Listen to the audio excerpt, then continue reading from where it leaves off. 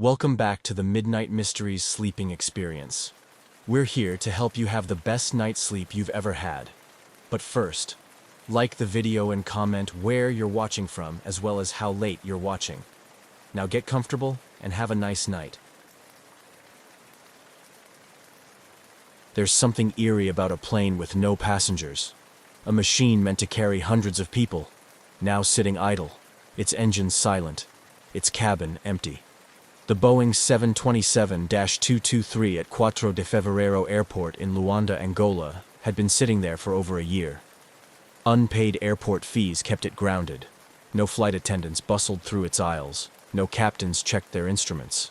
Just dust, settling quietly over the aircraft's faded American Airlines stripes. This particular 727 had seen better days. Built in the 1970s, it once soared across the United States, carrying businessmen, families, and dreamers. But time had stripped it of its prestige. By the early 2000s, it was purchased by an American businessman named Miami-based Keith Irwin, who leased it to an Angolan airline for fuel-hauling operations. Its new role? A flying gas station, refueling remote locations where fuel trucks couldn't go. But things weren't going smoothly. The aircraft sat unpaid, unwanted, and unmoving. Mechanics worked on it sporadically, hoping to get it flying again. But bureaucracy and financial troubles kept it stuck on the tarmac. It became just another forgotten plane in an airport full of them. Until one quiet evening in May 2003, when it did something no one expected.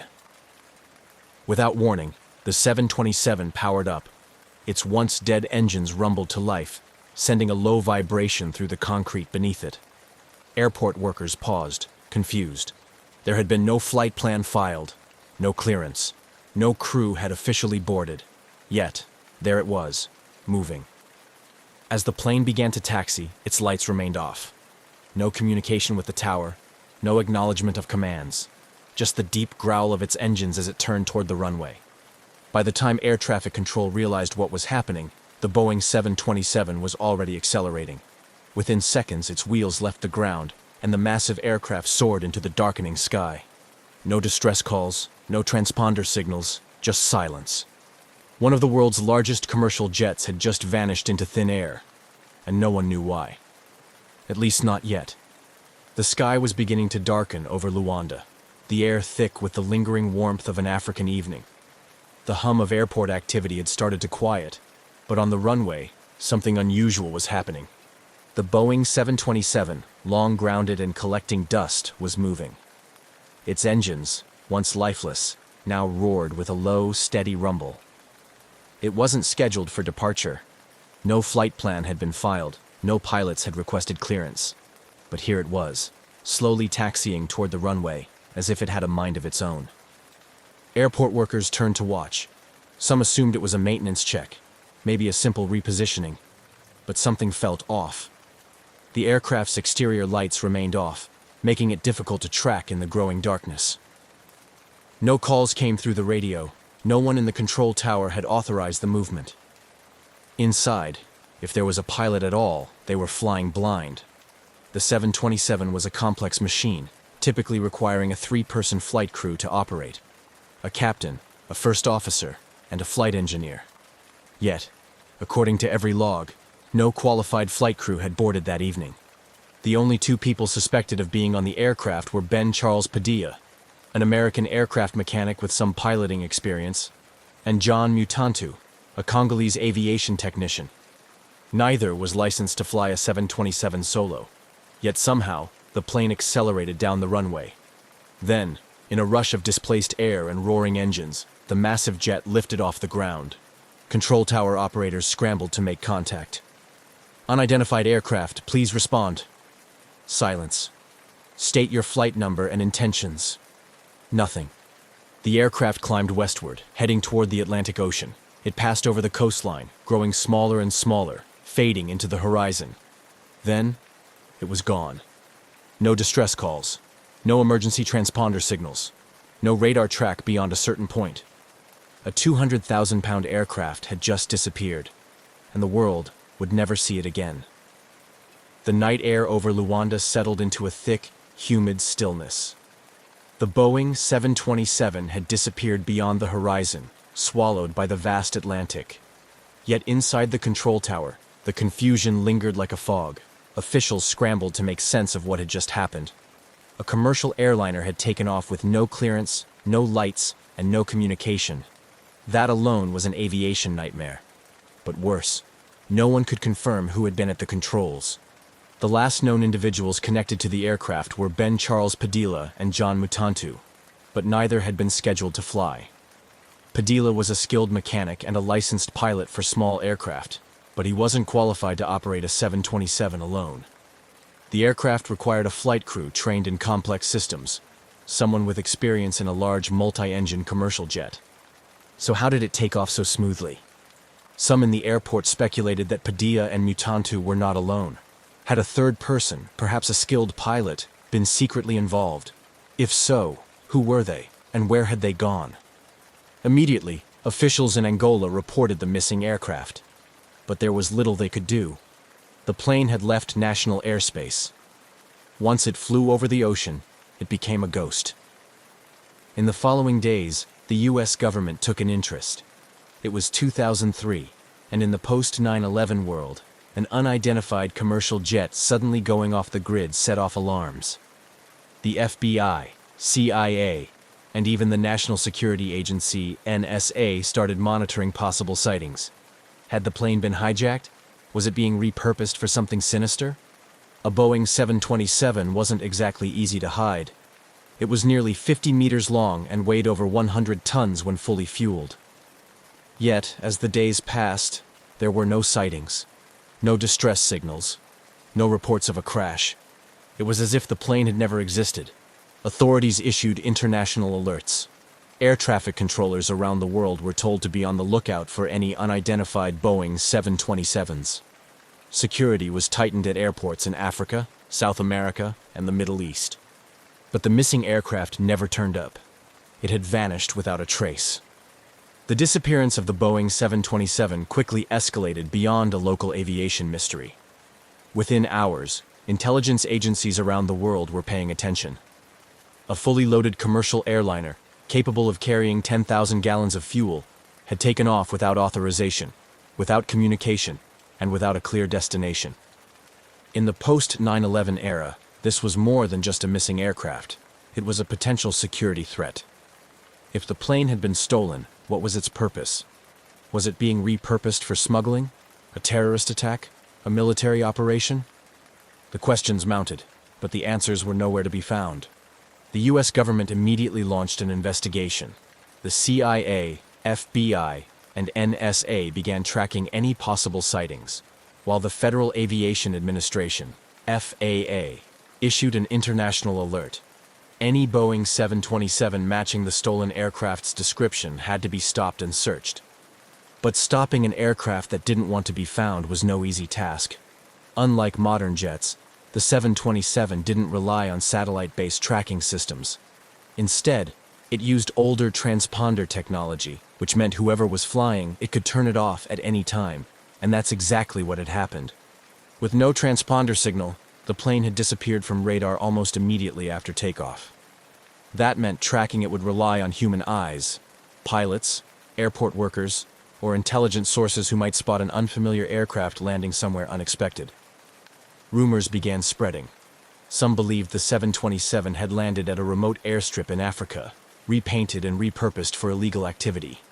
Others suspected it had flown to South America, where criminal organizations could use it for smuggling. A few even speculated that it had been taken to a Middle Eastern country to be outfitted for a terrorist attack. But despite weeks of searching, no confirmed sightings ever surfaced. There were no satellite images, no recorded landings, just silence. For intelligence agencies used to tracking the world's most advanced military jets, the idea that a massive commercial aircraft could simply vanish was unthinkable.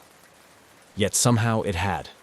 The search for the missing Boeing 727 took a new turn as investigators focused on the why behind its disappearance. A plane this size doesn't just vanish, it has to go somewhere. But where? And more importantly, for what purpose? Authorities quickly latched onto the most alarming theory. The plane had been stolen for a future attack. In a world still on edge from 9/11, an untracked commercial jet loaded with thousands of gallons of fuel was more than a curiosity. It was a potential weapon. The FBI and CIA scoured international intelligence reports for any sign of the missing aircraft. Could it have landed at an unregistered airstrip in Africa? Had it been smuggled into a conflict zone for use in illicit operations? Or worse, had it been modified for an attack?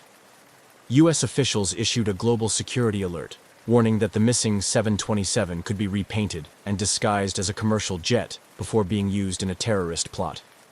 Every airport from South America to the Middle East was ordered to report any unusual, unregistered Boeing 727s. But there was another possibility, one less dramatic but just as puzzling. What if the plane had been stolen for profit? In the early 2000s, Africa's aviation industry was riddled with corruption. Stolen aircraft weren't uncommon, especially in regions where planes were used for illegal operations. Diamond smuggling, arms dealing, and even drug running. A Boeing 727, if properly hidden and repainted, could become an untraceable aircraft. Smugglers could use it for years, operating out of remote airstrips beyond the reach of law enforcement. Intelligence agencies turned their focus toward known criminal networks in Angola, the Democratic Republic of Congo, and South America. Was the plane hidden in a jungle airstrip, making illicit runs between continents? Or had it been dismantled for parts, piece by piece? Leads came in, but none led to the missing plane. No verified sightings, no satellite images, no answers. The idea that a massive, fuel-hungry commercial aircraft could operate in secrecy for this long seemed impossible. Yet, months passed, and still, nothing. It was as if the Boeing had simply ceased to exist. The deeper investigators looked, the stranger the case became. The theories about terrorism or smuggling made sense, but something wasn't adding up. How do you keep a Boeing 727, a plane nearly 50 meters long, hidden for so long? Some believed the aircraft had crashed into the Atlantic shortly after takeoff, possibly due to fuel mismanagement or pilot error. After all, neither Padilla nor Mutantu were certified to fly a 727 alone. If they had tried, the flight could have gone horribly wrong. But if the plane had crashed, where was the wreckage? In aviation history, even deep-sea crashes leave behind something. Floating debris, an oil slick, radio transmissions, something. But in this case, there was nothing. No emergency beacons, no reports of wreckage washing up along the coast. Just silence. Then there was the idea that the plane had been dismantled for parts. A Boeing 727 was valuable, even if it wasn't in prime condition. Its engines alone were worth millions on the black market. If criminals wanted to strip it down and sell it piece by piece, they could. But where? Investigators searched for a hidden airstrip or facility where a 727 could be disassembled. Remote airports in Africa, illegal smuggling hubs in South America, anywhere a plane could be secretly torn apart. But again, nothing. No missing aircraft parts matching the plane's serial numbers ever surfaced. Then came the most bizarre theory. The plane was still flying. Some experts believed the 727 had been repainted and given a fake identity, allowing it to blend into international air traffic. In less regulated parts of the world, paperwork could be forged, flight plans fabricated, and an aircraft's past erased. Reports surfaced of suspicious Boeing 727s spotted in Guinea, Colombia, and even the Middle East. But every lead hit a dead end. None of them could be confirmed as the missing Angola aircraft. The lack of evidence only deepened the mystery. If the aircraft had been stolen for profit, why had it disappeared so completely? If it had crashed, why wasn't there a single trace of it? And if it was still out there, flying under a new identity, who was using it, and for what purpose?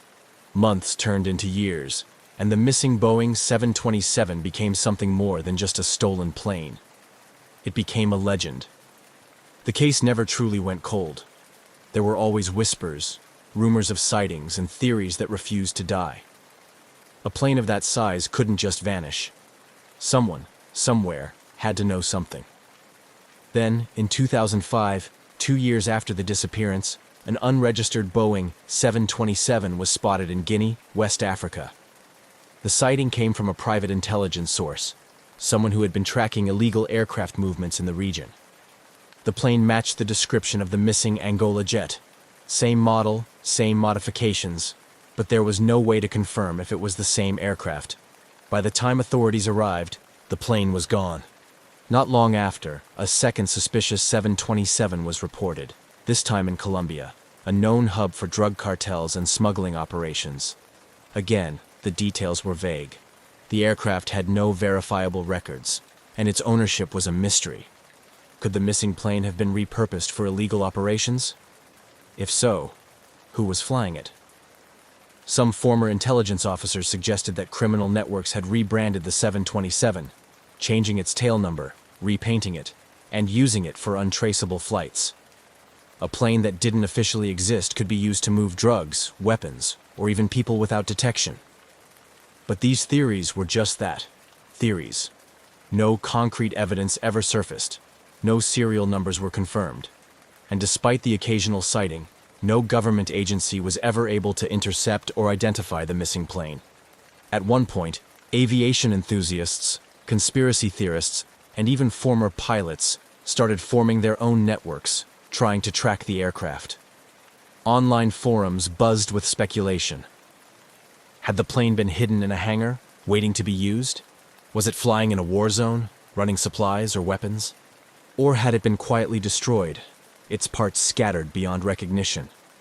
Every time a new sighting emerged, hope flickered, but just as quickly, it faded.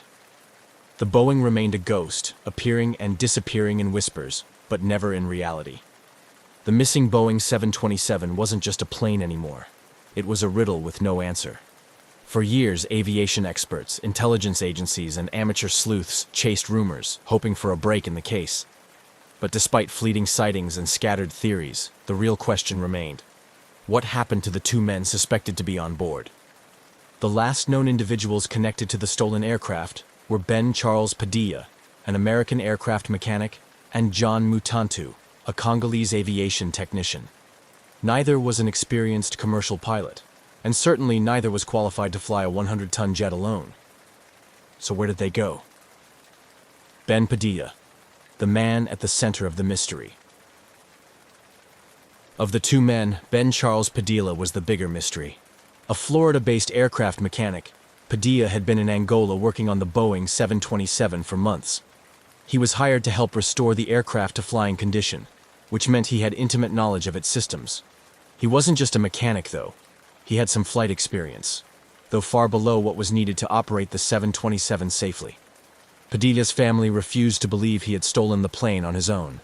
His sister, Benita Padilla Kirkland, insisted that he was not a criminal and had no reason to steal the aircraft. In her eyes, something had gone terribly wrong.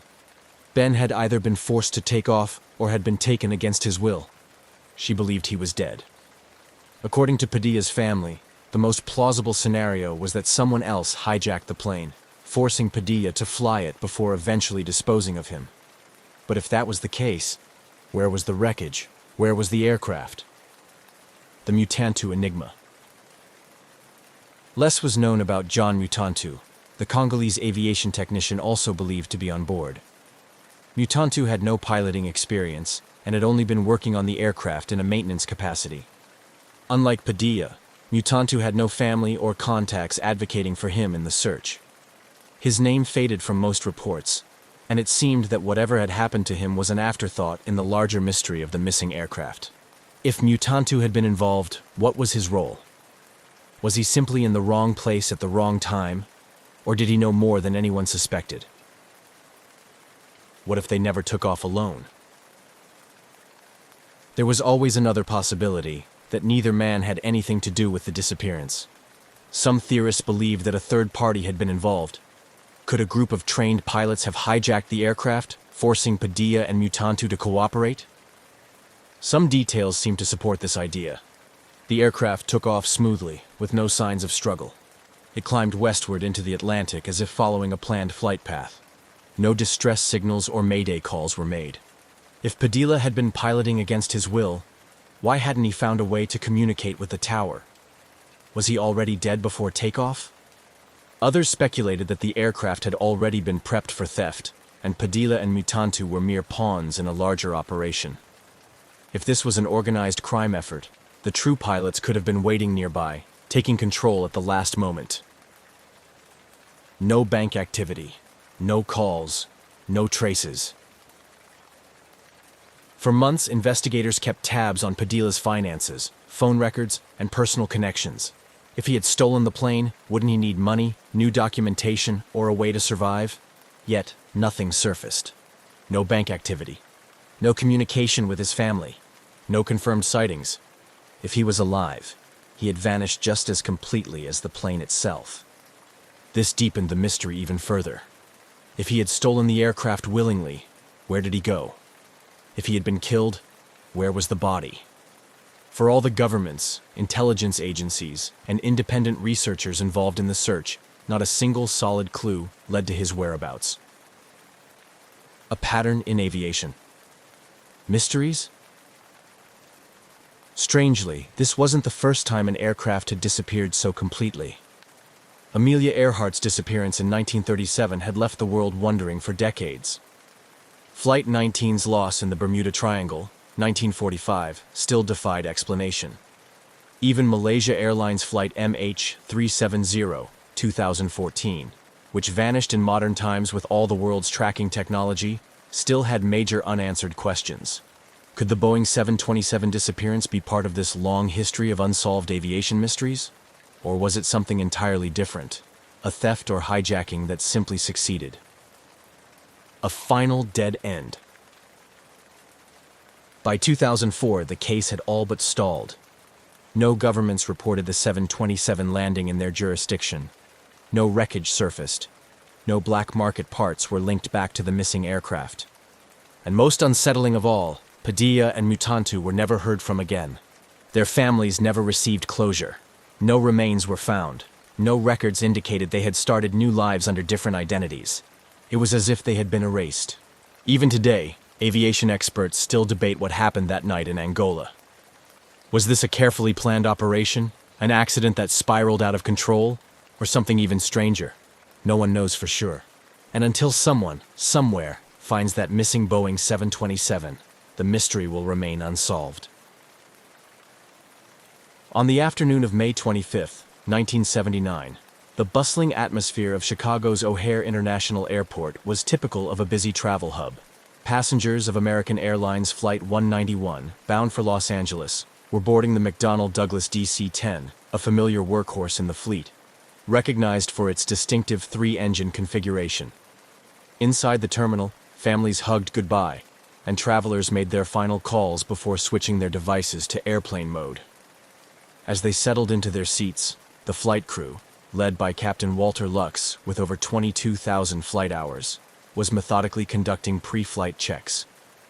The cabin crew efficiently demonstrated safety procedures, their routine polished by countless repetitions. The energy on board was a blend of excitement and the monotony of routine travel, with passengers adjusting overhead bins and leafing through magazines.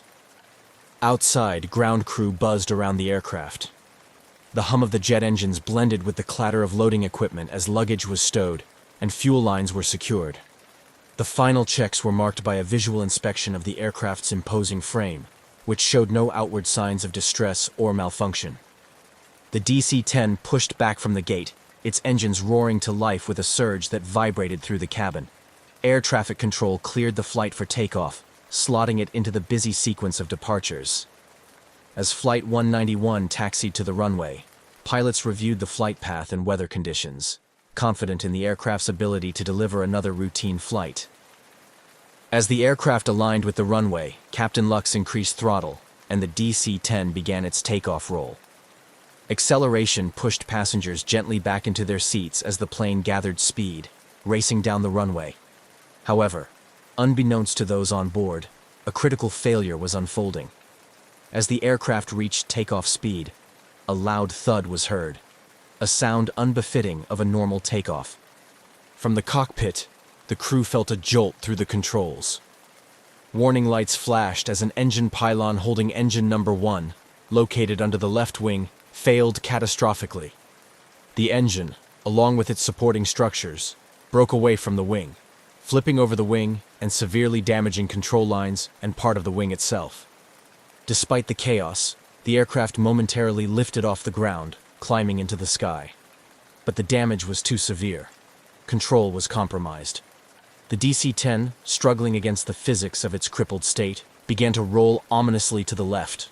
Onlookers at the airport watched in horror as the aircraft's wing dipped, grazing the ground. The plane crashed just beyond the runway in a massive fireball, sending black smoke billowing into the sky. Emergency services at O'Hare, trained for rapid response, were dispatched immediately, their sirens cutting through the shock of the onlookers. Firefighters and rescue teams raced towards the flames, but the devastation was apparent from a distance. The impact was not survivable. As the first responders made their way through the wreckage, the aviation community was already buzzing with the news of the disaster.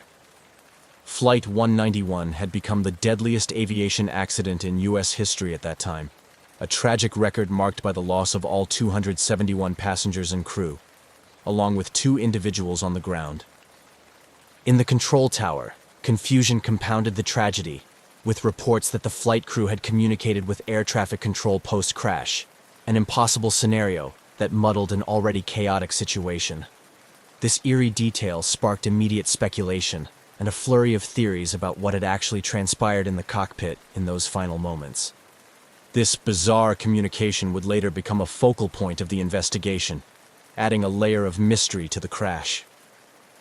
As federal investigators descended upon the crash site, their task was to unravel not only the mechanical failures, but also to explore the procedural and human elements that led to this catastrophic event. The implications of their findings would resonate far beyond O'Hare, rippling through the aviation industry and leading to critical changes in aircraft design and maintenance practices. The crash of Flight 191 was a watershed moment in aviation safety, serving as a harsh reminder of the vulnerabilities inherent in complex systems and the perpetual need for vigilance in monitoring, maintenance, and regulatory oversight.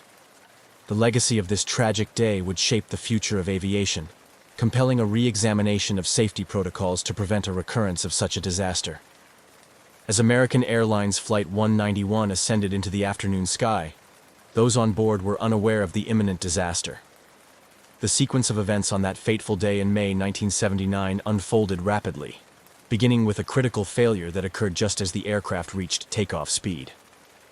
A loud sound, almost like an explosion, was heard as the left engine and its pylon assembly separated from the wing, flipping over the top and slamming against the fuselage.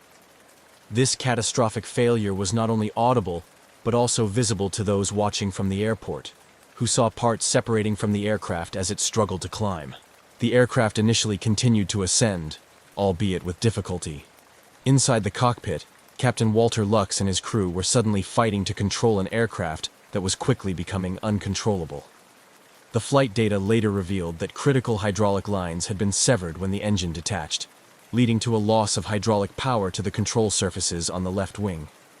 The damage was extensive, and the aircraft's ability to maintain lift and balance was compromised.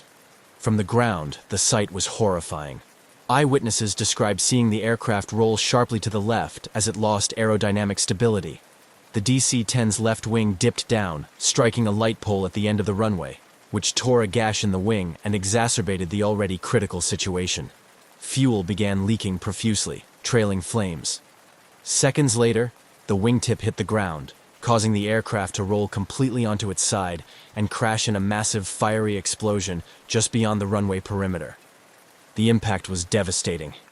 The aircraft, fully loaded with fuel for its cross-country flight, became an inferno. Rescue and emergency services at O'Hare were quick to respond, dispatching fire trucks and emergency personnel to the scene within moments of the crash.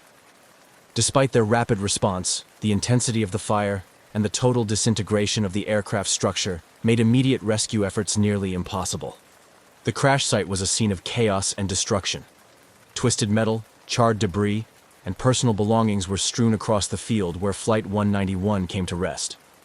First responders described the scene as apocalyptic, with thick black smoke billowing into the sky and the acrid smell of burning jet fuel and materials filling the air.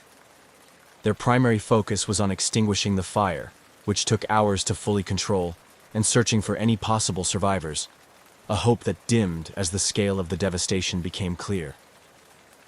Meanwhile, air traffic control at O'Hare having witnessed the crash from their tower, were in a state of disbelief and shock. They immediately initiated emergency protocols, which included shutting down the airport to incoming and outgoing traffic. The control tower personnel, trained for emergencies but seldom confronted with a disaster of such magnitude, worked to manage the crisis, coordinating with on-site emergency teams and rerouting flights scheduled to land or depart. As news of the disaster spread, the National Transportation Safety Board, NTSB, was alerted, and a team of investigators was quickly assembled and dispatched to the site.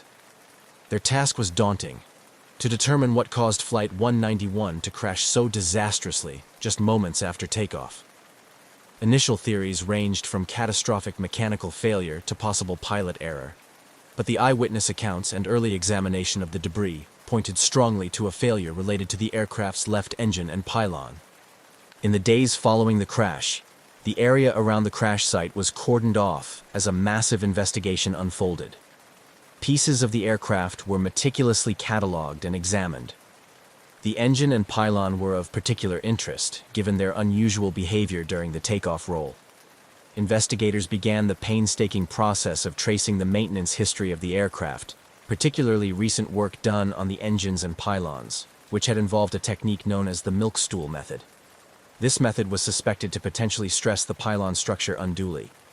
As the NTSB delved deeper into the aircraft's maintenance records and the procedures used during recent repairs, they uncovered significant lapses in compliance with McDonnell Douglas's maintenance specifications. It became evident that shortcuts taken during maintenance could have led to structural weaknesses, setting the stage for the failure observed during the aircraft's final takeoff. The immediate aftermath of the crash not only focused on determining the cause, but also on supporting the families of the victims. American Airlines and various agencies set up support centers to assist relatives and loved ones, providing them with information and helping to manage the overwhelming grief that swept through the community. The airline industry, too, was forced to confront the potential implications of the disaster, as it became apparent that the crash of Flight 191 could have profound effects on public confidence in air travel, and particularly in the DC-10 model. The disaster of Flight 191 thus became a critical moment in aviation history, prompting a re-evaluation of aircraft maintenance practices and regulatory oversight, and raising serious questions about the safety protocols adhered to by airlines and their maintenance contractors. This tragic event not only resulted in the loss of 273 lives, but also marked a turning point in how aircraft maintenance was approached and regulated, with reverberations felt across the entire aviation industry. Following the catastrophic crash of American Airlines Flight 191, just moments after its takeoff from O'Hare International Airport, a perplexing and chilling detail emerged that added a layer of mystery to an already tragic event. According to reports, air traffic control received a communication from the pilot of Flight 191 after the aircraft had already crashed. This bizarre occurrence sparked a mix of confusion, speculation, and intense scrutiny among investigators, media, and the public. The alleged post-crash communication was first noted by air traffic controllers who were in a state of shock after witnessing the aircraft's abrupt descent and explosion. The claim was that a transmission, purportedly from Captain Lux, came through, even though the aircraft was visibly in flames on the ground. This transmission was described as garbled and brief, with some interpreting it as a routine final approach message, which was haunting given the timing and context. This eerie twist propelled the National Transportation Safety Board, NTSB, and the Federal Aviation Administration, FAA, to delve deeper into the incident, examining every possible angle to understand how such a transmission could have occurred. Investigators began by scrutinizing the air traffic control audio recordings from that day, looking to verify the authenticity of the reported transmission and to pinpoint its origin. Technical experts were brought in to analyze the communication systems of the DC-10, along with the procedures followed by air traffic control. One theory considered was that there might have been a cross-channel interference or a malfunction in the communication equipment that replayed a previous message from Flight 191. Another possibility explored was a phenomenon known as phantom transmission, where stress and expectation lead listeners to misinterpret background noise or static as voice communications. Simultaneously, the broader investigation into the crash itself was gaining momentum. Autopsies and forensic analyses were underway to identify the victims and understand the dynamics of the crash impact. As each victim was respectfully identified and returned to their families, the community began to mourn the tremendous loss, with vigils and memorials springing up across the country. The investigation also focused on gathering and analyzing eyewitness accounts from other pilots, airport staff, and passengers who were at O'Hare at the time of the incident. These accounts were crucial in reconstructing the sequence of events leading up to the crash and provided additional context for the mysterious transmission. Some witnesses corroborated the timeline of the crash and the subsequent transmission, while others were unsure, adding to the ambiguity surrounding the event. As weeks turned into months, the NTSB compiled a detailed report that combined technical findings with human factors analysis. The goal was not only to provide answers about the crash, but also to address the haunting question of the post-crash communication, which remained a topic of fascination and horror. The final report suggested that the most likely explanation was a misinterpretation of static or a technical glitch that coincidentally mimicked a voice transmission. This conclusion, however, did little to quell the public's intrigue and the emotional impact of the incident on the families of the victims and the survivors. The idea that the pilot might have communicated post-crash had a profound effect, highlighting the human aspects of the tragedy. It served as a poignant reminder of the unexpected and often inexplicable nature of catastrophic events. The aftermath of Flight 191's crash and the mysterious communication underscored the importance of comprehensive emergency response planning and the need for rigorous maintenance and safety checks. It also highlighted the critical role of clear and reliable communication systems in aviation safety, leading to improvements in aircraft communication technology and protocols. Ultimately, the story of Flight 191, marked by this mysterious communication, became a case study in aviation safety courses and emergency response training, teaching future aviators and controllers about the complexities of crisis management and the importance of maintaining a clear head during emergency situations. The legacy of this event thus continued to influence aviation practices, ensuring that the lessons learned from this tragedy would contribute to safer skies for future generations. As the National Transportation Safety Board, NTSB, and the Federal Aviation Administration, FAA, intensified their investigation into the crash of American Airlines Flight 191, they encountered a complex web of factors that had led to one of the deadliest aviation accidents in U.S. history. Their inquiry extended beyond the initial impact and the unsettling reports of a post-crash communication, delving deep into the aircraft's design, maintenance history, and operational procedures. The DC-10, like any sophisticated aircraft, relied heavily on its design and maintenance to ensure safety. Early in the investigation, it became evident that the engine and pylon assembly detachment was central to the catastrophe. Analysis revealed that the pylon attachment points had been subjected to maintenance using a procedure known as the milk stool method shortly before the incident. This method, though not standard, had been used to expedite the maintenance process, but was now under scrutiny for its potential to impose undue stress on the structure of the aircraft. Investigators discovered that during this procedure, improper handling and insufficient support of the engine assembly might have caused microscopic cracks or stress points at critical junctures of the attachment. Over time, and under the strain of regular flight operations, these weaknesses likely propagated, leading to the catastrophic failure witnessed during Flight 191's takeoff. As the technical analysis continued, the NTSB focused on the aircraft's flight data and cockpit voice recorders, which provided crucial insights into the final moments before the crash. The recordings captured the flight crew's routine pre-takeoff checks and the initial realization of a severe malfunction shortly after liftoff. The crew's attempts to manage the rapidly evolving situation were evident, showcasing their professionalism and training under extreme stress. However, the loss of critical control systems made disaster unavoidable. Eyewitness accounts and ground video footage also played a significant role in piecing together the events leading up to the crash.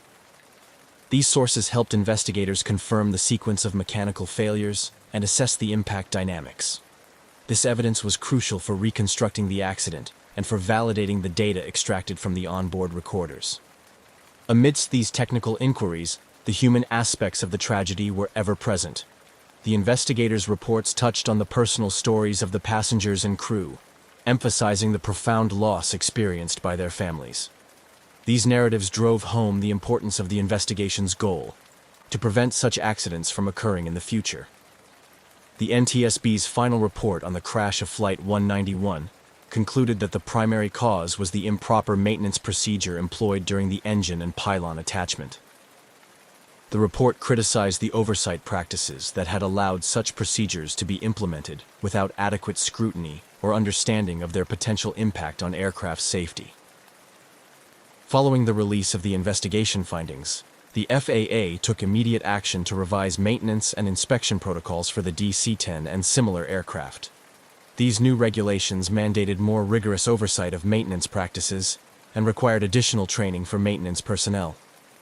The aviation industry as a whole reeled from the revelations, prompting a widespread review of operational and safety procedures across all airlines. Moreover, the crash and subsequent investigation had a lasting impact on aviation safety regulations and practices. It led to enhanced design standards for engine pylons and other critical structures, ensuring that future aircraft designs would incorporate more robust safety features.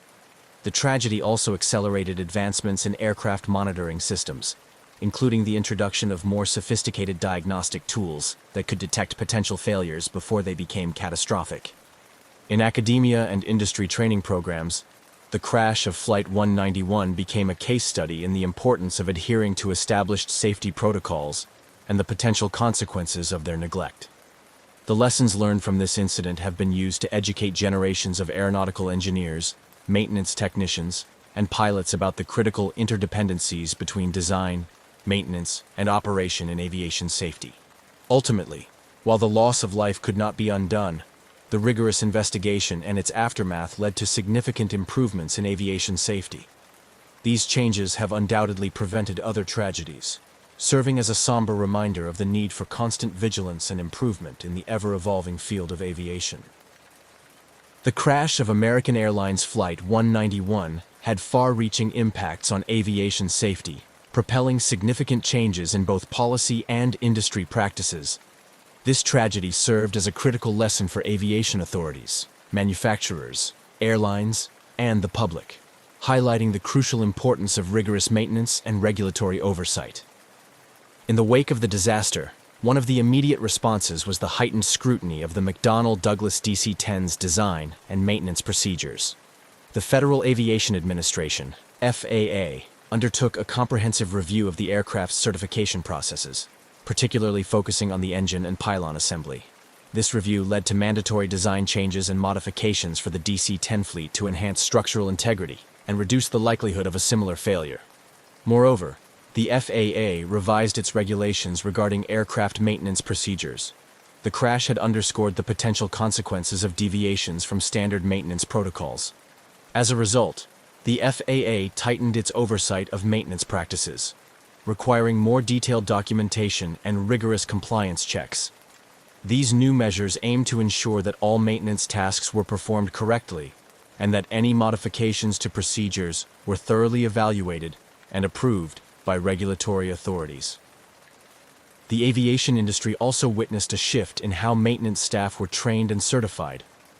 Recognizing that the quality of maintenance directly impacts aircraft safety, training programs were overhauled to include more in-depth coursework on the specific mechanics of aircraft systems, particularly focusing on critical components like engines and control surfaces. Maintenance technicians were now required to undergo regular recertification, ensuring they remained current with the latest technologies and best practices. Airlines themselves began to invest more heavily in their maintenance operations, often upgrading facilities and equipment to meet the new, stricter standards. Many adopted more sophisticated systems for tracking maintenance history and scheduling, ensuring that no detail was overlooked. Airlines also began to foster a culture of safety that encouraged employees to report potential issues or deviations from standard procedures without fear of retribution, a shift towards a more proactive safety management system. The impact of Flight 191 extended beyond regulatory and operational changes. It also influenced public perceptions of aviation safety. The crash, given its dramatic nature and the significant loss of life, drew widespread media coverage and public attention. This heightened awareness led to increased passenger interest in airline safety records and practices, prompting airlines to be more transparent about their safety measures and incident handling. In the broader context of aviation safety, the lessons from Flight 191 contributed to the development of more advanced safety technologies. Aircraft manufacturers began to incorporate more robust diagnostic systems that could detect potential issues before they led to failure. These systems, coupled with advancements in materials science and engineering, have led to newer generations of aircraft that are significantly safer and more reliable. The legacy of Flight 191 also includes its contribution to the evolution of emergency response and disaster management strategies at airports. The crash highlighted the need for rapid and effective emergency services, leading to improved coordination among first responders and the implementation of more sophisticated disaster response plans at major airports. Reflecting on the crash and its aftermath, the aviation industry recognizes that such tragedies, while devastating, provide critical opportunities for growth and improvement. The changes spurred by the Flight 191 disaster have undeniably enhanced the safety of air travel, turning the lessons learned from a moment of tragedy into enduring contributions to the safety and reliability of commercial aviation. The commitment to learning from past mistakes ensures that the legacy of those lost in Flight 191 continues to influence positive changes in aviation safety standards, helping to safeguard future generations of air travelers.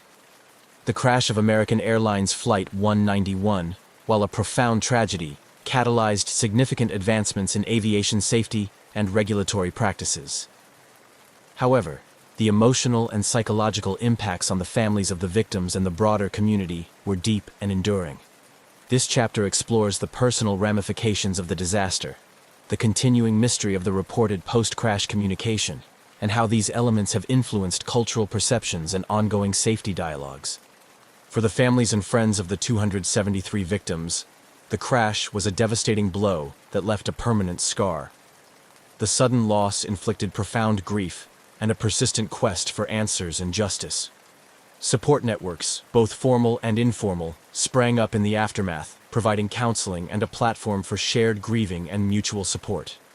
American Airlines and various community organizations established funds and memorials to honor the memory of the deceased, aiming to provide a semblance of solace to the bereaved. In addition to these support mechanisms, the families became pivotal advocates for aviation safety reforms. Driven by their personal losses, many relatives engaged with regulatory bodies, participated in safety conferences, and worked alongside lawmakers to push for stringent safety regulations. Their efforts ensured that the lessons from the crash translated into concrete legislative and industry changes, embedding their loved ones' legacies within the framework of improved aviation safety standards. The incident's mysterious aspect, particularly the report of a post-crash communication from the aircraft, added a layer of intrigue and continued public interest in the crash. This unresolved detail fueled speculation and numerous conspiracy theories, which found their way into media portrayals, books, and documentaries. The eerie nature of the alleged communication led to various interpretations, some seeing it as a technical anomaly, while others speculated about less explainable causes. These speculations and the dramatic nature of the crash itself captured the public's imagination, embedding the incident firmly within the cultural landscape. The story of Flight 191 has been recounted in numerous television programs and articles, often highlighted during discussions on aviation safety and disaster management. The crash is frequently cited in academic and training scenarios, serving as a grim reminder of the potential human cost of safety failures and the importance of adherence to maintenance protocols. Moreover, the incident spurred a re-evaluation of how airline disasters are communicated to the public and managed in the media. The need for timely and transparent information became apparent, leading to better communication strategies that focus on providing accurate updates and managing public relations sensitively and respectfully in times of crisis. The ongoing dialogue about the crash of Flight 191 and its implications has also influenced the development of new technologies aimed at preventing similar tragedies. Innovations in aircraft design, diagnostics, and materials have all been driven, at least in part, by the lessons learned from this disaster. Additionally, advancements in simulation and training tools have allowed pilots and crew members to prepare more thoroughly for a wide range of emergency scenarios. Reflecting on the broader impact, the legacy of Flight 191 extends beyond changes in policy and practice. It has become a poignant narrative of loss, resilience, and reform. The continued public and professional interest in the crash demonstrates the complex interplay between human factors and technological advancements in shaping aviation safety culture. It underscores the importance of learning from past mistakes and ensuring that the memories of those lost continue to drive improvements in an ever-evolving industry, ensuring their legacy contributes positively to the safety of future air travel. As the aviation community reflected on the aftermath of the crash of American Airlines Flight 191, it became evident that the incident had significantly altered the trajectory of aviation safety and regulatory practices. This part of the story delves into how the lessons learned from the crash have been implemented over time and continue to influence aviation safety today. The comprehensive investigation that followed the crash of Flight 191 led to significant enhancements in aircraft design and maintenance. One of the most critical changes was the revision of the Federal Aviation Administration (FAA) regulations concerning aircraft maintenance procedures and inspection protocols. The crash had exposed serious flaws in the way engine attachments and other critical components were inspected and maintained. In response, the FAA mandated more stringent inspection routines, specifically targeting the attachment points of engines to the wings, and introduced requirements for more detailed reporting by maintenance crews. This shift was accompanied by a broader industry movement towards a more proactive approach to safety, known as the Safety Management Systems (SMS). This framework encourages airlines to not only comply with existing safety regulations, but also to continuously assess and improve their safety practices. The adoption of SMS has been pivotal in shifting the culture within airlines from reactive to proactive, focusing on the identification and mitigation of potential safety risks before they lead to accidents. The tragedy also spurred advancements in engineering and materials science, leading to stronger and more resilient aircraft components.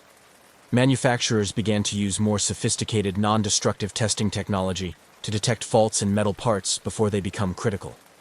These technologies, such as ultrasound and eddy current testing, have become standard in the industry, enhancing the overall safety of aircraft. Training for pilots and maintenance personnel has also evolved in response to the crash.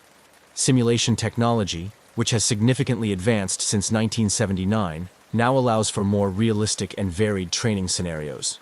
Pilots and crew members are better prepared to handle a wide range of emergency situations, including those that may not have been well understood at the time of the Flight 191 crash. This comprehensive training is crucial in equipping today's aviation professionals with the skills they need to ensure passenger safety. Furthermore, the crash has had a lasting impact on emergency preparedness and response strategies at airports. Lessons learned from the response to the Flight 191 crash have led to improved coordination among emergency services, more effective disaster response plans, and better resources for handling mass casualty situations.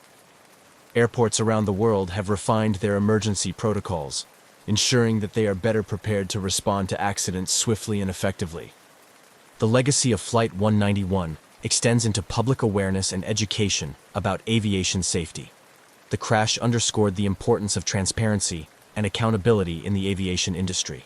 Today, passengers are more informed about the safety records of airlines and the specifics of the aircraft they fly on. This informed passenger is a critical component of the aviation safety ecosystem, as public pressure and expectations continue to drive improvements in industry standards. In conclusion, the tragic crash of American Airlines Flight 191 was a pivotal moment that transformed the aviation industry.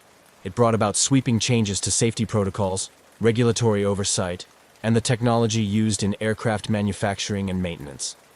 The lessons learned from this disaster continue to resonate, ensuring that the legacy of those lost lives on through each flight that safely reaches its destination.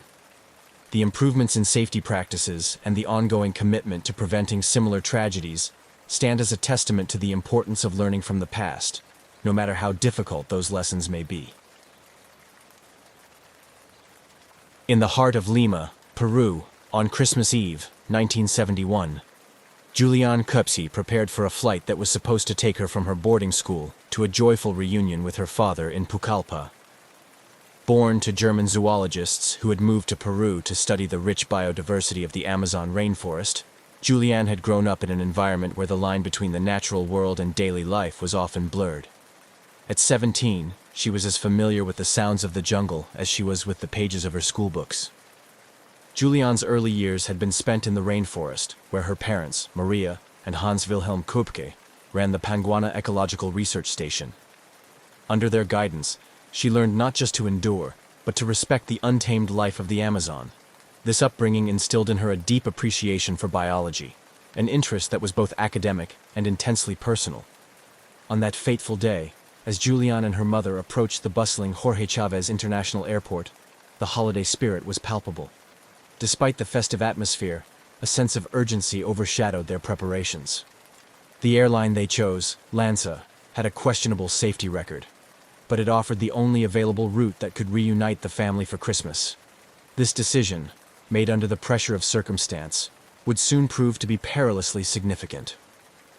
As they boarded LANSA Flight 508, the aircraft, a Lockheed L-188A Electra turboprop, hummed with the chatter of families and solo travelers alike, all eager to reach their destinations. Julian, seated next to her mother, tried to stave off the nervousness she felt about flying, particularly with LANSA. Her mother, an experienced traveler through the Amazon's unpredictable terrain, reassured her with a confident smile, masking her own apprehensions.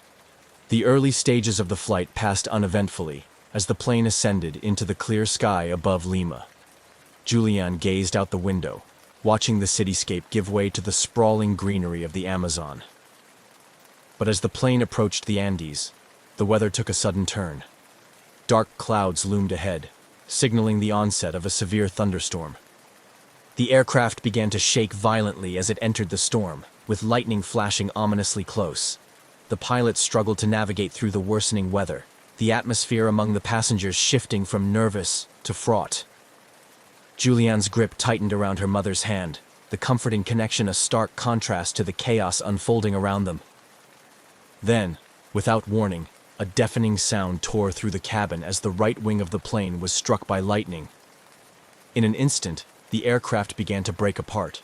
Screams filled the air as the fuselage fragmented, and passengers found themselves plummeting towards the earth. Miraculously, Julianne remained strapped to her seat, her body hurtling through the open sky amidst the wreckage. As she lost consciousness, the last thing she saw was the canopy of the Amazon rushing towards her, a sight both terrifying and oddly familiar. Regaining consciousness, Julianne found herself alone in the dense undergrowth of the jungle. Her seat had cushioned her fall, a stroke of improbable luck that allowed her to survive the 2-mile drop. Dazed and injured, she realized the gravity of her situation. She was lost in the vast Amazon, with no sign of other survivors. Drawing on her childhood experiences and the survival skills her parents had taught her, Julianne knew she had to find water first. Recalling her father's advice that following water would eventually lead to civilization, she found a small stream. With a determination fueled by her instinct to survive and the hope of finding her mother and other passengers, Julianne began the arduous journey through the Amazon. Her trek was fraught with challenges. Each step took her deeper into the heart of the jungle, where every sound seemed amplified and every shadow could conceal a predator. However, Julianne's intimate knowledge of the rainforest became her greatest ally. She knew how to read the subtle signs of nature, which plants were safe to touch, and which sounds to heed or ignore. As days turned into an exhausting blur, Julianne's physical strength waned, but her resolve strengthened, driven by the memories of her parents' teachings and the profound connection she felt to the rainforest.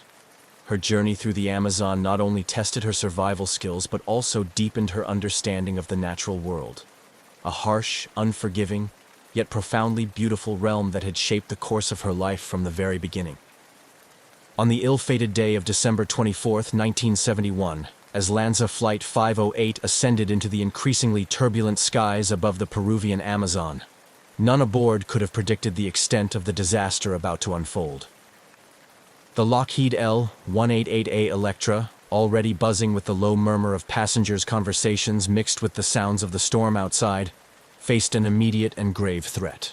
The flight began routinely, with the aircraft climbing through the layers of clouds. As the plane approached the dense storm clouds, the pilots increased their altitude in an attempt to navigate above the worsening weather. Julianne Köpke, seated next to her mother, looked out the window, watching the lightning dance across the sky, her heart racing with each flash that illuminated the cabin. The storm intensified, enveloping the aircraft in a violent torrent of rain and gusting winds. Turbulence shook the cabin as the pilots fought to maintain control. Passengers tightened their seatbelts, gripping armrests, and each other, as the plane pitched and rolled. The flight attendants moved quickly down the aisles, reassuring passengers, their voices calm but strained against the roar of the storm and engines. Suddenly, a tremendous bolt of lightning struck directly at the aircraft. The impact was catastrophic, instantly severing the right wing and causing an explosive decompression. The fuselage began to break apart mid-air, the structural integrity of the plane compromised beyond the pilot's control.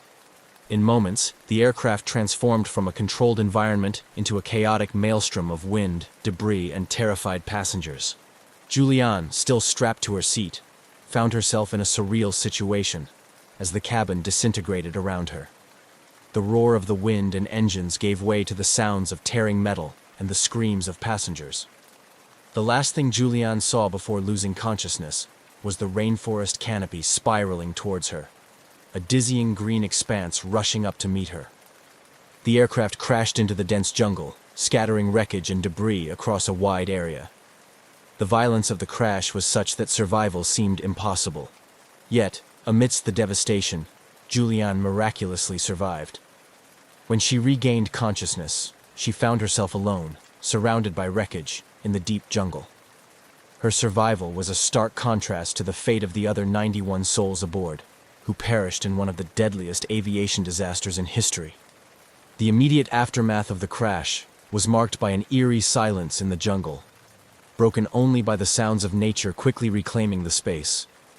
For Julianne, the shock of the crash soon gave way to the realization of her dire situation. Injured, dazed, and isolated, she faced the daunting reality that her survival depended on her ability to navigate through one of the most challenging environments on Earth. With no rescue in sight, Julianne drew upon her unique upbringing in the rainforest, recalling the lessons from her parents about survival in the wild. She knew she needed to find water and shelter, basic necessities for survival.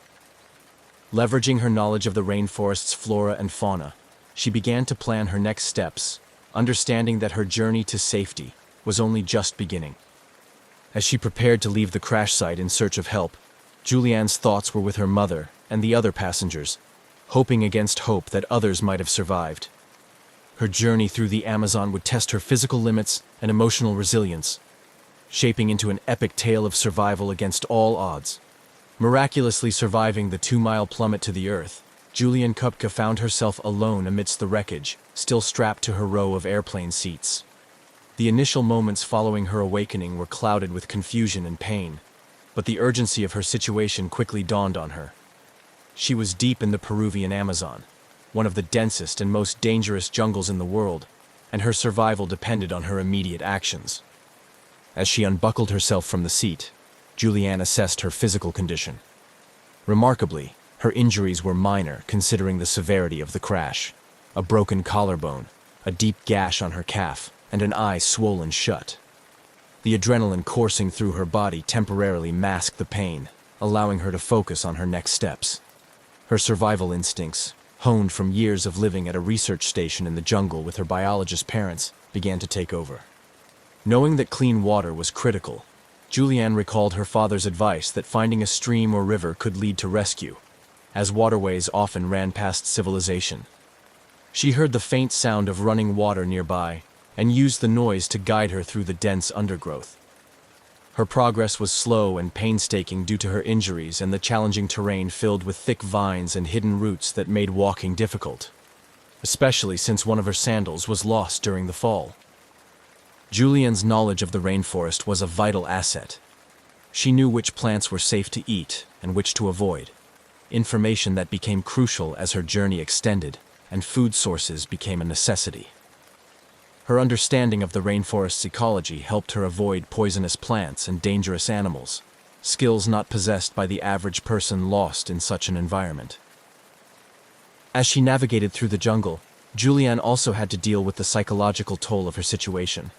The isolation and uncertainty could be overwhelming, but she kept her focus by setting small, manageable goals each day.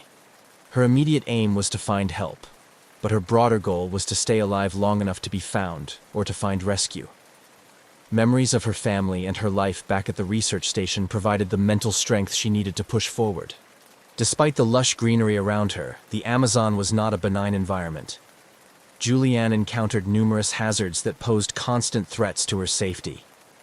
She had to be vigilant of dangerous wildlife, from venomous snakes slithering through the underbrush to predatory jaguars whose roars pierced the night air. The ever-present insects, particularly mosquitoes, were not only a nuisance, but also a vector for disease, making her vulnerable to illnesses like malaria. The dense canopy often made navigation difficult, obscuring the sky for most of the day. This made it hard for Julianne to keep track of time and direction. Her only tools for navigation were the sun's position when visible and the flow of water in the creeks and rivers she followed. Her strategy was simple but effective. Follow the water downstream, hoping it would lead to a larger river and eventually to people. Despite the overwhelming odds, Julianne's determination and unique survival skills kept her moving forward. Each step took her closer to salvation, but also deeper into the physical and mental challenges of the Amazon. Her ordeal was far from over, but her resilience and resourcefulness set the foundation for what would become an incredible tale of human survival and endurance against the most daunting of odds. As Julianne Köpke's arduous trek through the Amazon jungle continued, each day brought new challenges and reaffirmed her determination to survive. Alone and injured, she depended entirely on her instincts and knowledge of the rainforest, a testament to the years she had spent in Peru with her parents. Her understanding of the environment, coupled with her resilience, became her most powerful tools for survival. Waking each day to the sounds of the jungle, Julianne set about securing the basic necessities: water, food, and shelter. She knew that waterborne diseases could be as deadly as any predator in the jungle, so she was cautious about where she sourced her water, sticking to small streams where the flow was more likely to be clean. Julianne recalled her father explaining that small streams would eventually lead to larger rivers, which were often used as pathways by local tribes and could lead to her rescue. Finding food was another challenge. Though the jungle was teeming with life, not all of it was safe to consume. Julianne relied on fruits and nuts that she recognized as non-toxic, careful to conserve her energy by not eating anything that could make her ill. She avoided hunting, lacking both the tools and the energy for trapping or killing animals, and instead focused on gathering, which was less energy-intensive and safer. As she navigated through the dense underbrush, Julianne had to constantly be on the alert for dangerous wildlife. She knew the sounds of the jungle well enough to pause when the normal chorus of birds and insects suddenly quieted, a sign that a predator might be near. Snakes, which could be camouflaged in the leaf litter, posed a significant threat, and Julianne used sticks to rustle the foliage ahead of her as she walked, giving any hidden snakes time to slither away. The physical demands of her journey were immense. Her injuries, though not life-threatening, made movement painful and exhausting. Her broken collarbone limited her ability to use one arm fully, complicating even simple tasks like collecting food or clearing a path through thick vegetation. The gash on her leg was a constant concern, as any infection could quickly turn deadly without medical treatment. Despite these hardships, Julianne's spirits were buoyed by moments of beauty and a deep-seated connection to the natural world. The lush canopy, the chorus of birds at dawn, and the clear, starry nights reminded her of the time she spent with her parents in the jungle. These moments of reflection were crucial, providing mental respite from the constant challenges of survival. As days turned into a week, the physical toll on Julianne increased. Fatigue, hunger, and the onset of infections began to wear her down. She knew she had to find help soon. Determined to increase her chances of rescue, Julianne started leaving markers along her path, hoping they would catch the attention of any search parties or local tribespeople. She also began to practice shouting for help during the day, when the noise of her voice could carry far in the quiet moments of the jungle. Her persistence paid off. On the 11th day of her ordeal, Julianne stumbled upon a small hunting camp, deserted but clearly recently used. Here, she found a small shelter and tools, which she used to improve her own condition and prepare for the possibility of spending more time in the jungle. This discovery was a significant morale booster, offering her a temporary safe haven and the means to better sustain herself. Julianne's journey through the Amazon tested her to the limits of human endurance, highlighting her remarkable resilience and adaptability. Her survival was not just a tale of overcoming physical barriers, but also a profound inner journey of strength, hope, and the unyielding desire to live. As she continued her trek, each step was a step closer to safety, driven by her deep will to reunite with her family and to return to the world she had left behind on that fateful Christmas Eve flight. As Julianne Koepke's arduous trek through the Amazon jungle continued, each day brought new challenges and reaffirmed her determination to survive. Alone and injured, she depended entirely on her instincts and knowledge of the rainforest, a testament to the years she had spent in Peru with her parents. Her understanding of the environment, coupled with her resilience, became her most powerful tools for survival. Waking each day to the sounds of the jungle, Julianne set about securing the basic necessities: water, food, and shelter. She knew that waterborne diseases could be as deadly as any predator in the jungle, so she was cautious about where she sourced her water, sticking to small streams where the flow was more likely to be clean. Julianne recalled her father explaining that small streams would eventually lead to larger rivers, which were often used as pathways by local tribes, and could lead to her rescue. Finding food was another challenge. Though the jungle was teeming with life, not all of it was safe to consume. Julianne relied on fruits and nuts that she recognized as non-toxic, careful to conserve her energy by not eating anything that could make her ill. She avoided hunting, lacking both the tools and the energy for trapping or killing animals, and instead focused on gathering, which was less energy-intensive and safer. As she navigated through the dense underbrush, Julianne had to constantly be on the alert for dangerous wildlife. She knew the sounds of the jungle well enough to pause when the normal chorus of birds and insects suddenly quieted, a sign that a predator might be near. Snakes, which could be camouflaged in the leaf litter, posed a significant threat, and Julianne used sticks to rustle the foliage ahead of her as she walked, giving any hidden snakes time to slither away. The physical demands of her journey were immense. Her injuries, though not life-threatening, made movement painful and exhausting. Her broken collarbone limited her ability to use one arm fully, complicating even simple tasks like collecting food or clearing a path through thick vegetation. The gash on her leg was a constant concern, as any infection could quickly turn deadly without medical treatment. Despite these hardships, Julianne's spirits were buoyed by moments of beauty and a deep-seated connection to the natural world. The lush canopy, the chorus of birds at dawn, and the clear, starry nights reminded her of the time she spent with her parents in the jungle. These moments of reflection were crucial, providing mental respite from the constant challenges of survival. As days turned into a week, the physical toll on Julianne increased. Fatigue, hunger, and the onset of infections began to wear her down. She knew she had to find help soon. Determined to increase her chances of rescue, Julianne started leaving markers along her path, hoping they would catch the attention of any search parties or local tribespeople. She also began to practice shouting for help during the day, when the noise of her voice could carry far in the quiet moments of the jungle. Her persistence paid off. On the 11th day of her ordeal, Julianne stumbled upon a small hunting camp, deserted but clearly recently used. Here, she found a small shelter and tools, which she used to improve her own condition and prepare for the possibility of spending more time in the jungle. This discovery was a significant morale booster, offering her a temporary safe haven and the means to better sustain herself. Julianne's journey through the Amazon tested her to the limits of human endurance, highlighting her remarkable resilience and adaptability. Her survival was not just a tale of overcoming physical barriers, but also a profound inner journey of strength, hope, and the unyielding desire to live.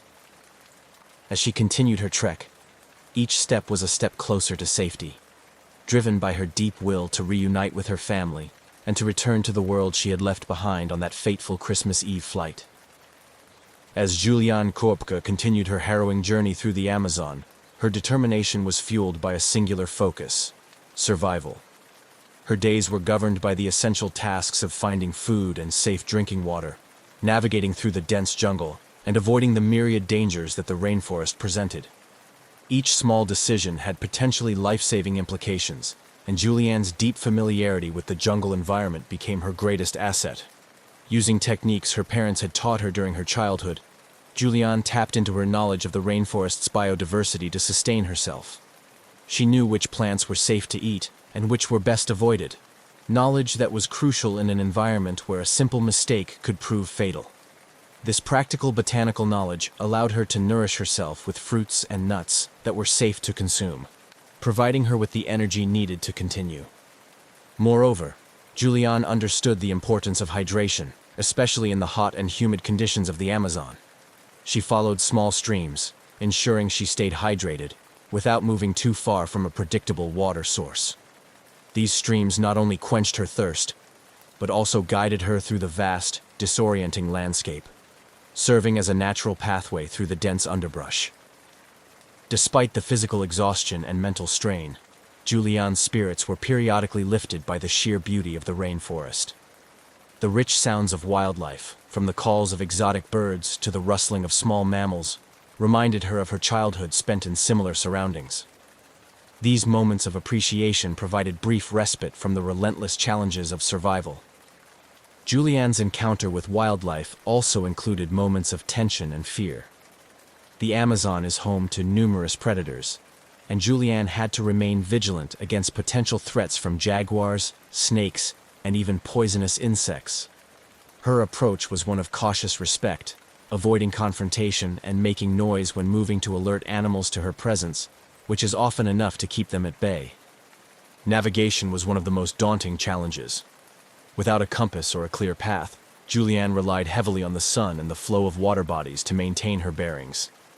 She was aware that rivers and streams are lifelines in the Amazon, often leading to settlements or being used by local people for transportation. By following the flow of water, she aimed to find a larger river that could lead to rescue. The psychological challenge of isolation was profound. Julianne was not only battling physical exhaustion and environmental hazards, but also the emotional weight of solitude.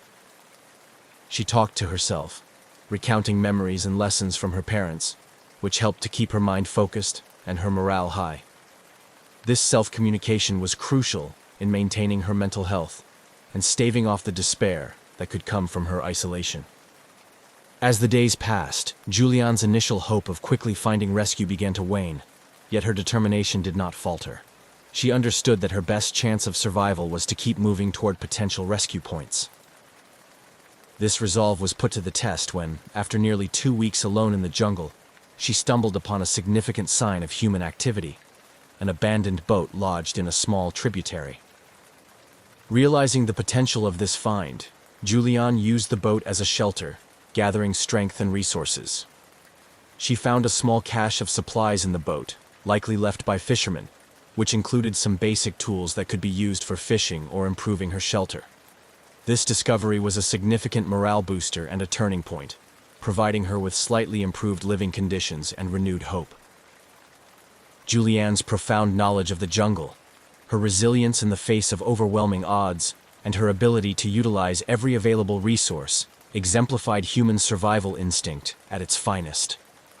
Her ordeal continued to test every aspect of her being, but each challenge overcome brought her one step closer to safety, underscoring the indomitable human spirit's capacity to persevere through seemingly insurmountable challenges. Julianne Kupka's survival skills were crucial in navigating the harsh environment of the Amazon. Armed with a strong background in biology, imparted by her scientist parents, and her intimate familiarity with the rainforest, she employed a variety of survival techniques that greatly enhanced her chances of enduring the formidable conditions she faced alone. One of the first survival strategies Julianne used was her ability to identify and utilize the resources around her effectively. Her knowledge of the rainforest flora played a vital role in this. She could identify edible plants and fruits that provided necessary nutrition and avoided those that were poisonous. Understanding which plants could offer medicinal benefits allowed her to treat her injuries and prevent infections, which could have been debilitating or fatal in her vulnerable state. Moreover, Julianne's understanding of the rainforest ecosystem guided her in using natural landmarks and the behavior of the river systems to navigate through the dense jungle. The direction of water flow in streams and rivers informed her path, helping her move towards larger water bodies that were more likely to be near human settlements or regularly used paths. In terms of dealing with wildlife, Julianne's approach was based on avoidance and precaution. She knew that most animals are more scared of humans than humans are of them, and made sure to create noise while moving to alert any nearby animals of her presence. This tactic likely prevented potential encounters with predators like jaguars or venomous snakes. At night, she sought refuge in places that offered natural protection from nocturnal predators, using her surroundings to create makeshift shelters. Julianne also demonstrated resourcefulness in her use of the materials available to her. For example, she used vines for binding and building shelters, and turned large leaves into collection surfaces for rainwater or dew when clean water sources were scarce. This ability to improvise was a testament to her deep understanding of the environment and her creativity in survival situations. The psychological resilience Julianne exhibited was perhaps as critical as her physical survival skills. The mental challenges of being alone in such a daunting environment were immense. Julianne coped by setting small, achievable goals each day, which gave her a sense of purpose and progress. She also kept a mental diary, recounting her days and reflecting on her experiences, which helped maintain her mental health and stave off feelings of despair and isolation. The culmination of these survival strategies was evident when, after 11 days of relentless pursuit of survival, Julianne heard the sound of an engine in the distance. Realizing the potential for rescue, she mustered the strength to move towards the sound, eventually finding a small shelter used by lumber workers. Her decision to follow the sound, guided by the hope of human presence, ultimately led to her being found and rescued. Upon her rescue, Julianne was transported to a local hospital where she received medical treatment for her injuries and dehydration. Her story of survival quickly captivated the world, becoming a symbol of human resilience and the will to survive against all odds. Reflecting on her ordeal, Julianne often credited her survival to the combination of her scientific knowledge, survival skills, and the emotional fortitude instilled by her parents. Her incredible journey through the Amazon not only highlighted the human capacity for survival, but also underscored the importance of understanding and respecting the natural world. Her experience continues to inspire and educate, serving as a powerful example of the strength and perseverance inherent in the human spirit. Julianne Kupska's miraculous survival after an 11-day ordeal in the Amazon jungle not only marked her as a figure of extraordinary resilience, but also had a profound impact on her life and the wider world. Her harrowing journey through the dense, perilous wilderness and her ultimate rescue captivated global audiences, bringing attention to the human capacity to endure against overwhelming odds. After her rescue and during her recovery, Julianne's story was widely covered by the media, and she was often portrayed as a symbol of hope and human strength. Her experience resonated with many, providing a narrative that highlighted the importance of courage, persistence, and the will to survive. As she healed from her physical injuries, Julianne also had to navigate the complex process of psychological recovery, dealing with the trauma of the crash and the loss of her mother, who had perished in the disaster. Returning to civilization brought challenges. Julianne faced a flurry of media attention and public curiosity, which was sometimes overwhelming. Despite this, she used her newfound platform to raise awareness about the Amazon rainforest, its beauty, its critical importance to the global ecosystem, and the threats it faced. Her unique insights and first-hand experiences provided a compelling perspective on environmental conservation. Julianne's ordeal also reinforced her interest in biology, shaping her academic and professional path. She pursued studies in biology, earning a doctorate, and returning to Peru to conduct research in the Amazon rainforest. Her work focused on the ecology of the region, and she became an advocate for its preservation, leveraging her personal story to highlight the connection between human survival and environmental stewardship. Moreover, Julianne's survival story has been used in survival training and wilderness medicine courses as a case study on human endurance, psychological resilience, and the practical application of survival skills in extreme conditions. Her ability to stay calm, make rational decisions in crisis situations, and utilize her environmental knowledge effectively are often highlighted as key factors that contributed to her survival. In the years following her rescue, Julianne has participated in documentaries and written accounts of her survival, offering insights into her thoughts and actions during those 11 days. Her reflections often focus on the lessons she learned about the value of life, the strength of the human spirit, and the profound connection between humans and nature. Julianne's story has not only inspired countless individuals, but has also contributed to a deeper understanding of the Amazon rainforest's complex ecosystem. Her advocacy and research work have helped promote efforts to protect and preserve the Amazon, highlighting its critical role in global biodiversity and climate regulation. Her legacy is multifaceted, encompassing her contributions to science, her inspirational survival story, and her ongoing environmental advocacy. As Julianne continues to speak about her experiences and the lessons learned, she maintains a focus on the future, advocating for sustainable practices to protect the environment that once saved her life. In reflecting on her journey, Julianne Coepsia's narrative transcends the mere fact of survival. It encapsulates a profound journey of emotional and spiritual growth, a testament to the resilience of the human body and spirit, and a reminder of our inextricable connection to the natural world. Her life, profoundly shaped by those harrowing days in the Amazon, serves as a beacon of enduring strength, hope, and respect for life in all its forms.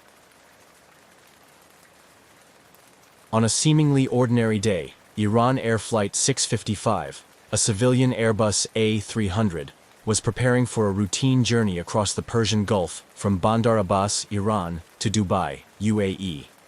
The aircraft, a symbol of modern civilian aviation, was equipped to carry a significant number of passengers in comfort and safety. Yet, on July 3, 1988, this flight would tragically transform from a routine air travel episode into a devastating international incident, forever marking a dark chapter in aviation history. The geopolitical climate of the late 1980s was fraught with tension, particularly in regions like the Persian Gulf, where strategic interests and political conflicts intersected dramatically. The backdrop of this tension set the stage for the catastrophic downing of Flight 655, a tragedy that escalated existing hostilities between the United States and Iran, and raised critical questions about military rules of engagement and the safety of civilian aircraft in conflict zones. At the heart of these tensions was the USS Vincennes, a United States Navy guided missile cruiser stationed in the Persian Gulf as part of Operation Earnest Will.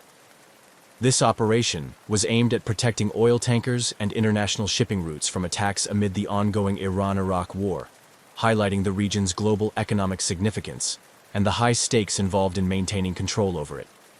The USS Vincennes, equipped with some of the most advanced naval technology of the time, including sophisticated weaponry and an Aegis combat system, was under the command of Captain William C. Rogers III.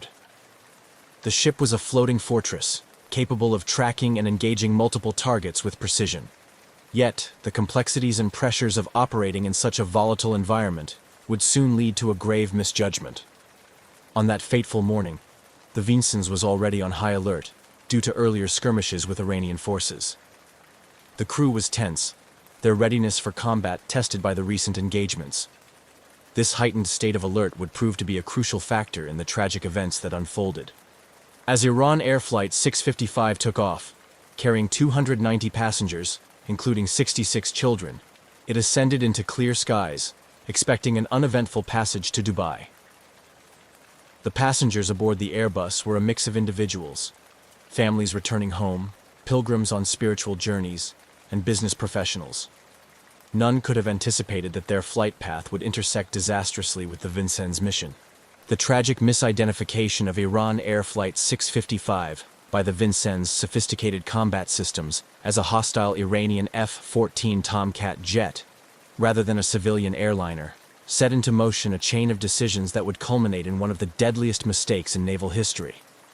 This incident, with its profound loss of innocent lives, served as a somber reminder of the dangers civilian aircraft face during military conflicts and the dire consequences of miscommunication and error in the heat of combat. On the morning of July 3, 1988, Iran Air Flight 655 was preparing for its routine short flight over the Persian Gulf from Bandar Abbas International Airport in Iran to Dubai, UAE. The Airbus A300 was one of the mainstays of Iran Air's fleet, well-maintained and capable of carrying a large number of passengers across international lines.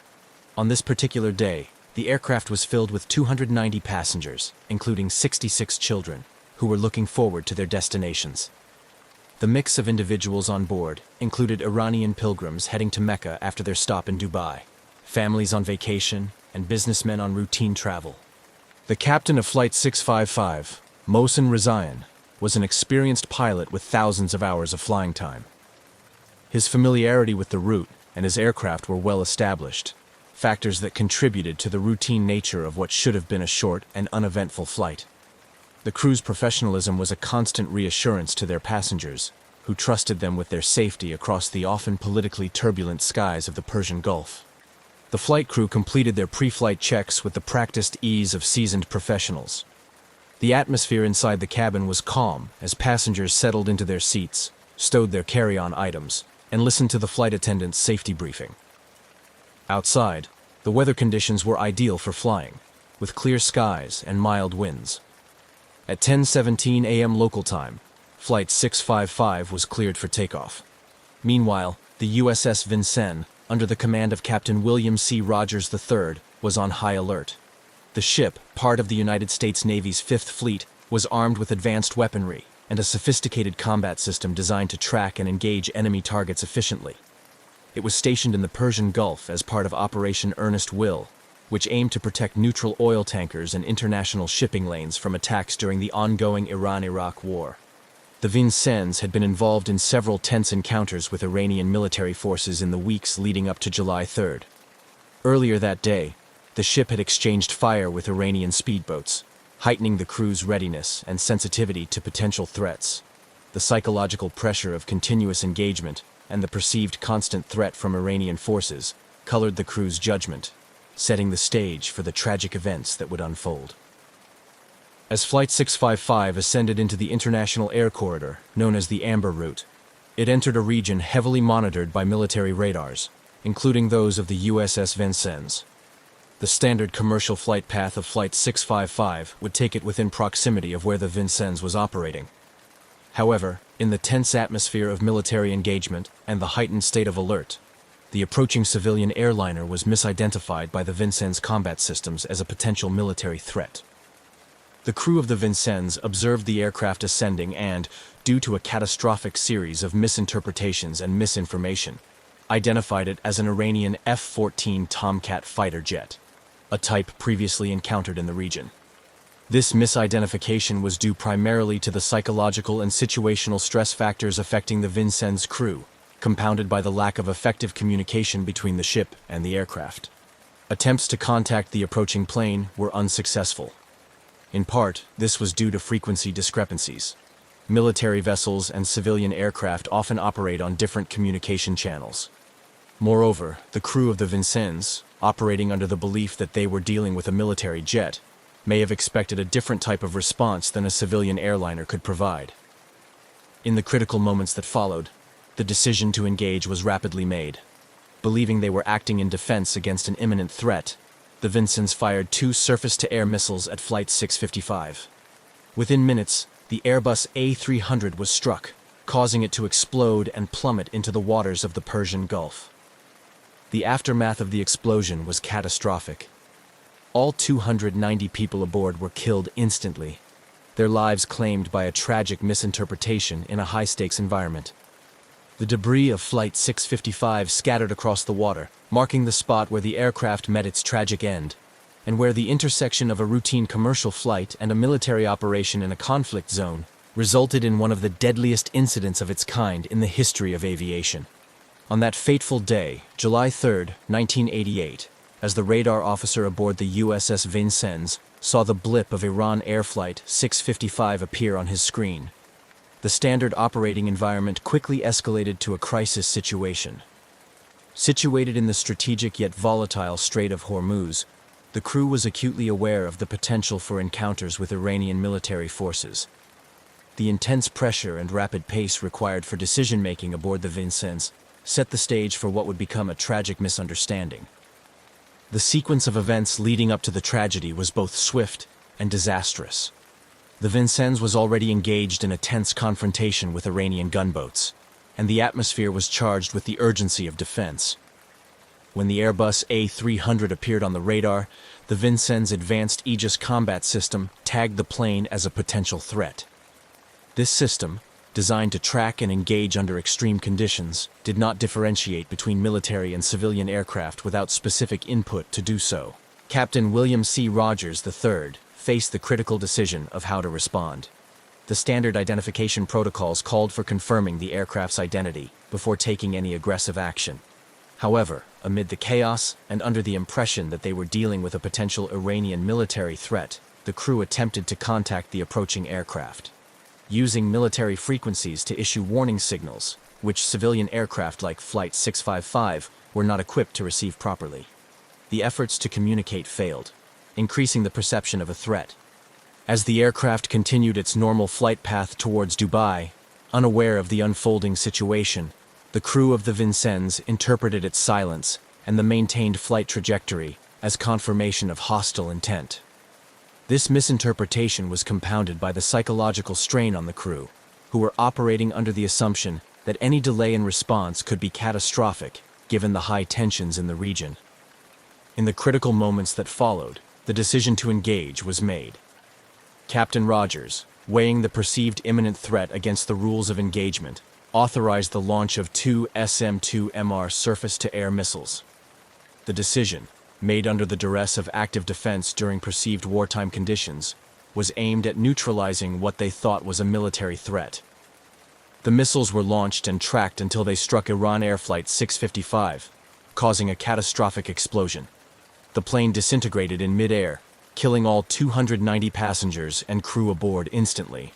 Debris scattered across the water as the reality of the situation began to dawn on the crew of the Vincennes. The immediate aftermath was one of confusion and horror. The U.S. Navy, realizing the magnitude of the error, scrambled to assess the situation. However, the damage was irreversible, and the grim task of accounting for the civilian lives lost began. This tragic incident highlighted the dire consequences of miscommunication and the devastating impact of military engagements on civilian lives. In Iran, the reaction was one of immediate outrage and profound grief. The loss of 290 civilians, including many children, in such a horrific manner exacerbated the already tense relations between the U.S. and Iran. The Iranian government condemned the attack, mourning the loss of innocent lives and demanding international condemnation and justice. The incident became a symbol of American aggression and a rallying point for Iranian national sentiment. Internationally, the shootdown of Flight 655 stirred a wave of criticism against the United States. Governments and human rights organizations around the world questioned the protocols and the judgment that led to the use of lethal force against a civilian airliner. The tragic mistake prompted calls for a thorough investigation and a re-evaluation of military rules of engagement to prevent similar incidents in the future. The downing of Iran Air Flight 655 remains a poignant reminder of the perilous intersection of military operations and civilian aviation, underscoring the need for stringent measures to protect innocent lives in conflict zones. The tragedy has had a lasting impact on international relations and military protocols, serving as a grave lesson in the costs of warfare and the absolute necessity for vigilant, informed command decisions in combat situations. The destruction of Iran Air Flight 655 by the USS Vincennes reverberated through the corridors of power in Washington and Tehran, sparking a complex aftermath characterized by political turmoil, international outrage, and profound grief. The immediate response from the U.S. military and government was a mix of defensive posturing and cautious regret, reflecting the delicate balance between national security interests and the tragedy of civilian casualties. Immediately following the incident, the United States Navy conducted a preliminary internal investigation to understand the sequence of events that led to the tragedy. The initial statements from the U.S. government were carefully worded, emphasizing the tense situation in the Persian Gulf and the Vincennes crew's belief that they were engaging a hostile Iranian military aircraft. Captain Rogers, commanding officer of the Vincennes, and his crew were initially defended by U.S. officials who highlighted the challenging conditions under which they operated. However, as details of the shootdown became clearer, the U.S. administration faced increasing pressure to address the incident more fully. President Ronald Reagan expressed deep regret over the loss of life, but stopped short of a formal apology, citing the need for further investigation. The administration's stance was seen by many as an attempt to mitigate diplomatic fallout, without fully acknowledging the extent of the error. In Iran, the reaction was one of immediate and profound indignation. The Iranian government condemned the downing of Flight 655 as a barbaric act and a gross violation of international law. The incident was portrayed in the Iranian media as a deliberate attack, exacerbating anti-American sentiment and rallying public support against the U.S. Mourning turned into anger as thousands took to the streets in Tehran and other cities to protest against what they saw as an act of aggression. The Iranian leadership used the tragedy to reinforce their narrative of victimization by Western powers, particularly the United States, which served to strengthen the regime's domestic standing at a time when it was still recovering from the prolonged and bloody Iran-Iraq war. Ayatollah Khomeini, the supreme leader of Iran, described the incident as an example of American savagery and declared that it exposed the true face of the United States to the world. Internationally, the incident drew widespread condemnation. The United Nations Security Council convened to discuss the shootdown, and while a resolution explicitly condemning the United States was not passed due to diplomatic maneuverings, the incident led to a series of debates about military engagement and the protection of civilian lives in conflict zones. Numerous countries expressed their condolences to Iran and called for comprehensive measures to prevent such tragedies in the future. In the months following the disaster, the International Civil Aviation Organization, ICAO, and other international bodies scrutinized the incident, leading to discussions about improving communication channels between military and civilian aircraft. This dialogue highlighted the need for enhanced identification protocols to distinguish military from civilian aircraft, a key factor that could have prevented the downing of Flight 655. The U.S. Congress also held hearings to examine the circumstances that led to the tragedy, questioning the rules of engagement and the use of force in crowded international waters. These hearings were often contentious, reflecting the deep divisions within the United States about the appropriate use of military power and the need to protect civilian lives.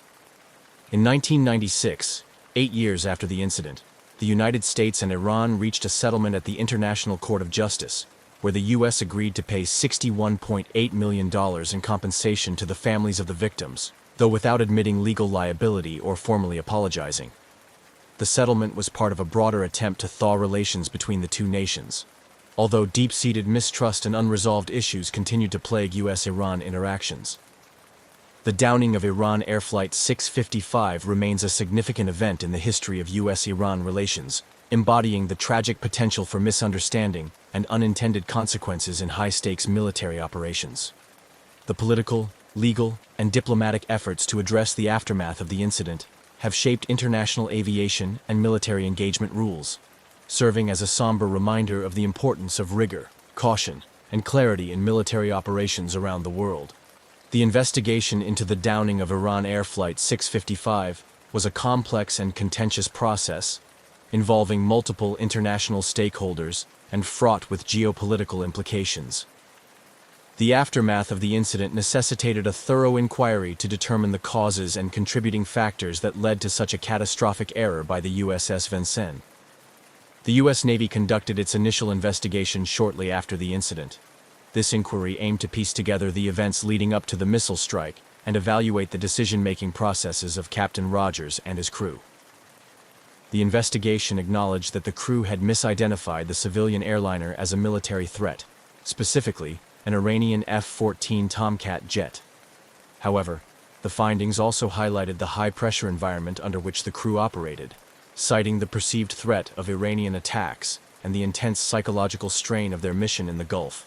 Simultaneously, the International Civil Aviation Organization, ICAO, launched its own independent investigation, focusing on the safety protocols and communication failures that contributed to the tragedy.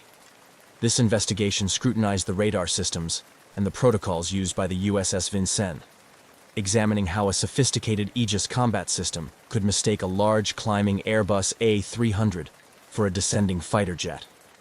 The ICAO's findings were critical in understanding the technical limitations and human errors in complex combat systems. These investigations revealed a series of critical missteps and misunderstandings. The USS Vincennes had been operating in a declared war zone and was on high alert due to previous skirmishes with Iranian forces earlier that day.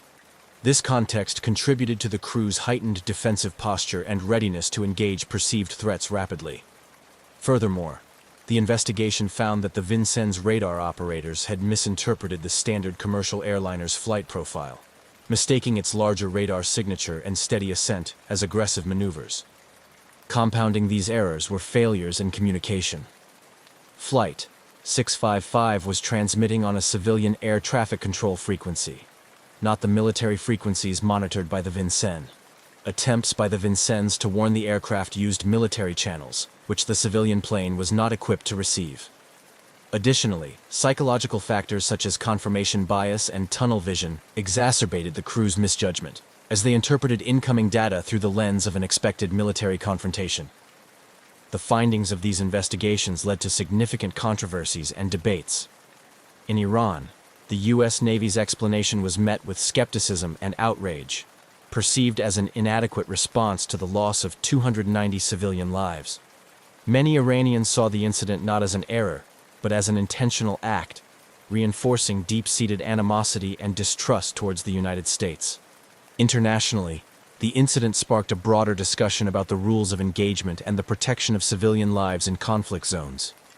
The tragedy highlighted the need for clearer differentiation between military and civilian air traffic, leading to calls for enhanced identification protocols and improved communication systems to prevent similar incidents in the future.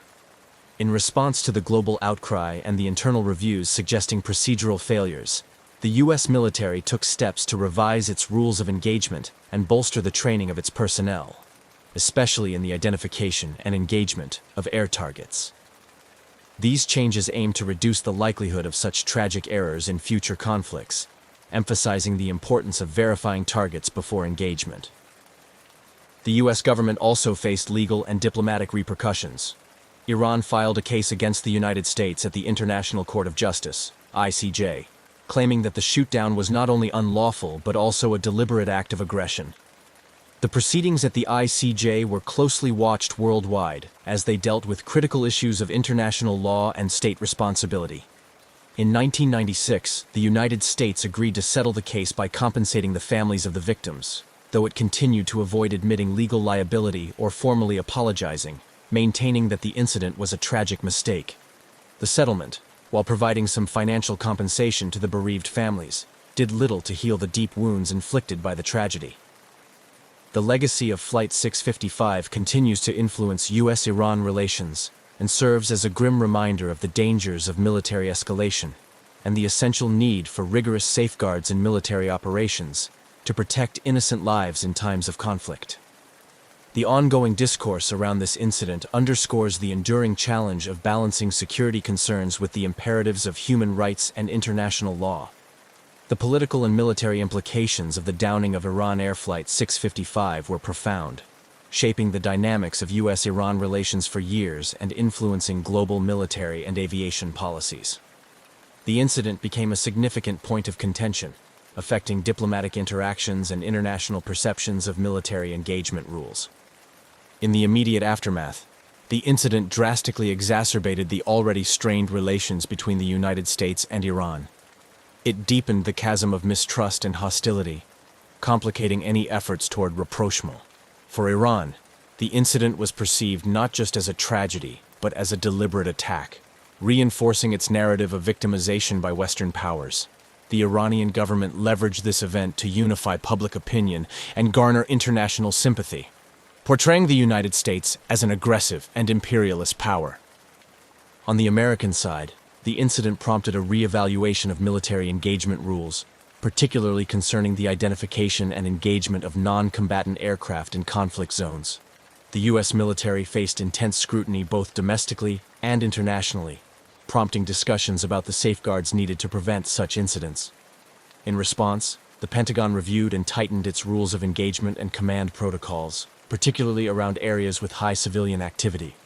One of the significant changes was the enhancement of the military's identification processes to distinguish between civilian and military aircraft more effectively.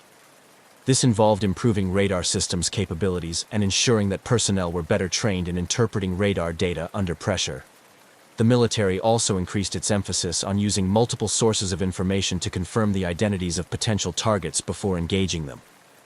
These changes were partly influenced by the broader shift towards more stringent standards for accountability within military operations worldwide. The incident underscored the necessity for robust checks and balances in military decision-making processes, especially in scenarios where the risk of civilian casualties is high. Internationally, the shootdown had ramifications for global aviation safety. It highlighted the vulnerability of civilian aircraft flying in or near conflict zones, and led to calls for improved communication between civilian and military entities. This led to increased cooperation between the International Civil Aviation Organization, ICAO, and various military organizations to enhance civilian aircraft safety during military conflicts. Procedures and technologies for better tracking and communication were developed, aimed at preventing similar tragedies. Moreover, the incident influenced international law regarding military engagements and the protection of civilians in armed conflict zones. It became a case study in numerous international law programs and military academies discussed for its legal, ethical, and procedural implications.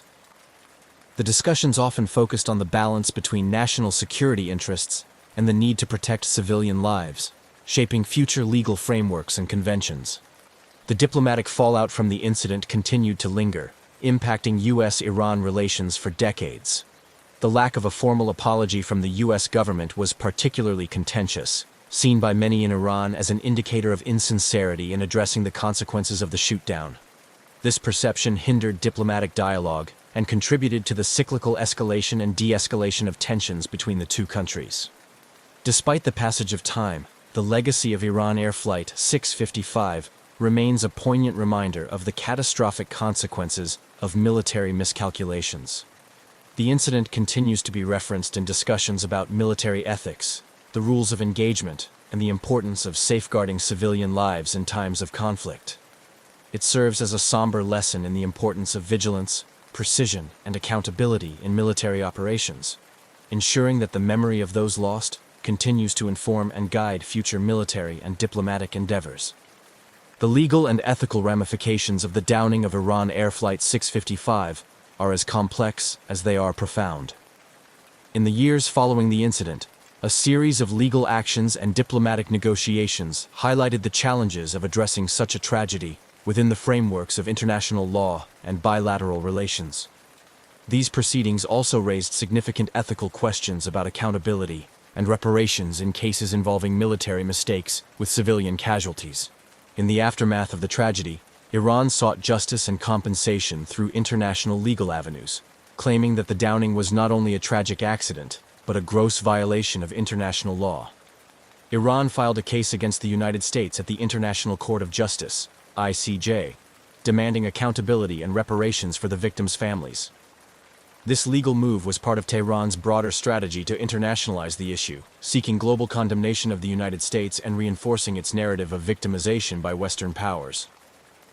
The United States, while expressing regret over the loss of innocent lives, maintained that the incident was a tragic mistake during a complex combat situation. Initially, the U.S. government resisted admitting legal liability, framing the event as an unfortunate consequence of wartime operations in a high-threat environment. This stance was heavily criticized, both domestically and internationally, as it seemed to sidestep the broader issues of military accountability and the importance of safeguarding civilian lives. In 1996, after years of legal and diplomatic wrangling, a settlement was reached at the ICJ, where the United States agreed to pay $61.8 million, equivalent to $213,103.45 per passenger, as compensation to the families of the victims. This settlement, while significant, did not include an admission of legal liability or a formal apology from the U.S. government, which continued to impact the perception of the U.S. response both in Iran and among the international community. This resolution raised numerous ethical questions about the value of human life and the extent to which monetary compensation can serve as reparation for the loss of loved ones. It also highlighted the limitations of international law in dealing with incidents where military actions lead to civilian casualties. Many argued that the settlement, while providing some form of compensation, did little to address the underlying issues of military engagement rules and the protection of civilians in conflict zones. The ethical considerations surrounding the incident also extended to discussions about the rules of engagement and the responsibilities of military forces operating in civilian-populated areas or international airspaces.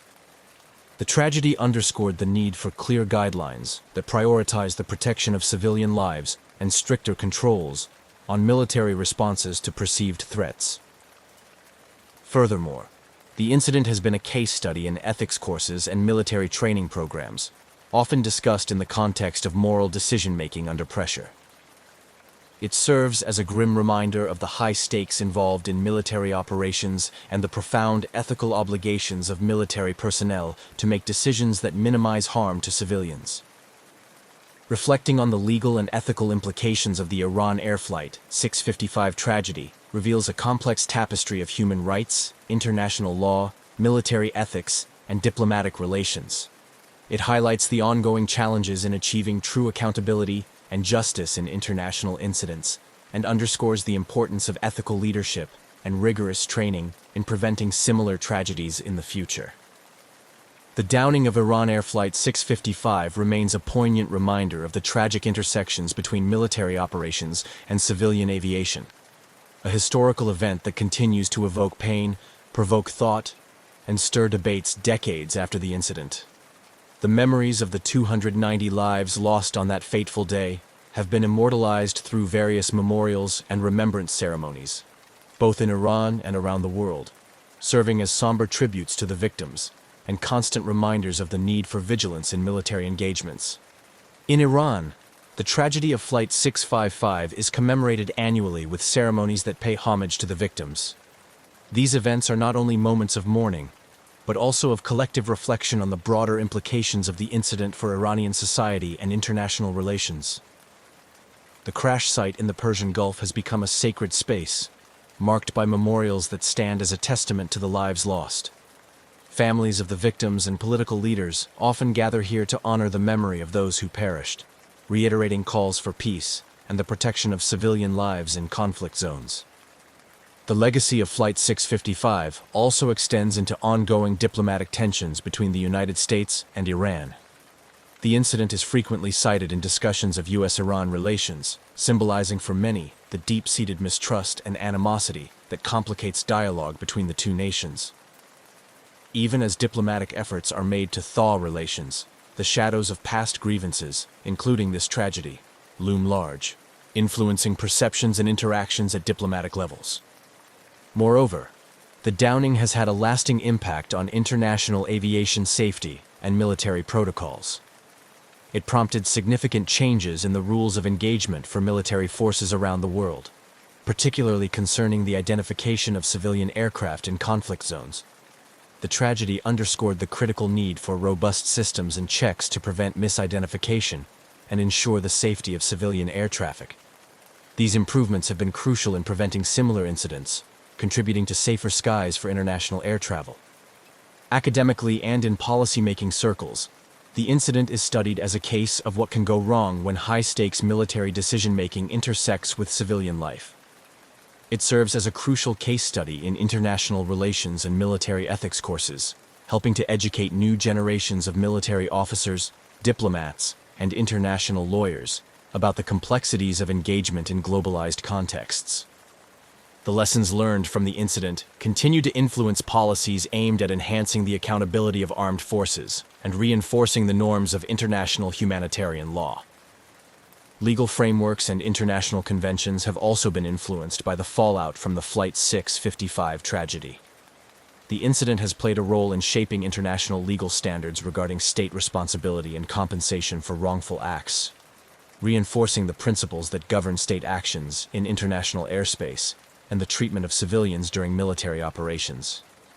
These legal precedents continue to be relevant in contemporary conflicts, where the distinction between combatants and non-combatants can often be blurred. In sum, the legacy of Iran Air Flight 655 is multifaceted. It is remembered as a painful incident that resulted in unnecessary loss of life, but also as a catalyst for change in international military and aviation protocols.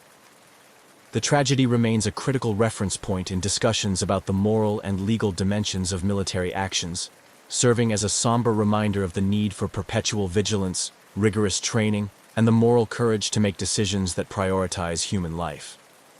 As such, the story of Flight 655 is not just a historical footnote, but a continuing influence on how military and civilian interactions are managed in an increasingly complex global landscape.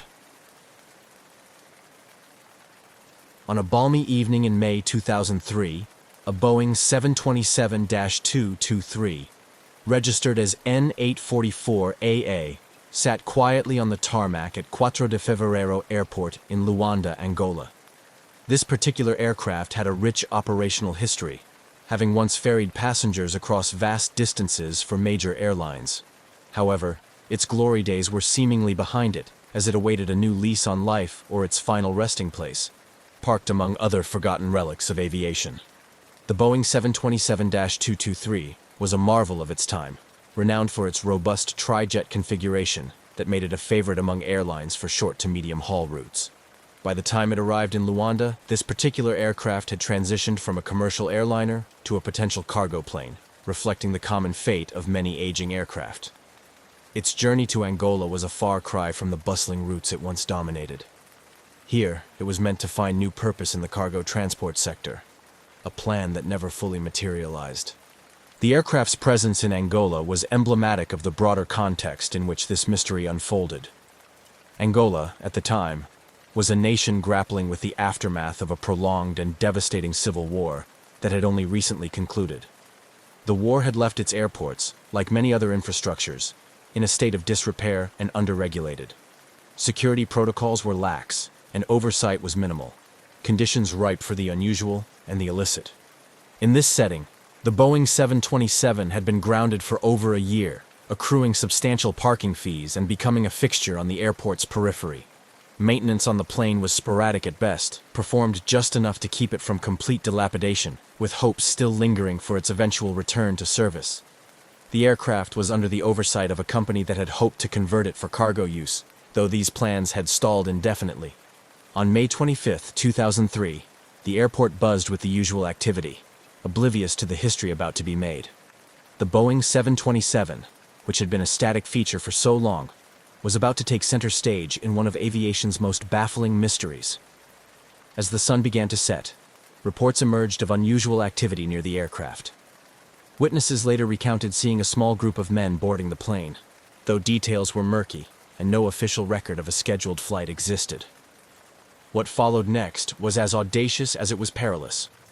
Without any clearance or communication with tower controllers, the Boeing 727-223 powered up its engines. Those on duty watched in disbelief as the aircraft taxied along the runway, its navigation lights off, maintaining a ghostly discretion. With a sudden burst of acceleration, the plane took off, disappearing into the darkening skies, leaving a trail of confusion and alarm in its wake. The immediate aftermath of the unauthorized takeoff was chaotic. Airport personnel scrambled to alert local authorities and aviation agencies, while the control tower made frantic attempts to establish radio contact with the now rogue aircraft. As minutes turned into hours without any sign of the plane or its illicit crew, the severity of the situation began to sink in. The aircraft had vanished, and with it, any straightforward explanation. The Angolan military, along with international aviation authorities, began piecing together the aircraft's last known movements. The search area was vast, spanning a significant expanse of the Atlantic Ocean where the plane was presumed to have headed. Meanwhile, international attention quickly escalated as news of the daring escape spread across the globe. The FBI and the U.S. Department of State became involved, given the American registration of the aircraft and the potential implications of such a security breach on international aviation. This disappearance triggered a cascade of investigative efforts and theories ranging from simple theft to more complex scenarios involving smuggling or espionage. The world was left to wonder, how could a sizable jet airliner simply disappear? What were the intentions of those who spirited it away?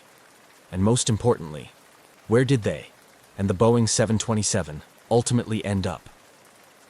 As the mystery deepened, The Boeing 727's unauthorized flight became a symbol of post-war Angola's challenges and the broader issues facing global aviation security. This incident was not just a case of an aircraft disappearance. It was a stark reminder of the vulnerabilities that existed in the international system. Vulnerabilities that could allow a fully loaded jet airliner to vanish into the night. As the initial shock of the Boeing 727's unauthorized takeoff began to wane, focus shifted to piecing together the puzzle of how such an event could occur. Investigations kicked into high gear, with international cooperation threading through efforts to trace the aircraft's potential routes and ultimate fate. The scenario was baffling. A large commercial jet had seemingly vanished into thin air, prompting a cascade of theories and extensive search operations. Authorities scoured flight data and radar records, attempting to chart a possible path the aircraft could have taken after its dramatic departure from Luanda. Given the Boeing 727's fuel capacity and the last known heading, calculations were made regarding its maximum range, pointing search efforts towards the Atlantic Ocean and beyond. However, the vastness of the ocean and the lack of precise tracking data from the time of disappearance significantly hampered these efforts. The Angolan government, embarrassed by the breach of its airport security, ramped up its involvement, collaborating closely with international agencies including the FBI, which had opened an investigation due to the American registration of the aircraft. The FBI delved into the backgrounds of those known to have been associated with the aircraft in the days prior to its disappearance. They scrutinized maintenance records, interviewed airport staff, and investigated the murky business dealings surrounding the aircraft's presence in Angola. Meanwhile, speculation abounded. One prevailing theory suggested that the aircraft had been stolen for its value as a flying machine, possibly to be used by rogue operators outside of the mainstream aviation industry. Another theory proposed that the plane was commandeered for smuggling purposes, given Angola's history as a hub for the illegal diamond trade. The idea that the aircraft could be repurposed for illicit activities in distant lands added a layer of urgency to the investigations. Adding to the complexity were numerous sightings reported across Africa and even South America. Each report prompted a flurry of activity, with local authorities scrambling to verify the accuracy of these claims. Yet none of these sightings were substantiated, and the aircraft remained elusive, as if it had indeed managed to ghost away into another part of the world. The international aviation community was also on high alert, as the disappearance highlighted significant vulnerabilities in global aviation security. The ease with which the aircraft was commandeered and removed from a supposedly secure international airport led to widespread discussions about the need for enhanced security measures. This incident acted as a catalyst for regulatory changes, prompting airports worldwide to tighten security protocols, especially concerning aircraft storage and access. Simultaneously, the mystery of the missing Boeing 727 captured the public's imagination, drawing attention from aviation enthusiasts, conspiracy theorists, and the media. Forums and websites popped up with people theorizing about the fate of the aircraft, each adding their layer of speculation to the story. The intrigue was magnified by the dramatic nature of the aircraft's disappearance and the backdrop of Angola's political and economic climate. As weeks turned into months without any trace of the aircraft, the fervor of the initial search began to diminish. International attention gradually shifted away from the case, which nestled into the annals of unsolved aviation mysteries. However, the impact of this event continued to resonate, influencing policy and procedures within the aviation industry. The disappearance of the Boeing 727 in 2003 remains a stark reminder of the challenges and dangers lurking within international aviation, serving as a case study in the complexities of global security, the ingenuity of criminal intent, and the limits of modern surveillance and tracking technologies. As such, it continues to be a subject of study and speculation, holding a place as one of the aviation world's most intriguing mysteries. As the Boeing 727-223 mysteriously lifted off from Luanda Airport without authorization, the immediate realization of its disappearance kicked off a frantic response from both local authorities and international agencies. The aircraft's sudden and unauthorized departure prompted an immediate and extensive search operation that would span multiple countries and vast expanses of the Atlantic Ocean. Initially, the primary concern was the potential threat an aircraft of such size could pose if used for malicious purposes. Given the global climate of heightened security, particularly in the post-9/11 era. The disappearance of a large jet fueled fears of terrorism. This urgency galvanized a coordinated international response, with the United States, Angola, and neighboring countries pooling resources in a desperate bid to track down the missing aircraft.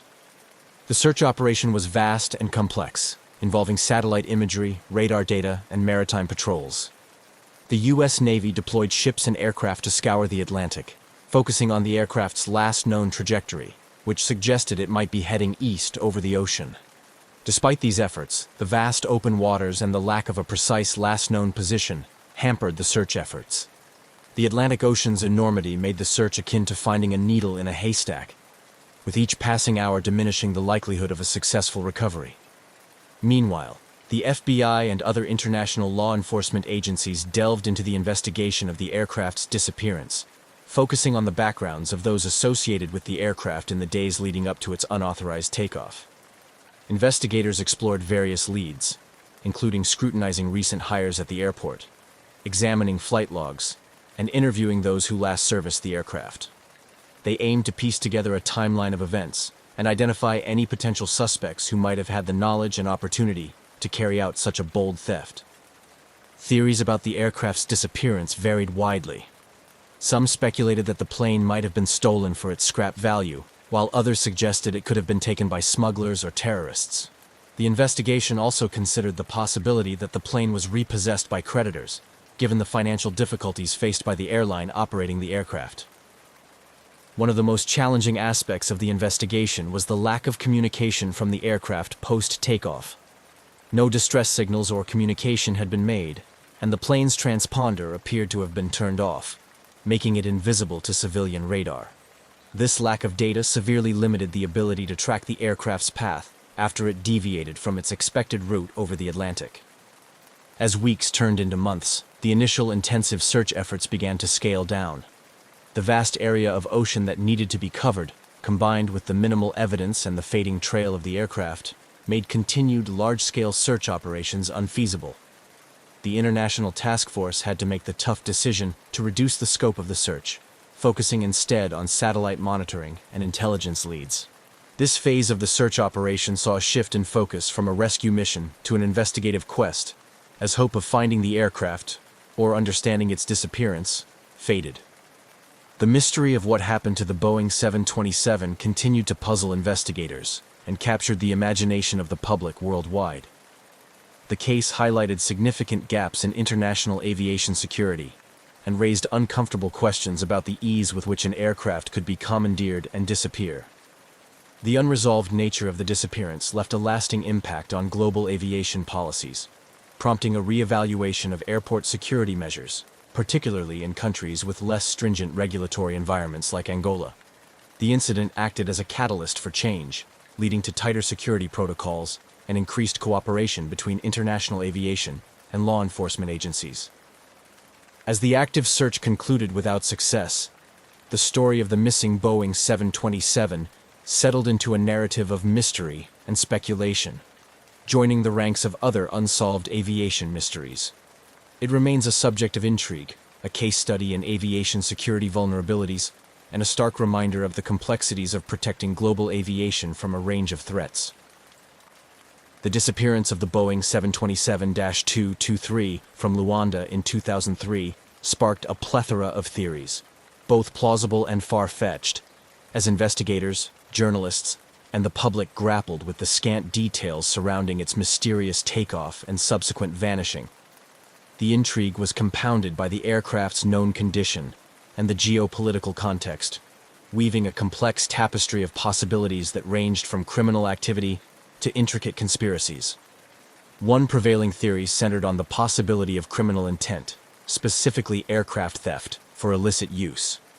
The 727 could potentially be repurposed for smuggling operations, given its capacity to carry significant cargo over considerable distances. Africa, with its vast, loosely monitored spaces and ongoing conflicts, presented a fertile ground for such activities. This theory posited that the aircraft was stolen not for the plane itself, but for the profitable opportunities it represented. Another theory suggested that the aircraft was seized to be used in a terror attack. This was fueled by the global atmosphere post 9/11, where fears of aircraft being used as weapons were at a heightened state. However, this theory gradually waned due to the lack of any corroborative terrorist claims or subsequent attacks, which would typically follow such high-profile thefts if they were terrorism-related. There was also speculation that the aircraft had been taken for insurance fraud.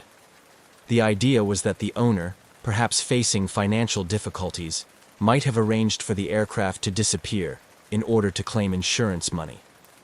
This theory was supported by the aircraft's extended period of inactivity and accumulating fees at Luanda Airport, suggesting financial distress. However, detailed investigations into the insurance policies and financial state of the owning company yielded no substantial evidence supporting this theory. Adding to the web of speculation were numerous reported sightings of the aircraft after its disappearance. Reports came from various parts of Africa and even more remote regions, claiming sightings of an aircraft matching the description of the missing 727. Each report prompted bursts of activity from investigators and sometimes local authorities, but none led to any concrete findings. The elusive nature of these sightings only deepened the mystery, fueling more speculative theories among those following the case. Some conspiracy theorists even suggested that the aircraft was part of a covert operation, either by a private entity or a government agency, which explained the seeming lack of traceability and the muted official responses in some quarters. These theories often drew on the historical context of covert operations in Africa during the Cold War, suggesting a continuation of such practices in a new geopolitical guise. Amidst these swirling theories, the investigation faced significant challenges. The primary issue was the lack of physical evidence.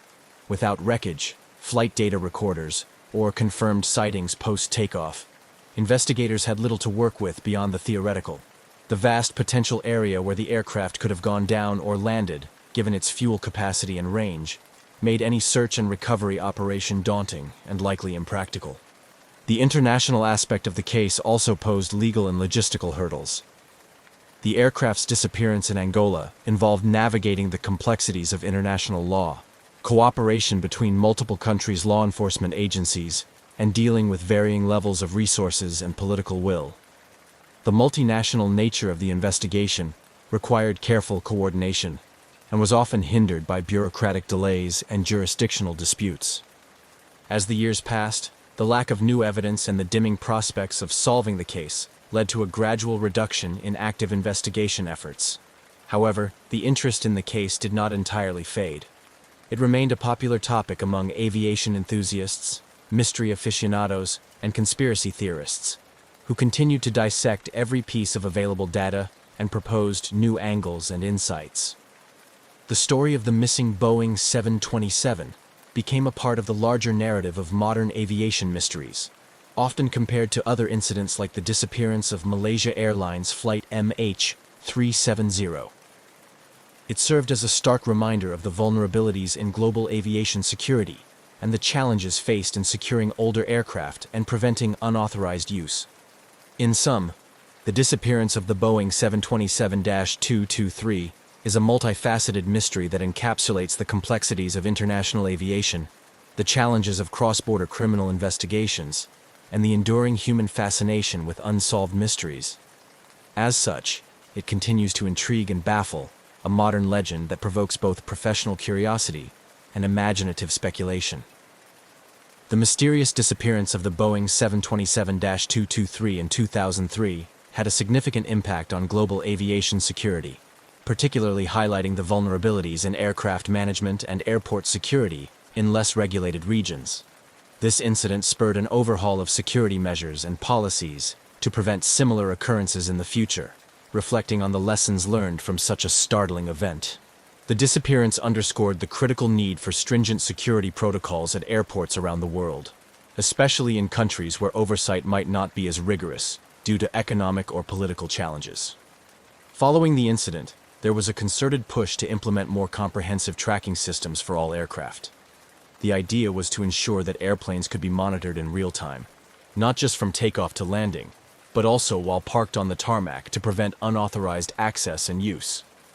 One of the direct outcomes was the enhancement of the international civil aviation organizations, ICAO standards and recommended practices. These updates included improvements in aircraft tracking technologies, mandating more robust communication systems that could help track an aircraft's movements more accurately and reliably.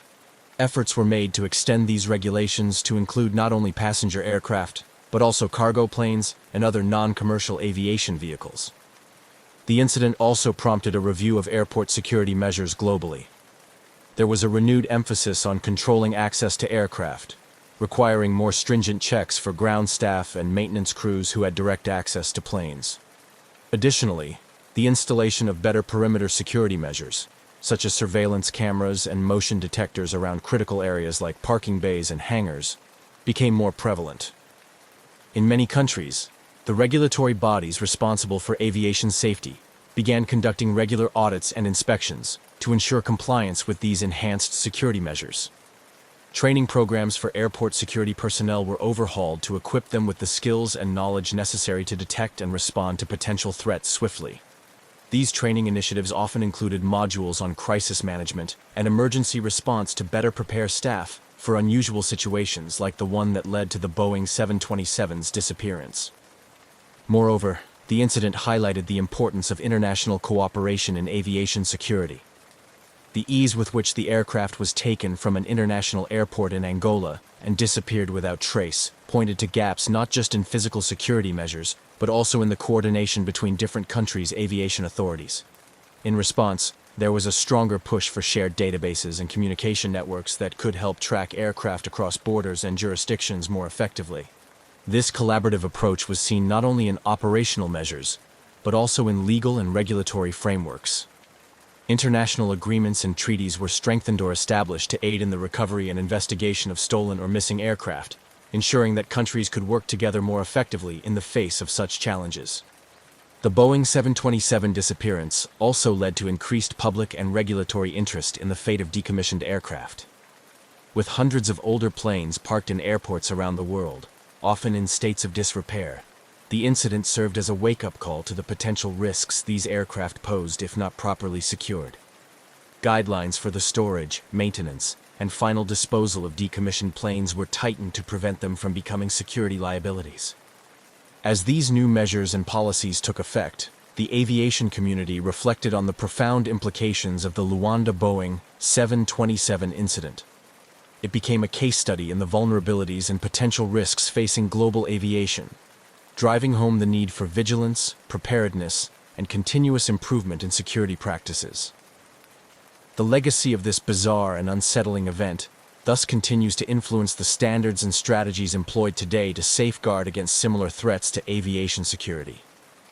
The mysterious disappearance of the Boeing 727-223 from Luanda in 2003 has not only captivated the attention of aviation experts and mystery enthusiasts, but has also significantly impacted the families of those presumed to be on board and other stakeholders. Over the years, this unresolved case has woven a complex tapestry of emotional, legal, and financial ramifications that continue to resonate. For the families and friends of the crew members involved, the disappearance has been a source of enduring pain and uncertainty. The lack of closure and definitive answers has left many in a state of prolonged grief and unresolved loss. Anniversaries of the disappearance often bring renewed media attention, forcing families to relive the uncertainties and stirring up the emotional turmoil that comes with not knowing the fate of their loved ones. This ongoing mystery has also spurred advocacy efforts by these families, who have sought to keep the case in the public eye and pressure international authorities to continue the investigation. They have called for more rigorous international regulations regarding aircraft security and more effective measures to prevent similar incidents in the future. Their efforts have highlighted the need for comprehensive support systems for families affected by aviation disasters, advocating for better communication and assistance from both governmental and corporate entities. For the aviation industry stakeholders, including airlines, airport operators, and regulatory bodies, the incident was a wake-up call that prompted a re-evaluation of security practices. The economic implications were significant, leading to increased costs associated with enhanced security measures. However, these investments were recognized as essential to restoring public confidence in air travel, particularly in regions where security concerns had been previously highlighted. The financial impact extended beyond the immediate stakeholders. Insurance companies, facing the reality of covering a complete aircraft loss without recovery, had to adjust their policies and premiums for similar risks. This incident led to more stringent risk assessments and higher insurance costs for older aircraft and those operated in higher-risk regions. Legally, the disappearance of the Boeing 727 sparked numerous questions about jurisdiction and international law. The aircraft's sudden vanishing acted as a catalyst for discussions on legal responsibility and the complexities involved in dealing with incidents that occur in international, or in this case, poorly monitored spaces. Legal experts and policymakers were prompted to explore new frameworks to better address these challenges, ensuring more robust international cooperation and legal preparedness. Moreover, the incident has had a lasting effect on the broader community of Luanda and the aviation industry in Angola. It brought to light the vulnerabilities in the country's aviation sector, prompting improvements in airport security and regulatory oversight. These changes were necessary to align the country with international aviation standards and to restore trust among international partners and travelers. The story of the missing Boeing 727 also continues to fuel academic and professional discourse within the fields of aviation safety, security, and crisis management. Universities, safety organizations, and industry conferences often refer to the case as a study point for discussions on risk management, emergency response, and the socio-economic impacts of aviation security failures. As we reflect on the broader implications of this unresolved mystery, it becomes clear that the disappearance of the Boeing 727-223 is more than just an aviation anomaly. It is a multifaceted issue that touches on human, legal, and socio-economic fields. The ongoing discussions and policies that have emerged in the wake of this incident underscore the complex interplay between global aviation practices and the need for a cohesive approach to addressing such unprecedented events. This case remains a poignant reminder of the ever-present need for vigilance, innovation, and cooperation across all levels of global aviation. The mysterious disappearance of the Boeing 727-223 from Luanda Airport in 2003 has left an indelible mark on the global aviation community, prompting an ongoing reevaluation of security measures and practices. The incident not only highlighted significant security lapses, but also demonstrated the potential consequences of operational oversight failures. This section explores the initial impacts and responses within the aviation industry and regulatory environments, highlighting the changes spurred by this incident. Following the aircraft's unauthorized departure and subsequent disappearance, there was an immediate recognition among global aviation authorities of the need for stringent security enhancements. This event underscored vulnerabilities at airports in countries with less rigorous regulatory oversight, particularly in post-conflict nations like Angola, where infrastructure might be compromised or outdated. As a result, international aviation regulatory bodies, including the International Civil Aviation Organization, ICAO, began to scrutinize existing security protocols, especially concerning aircraft on the ground. One significant change was the implementation of stricter controls on access to aircraft. Airports worldwide were urged to reassess their perimeter security, ensuring that all areas were adequately monitored and that access to aircraft was strictly controlled through biometric checks and electronic badge systems. These measures aim to prevent unauthorized access to aircraft, a critical factor in the Luanda incident, where the individuals involved were able to board and pilot the aircraft without detection. Moreover, the incident catalyzed enhancements in aircraft tracking technology. Real-time tracking systems became a focal point of development, driven by the need to ensure that all aircraft could be monitored continuously throughout their operations, including when parked.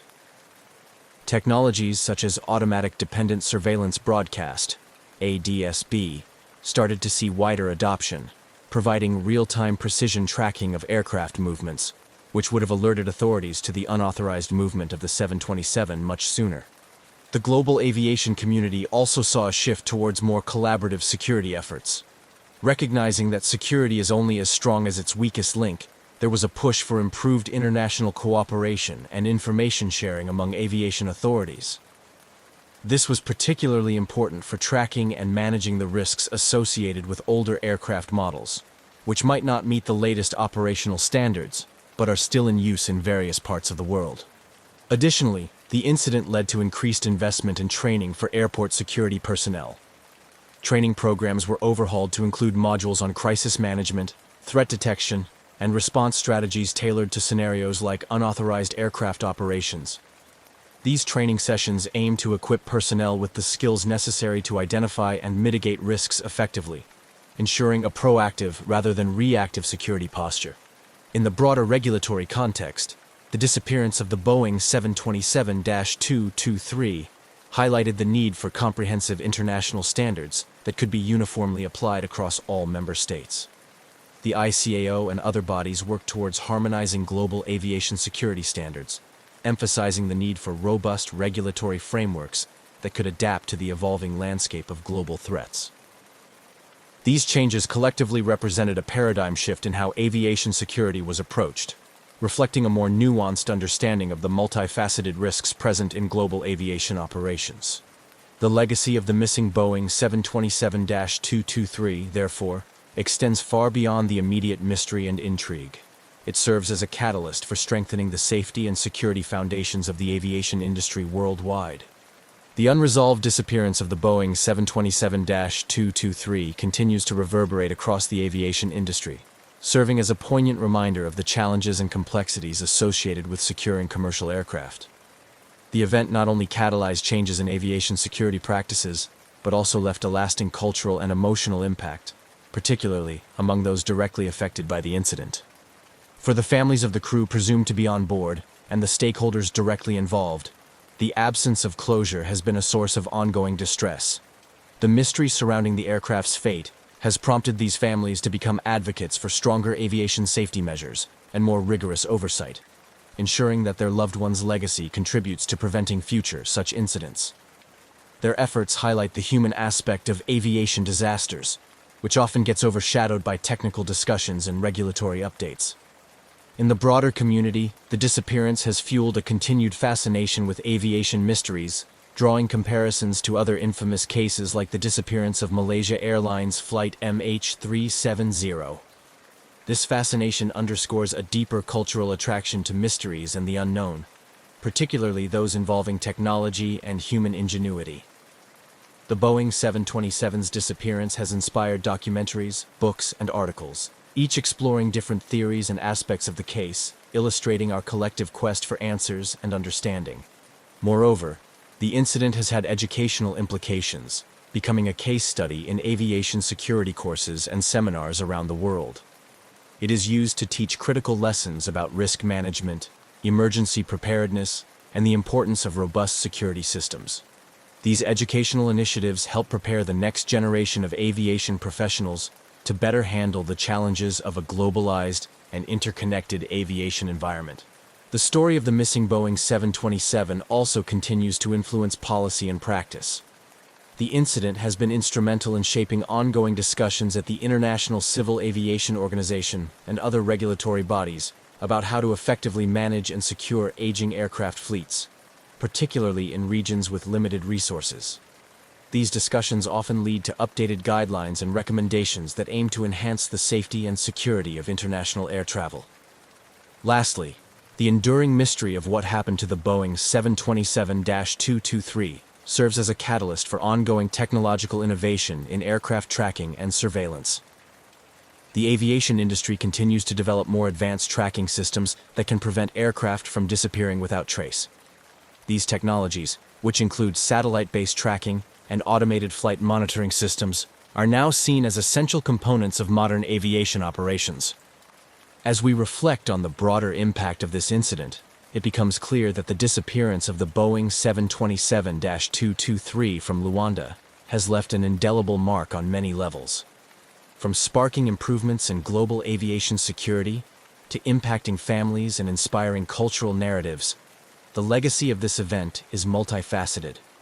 It continues to motivate advancements in safety and security, ensuring that the aviation industry remains vigilant against similar threats in the future, thereby honoring the memory of those involved in this mysterious disappearance.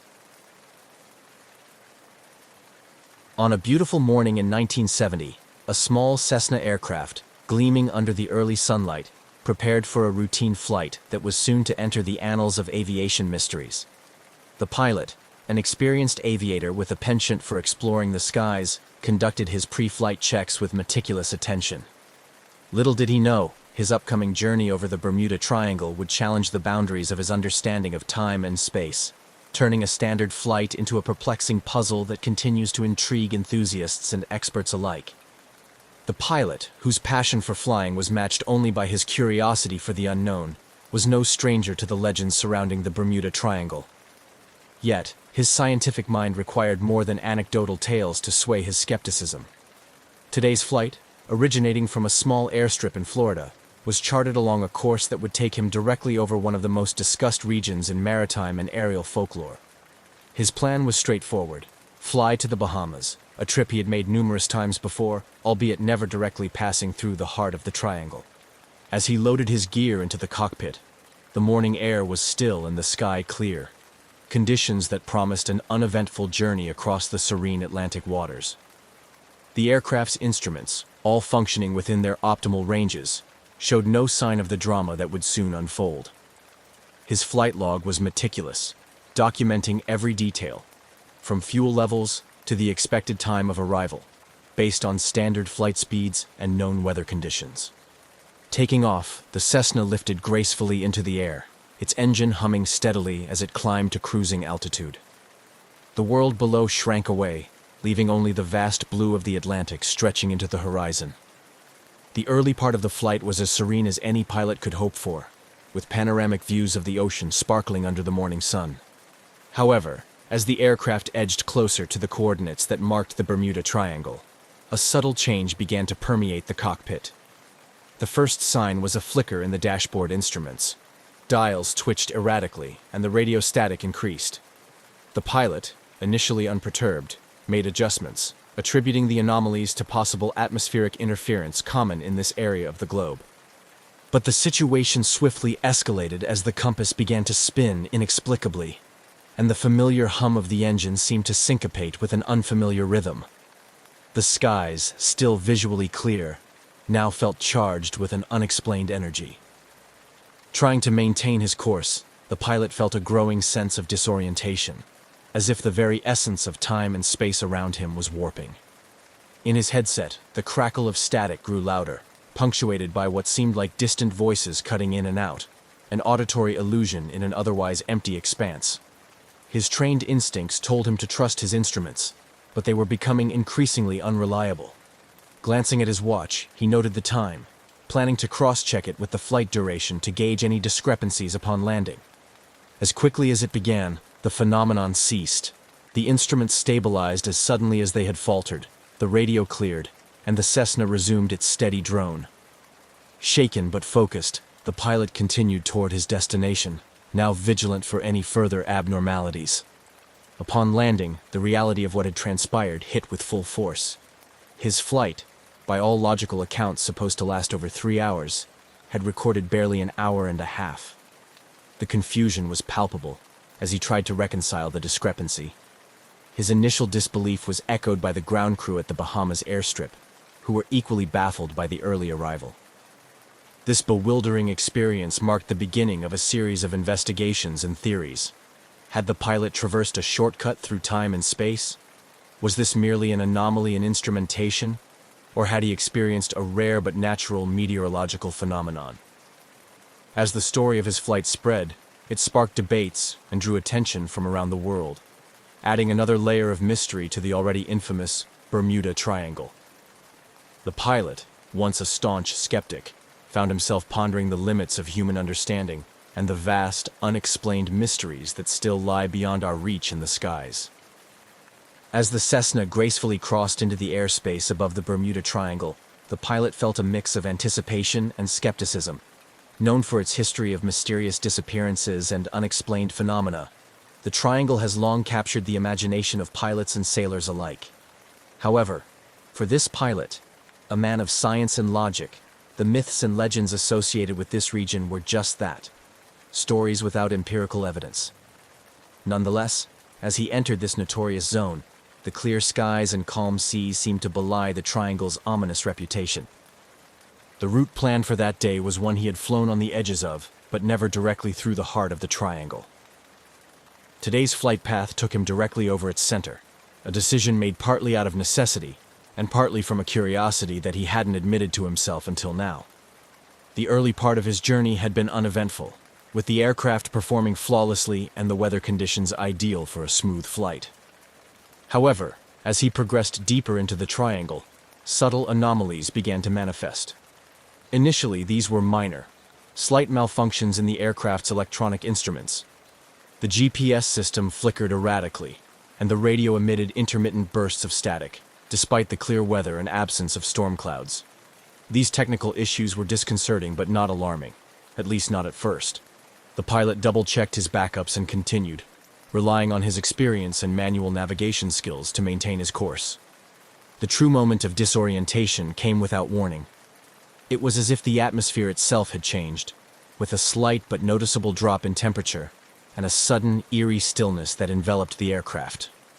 The sky, so clear moments before, seemed to take on a muted, almost surreal quality. The ocean below mirrored this stillness, its surface unnaturally calm. The pilot's initial reaction was to check his instruments, but what he saw only deepened his confusion. His compass was spinning inexplicably, and the altimeter fluctuated between readings in a way that was impossible under normal flying conditions. Trying to maintain his composure, he reached for the radio to contact air traffic control, only to be met with a hiss of static that made communication impossible. This experience, unsettling as it was, paled in comparison to what happened next. Time seemed to dilate around him, with seconds stretching into minutes, and minutes feeling like hours. This sensation of time warping was difficult to rationalize, leaving the pilot grappling with his perception of reality.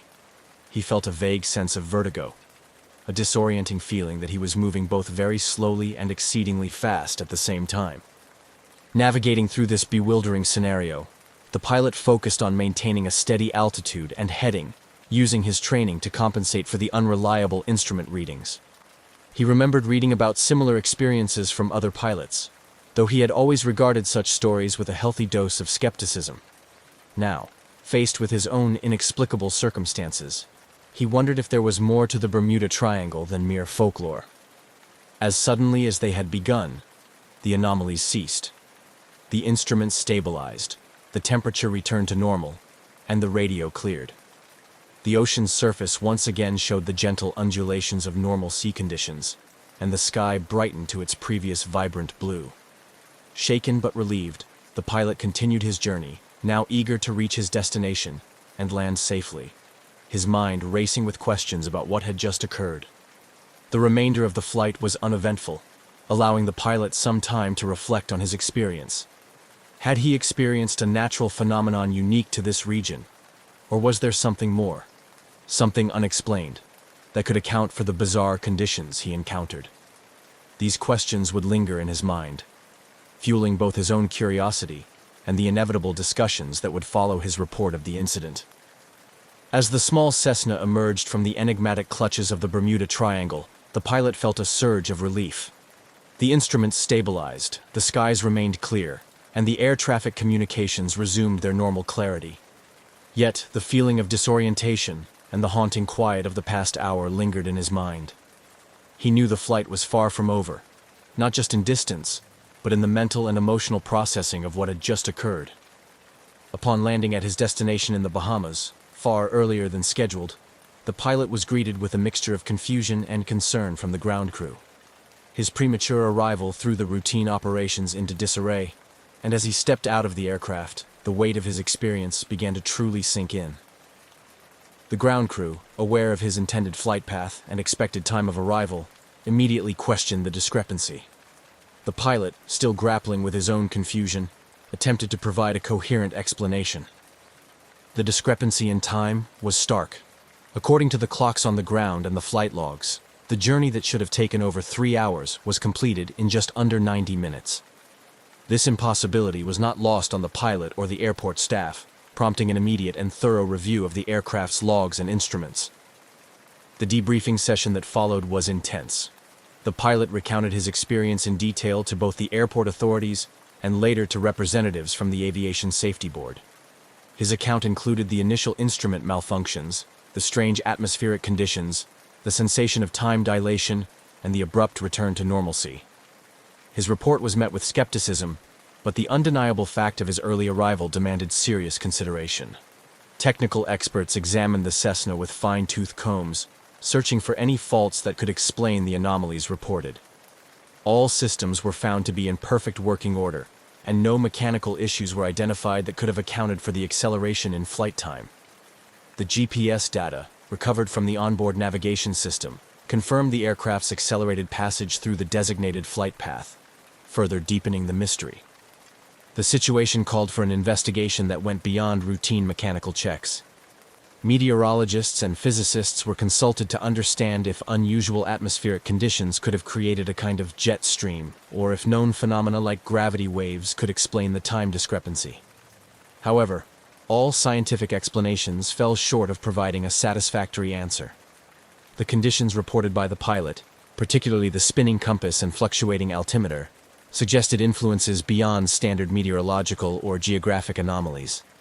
As the aviation community began to buzz with discussions over the incident, the story of the pilot's mysterious flight attracted attention beyond the immediate stakeholders. The media caught wind of the story, and soon it was being reported across various platforms, inciting a flurry of speculation and intrigue. The Bermuda Triangle's notorious reputation for mysterious disappearances and unexplained phenomena provided fertile ground for theories, ranging from rational skeptical inquiries to wild speculations about supernatural occurrences. Amid the growing public fascination, the pilot found himself at the center of a whirlwind of attention. His experience was dissected and debated in online forums, television specials, and by experts in aeronautics and meteorology. Some embraced his account as possible evidence of an unexplained anomaly associated with the Bermuda Triangle, while others dismissed it as an error in perception or an exaggeration. However, within the scientific community, a few were intrigued enough to propose more radical theories. These included the possibility of a temporary rift in the space-time continuum, or an encounter with a rare natural anomaly that had yet to be understood or documented. These theories, while speculative, opened the door to further research and discussion about the limits of current understanding of physics and atmospheric science. Throughout this period, the pilot cooperated fully with all inquiries, maintaining his stance that his experience was accurately reported despite the absence of a clear explanation. His credibility as a seasoned pilot lent weight to his account, forcing even the most skeptical to consider the possibilities of what might have occurred during that anomalous flight.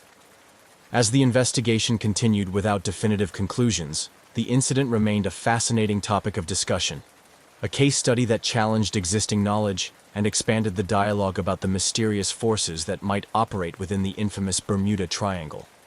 The pilot's story, marked by both his personal integrity and the unexplained phenomena, continued to resonate, offering a compelling narrative of mystery and exploration at the edges of human understanding and scientific explanation. After landing well ahead of schedule under mysterious circumstances, the pilot found himself not just physically disoriented, but at the center of a rapidly unfolding drama that questioned the very laws of physics. As he disembarked from his Cessna, the sense of reality slowly seeping back in, his mind raced with possibilities, each more confounding than the last. The ground staff at the Bahamas airport met him with a mix of skepticism and awe as the word of his inexplicable journey began to spread. The airport's operations room turned into an impromptu briefing area where aviation authorities began a more formal debriefing. They reviewed the aircraft's logs and interviewed the pilot extensively, noting every detail of his account. The aviation experts on hand were initially dubious, suspecting an error in the flight's timing or a malfunction of the aircraft's tracking systems. However, as they delved deeper, the data corroborated the pilot's story. The timings, the flight path, everything he recounted was consistent with the logs. As news of the incident spread, it attracted a barrage of media attention. Journalists, intrigued by the story, descended on the airport, eager for interviews with the pilot and any officials willing to comment. The pilot, still grappling with his own understanding of the event, faced cameras and repeated his story. Each retelling added more layers to the already thick fog of mystery surrounding his flight.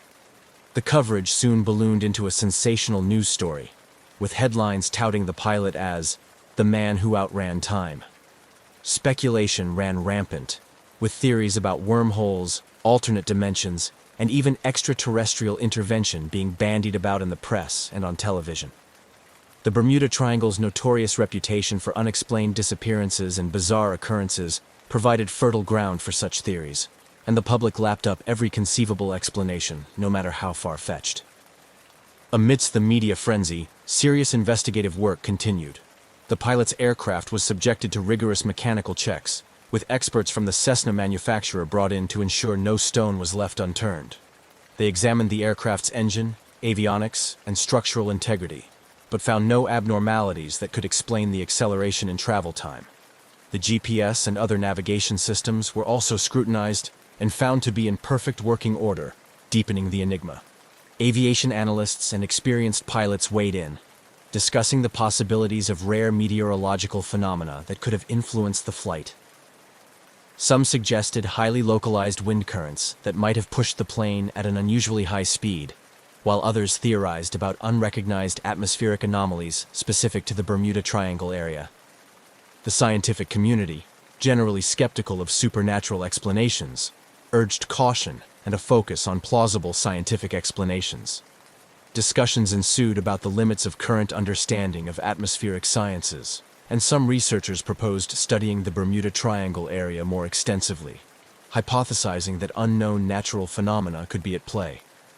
As weeks turned into months, the incident continued to be a hot topic of discussion at conferences and seminars, in academic circles, and among the general public. The pilot was invited to speak at various events, where he shared his experience and engaged with experts trying to unravel the mystery. These interactions were insightful, but they often raised more questions than answers. Ethicists and philosophers also entered the discussion, pondering the implications of such unexplained phenomena on our understanding of reality and the universe. They debated questions about the nature of time and space, and how humanity's grasp of these concepts shapes our understanding of the world. The pilot's story became a case study in the broader debate about the known and the unknown. Throughout this period, the pilot maintained a level-headed demeanor, his credibility bolstered by his detailed and consistent recounting of the event, and by the empirical data that supported his story. Despite the wild theories and media sensationalism, he remained focused on a rational explanation, hoping that ongoing research and dialogue in the scientific community would eventually uncover a logical reason for his bizarre and unprecedented flight experience. As the story aged, it remained a compelling mystery, emblematic of the human quest for knowledge and understanding in the face of the inexplicable. The time-warped flight not only challenged scientific assumptions, but also captured the imagination of people around the world, reminding everyone that the universe still holds many secrets, waiting to be discovered. The baffling case of the time-warped Cessna sparked an investigation that reached far beyond routine aviation inquiries, drawing in experts from various fields including aviation technology, meteorology, physics, and even paranormal research. As the investigations deepened, the pilot's unexpected early arrival continued to perplex investigators and the public alike. The official inquiry was spearheaded by aviation authorities, who first ensured that all data from the aircraft's instruments and flight logs were meticulously analyzed. They verified times, altitudes, and airspeeds recorded by the onboard equipment against the pilot's account and external sources, such as radar tracks and communications logs. All the evidence consistently supported the pilot's narrative.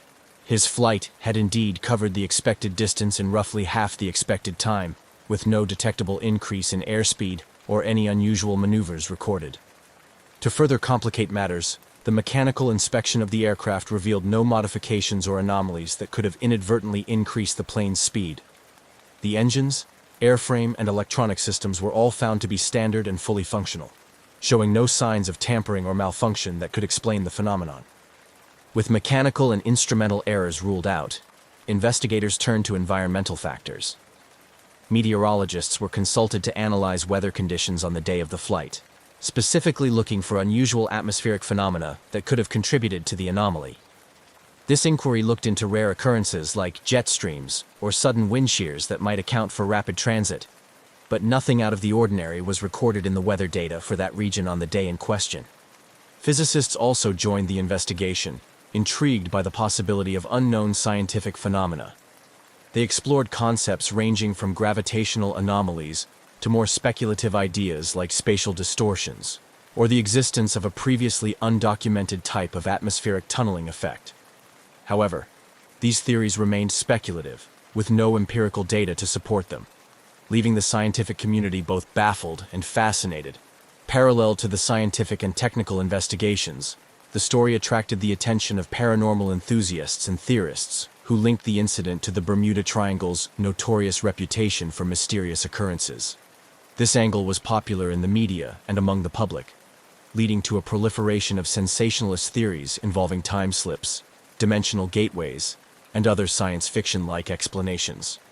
Television documentaries and online forums speculated wildly about the pilot's experience, drawing connections to past disappearances and unexplained events in the Triangle.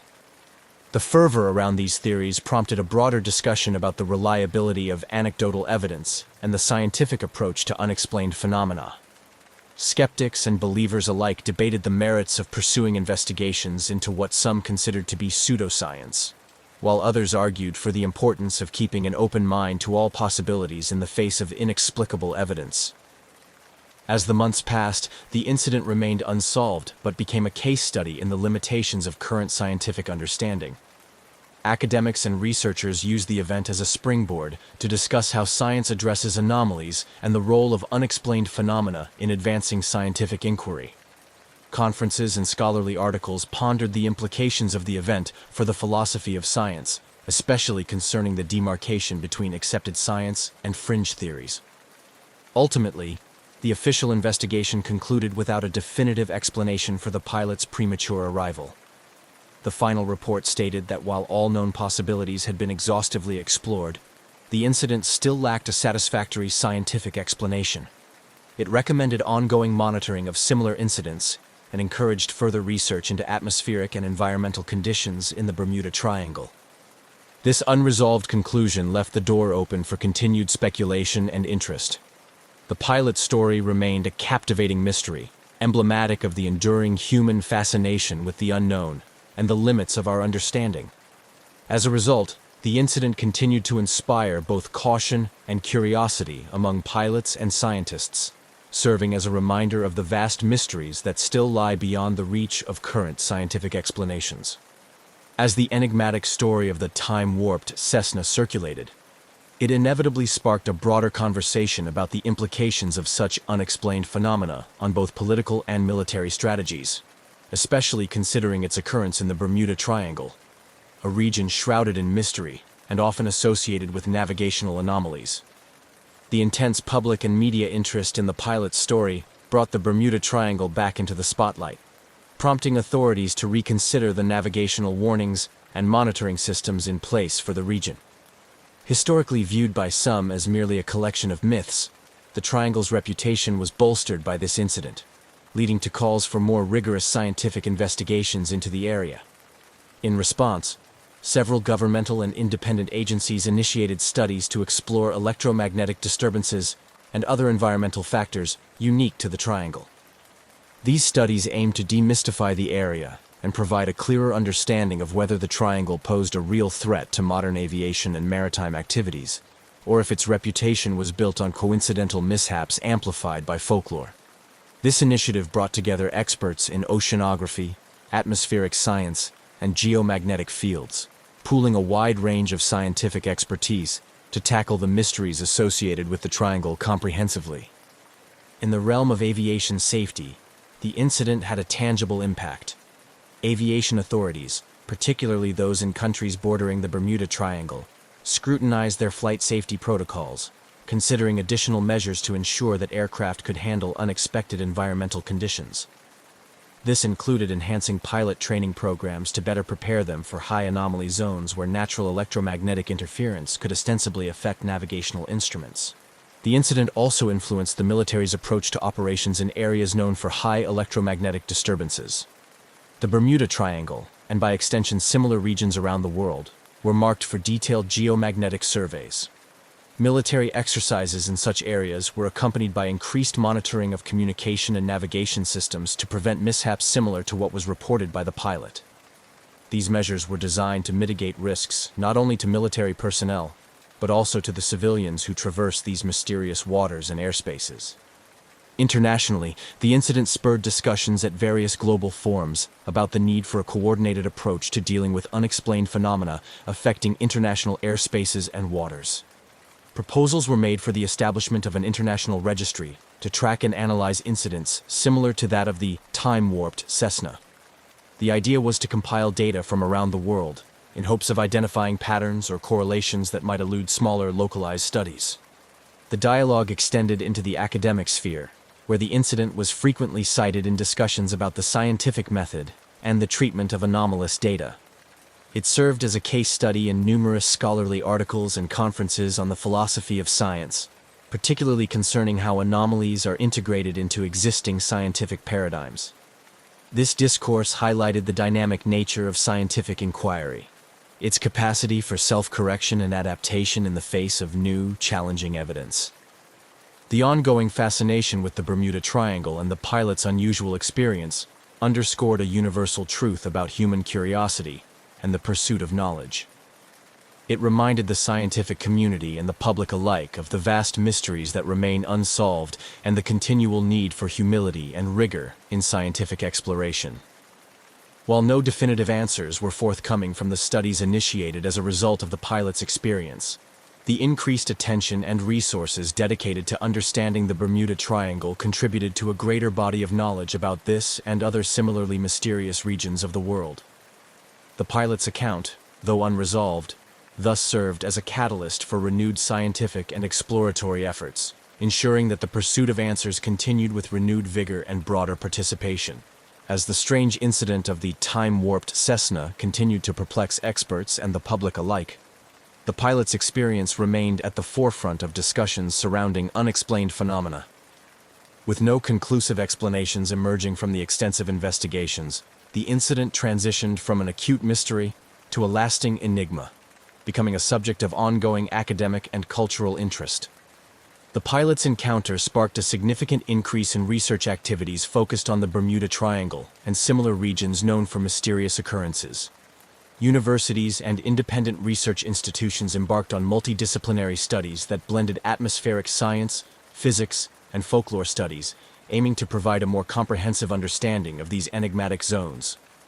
These scholarly efforts were complemented by increased funding for projects exploring electromagnetic anomalies, atmospheric disturbances, and other potential natural explanations for the phenomena reported by the pilot and others before him. In the realm of popular culture, the incident inspired numerous documentaries, books, and articles.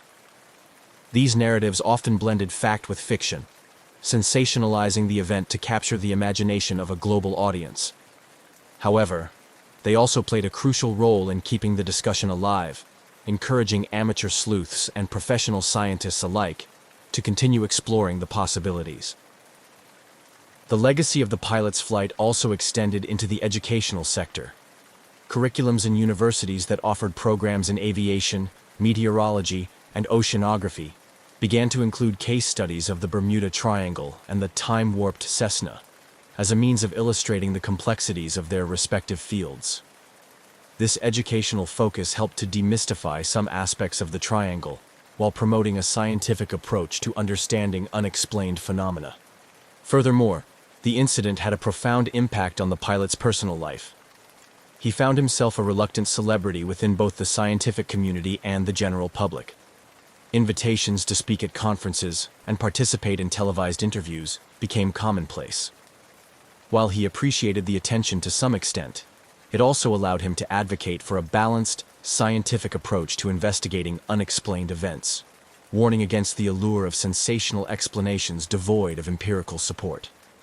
This advocacy was particularly poignant in forums dedicated to aviation safety, where the pilot used his platform to discuss the importance of rigorous training and preparation for dealing with unexpected situations in flight. His experience served as a cautionary tale, underscoring the need for pilots to maintain composure and rely on their training, regardless of the circumstances. Annually, the incident was commemorated in various ways, both to honor the scientific pursuit of answers and to acknowledge the enduring mystery. Conferences and symposia were organized around the anniversary of the flight, bringing together experts from around the world to discuss not only this incident, but also other mysterious aviation events. These gatherings fostered a sense of community among those fascinated by the unexplained, encouraging ongoing dialogue and collaboration. As years passed, the story of the time-warped Cessna remained a popular topic, its details periodically revisited in light of new theories or similar incidents. The mystery continued to inspire both skepticism and wonder, serving as a reminder of the vast unknowns that still exist in the world and the enduring human quest to understand them. Ultimately, the incident became a part of the larger tapestry of human experience with the unknown, a testament to the limits of current scientific understanding and the perpetual drive towards greater knowledge. Whether viewed through the lens of cautionary aviation tale or intriguing scientific mystery, the legacy of the pilot's extraordinary flight continues to influence and inspire, a narrative forever woven into the fabric of modern mythology surrounding the Bermuda Triangle.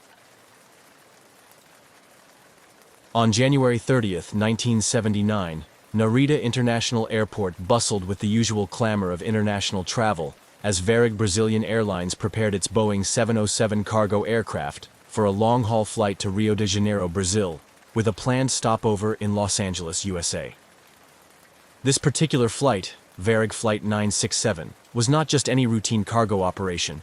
It was transporting a collection of valuable paintings by the renowned Japanese-Brazilian artist Manabu Mabe, making the flight notable for both its cultural and logistic responsibilities.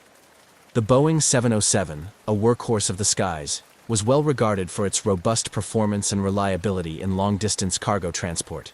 Varig, Brazil's leading international airline at the time, had a sterling safety record and was experienced in managing high-value cargo, ensuring that all protocols for the security and safe handling of the artworks were meticulously followed. The crew, led by an experienced captain, was well versed in the nuances of trans-Pacific flights, adding an extra layer of confidence to the operation. Preparations for the flight began early in the afternoon, with ground staff overseeing the careful loading of the cargo. Each of Mabe's paintings was securely crated and inspected before being loaded into the aircraft's hold, a process observed by both security personnel and insurance representatives, given the considerable value of the artworks. The importance of the cargo added a palpable sense of urgency and precision to the loading process. As the winter sun began to set, casting long shadows over the tarmac, the crew made their final checks. The flight plan was reviewed, weather forecasts checked, and communications equipment tested. Each member of the 6-person crew carried out their responsibilities with the professionalism born of routine and the seriousness demanded by the nature of their cargo. With the cargo secured and all pre-flight checks complete, the Boeing 707 taxied to the runway. The engines roared to life, a deep, steady hum that spoke of power and readiness. At the control tower, the final clearance was given, and with a smooth surge of acceleration, Flight 967 took off, climbing steadily into the dusky sky. The aircraft's lights blinked steadily, a reassuring sign as it headed towards the vast expanse of the Pacific Ocean. The initial phase of the flight proceeded without incident. The aircraft established contact with air traffic control, reporting its position and altitude as it made its way towards the United States. The crew settled into the rhythm of the flight, monitoring systems and navigating the plane along the well-traveled air routes across the Pacific. As Flight 967 approached the halfway point of its journey, the crew performed another routine check of the aircraft's systems. Everything appeared to be functioning as expected, with the aircraft on course and maintaining a steady altitude. The weather, which had been a concern for flights across the Pacific during the winter months, posed no issues, with clear skies reported ahead. However, just as the crew was preparing for the long mid-flight stretch, the routine nature of their journey took a dramatic and mysterious turn. After a final routine communication with Tokyo Air Traffic Control, in which the captain confirmed their position and expected route, the aircraft suddenly ceased all communications. This abrupt silence was out of character for such an experienced crew, and immediately raised concerns. At the Air Traffic Control Center, controllers attempted to re-establish contact, repeating calls to Flight 967. But there was no response, only the static hiss of an open but unresponsive channel. As minutes turned into hours without any word from the aircraft, the situation escalated rapidly from concern to emergency. The disappearance of Flight 967 initiated a flurry of activity on the ground. Varig's Operations Center, in coordination with international aviation authorities, began piecing together the aircraft's last known movements. Search and rescue operations were considered as the airline communicated with maritime and aviation assets in the region to be on the lookout for the missing aircraft. This initial response set the stage for what would become an extensive and perplexing search effort, spanning multiple countries and vast expanses of ocean.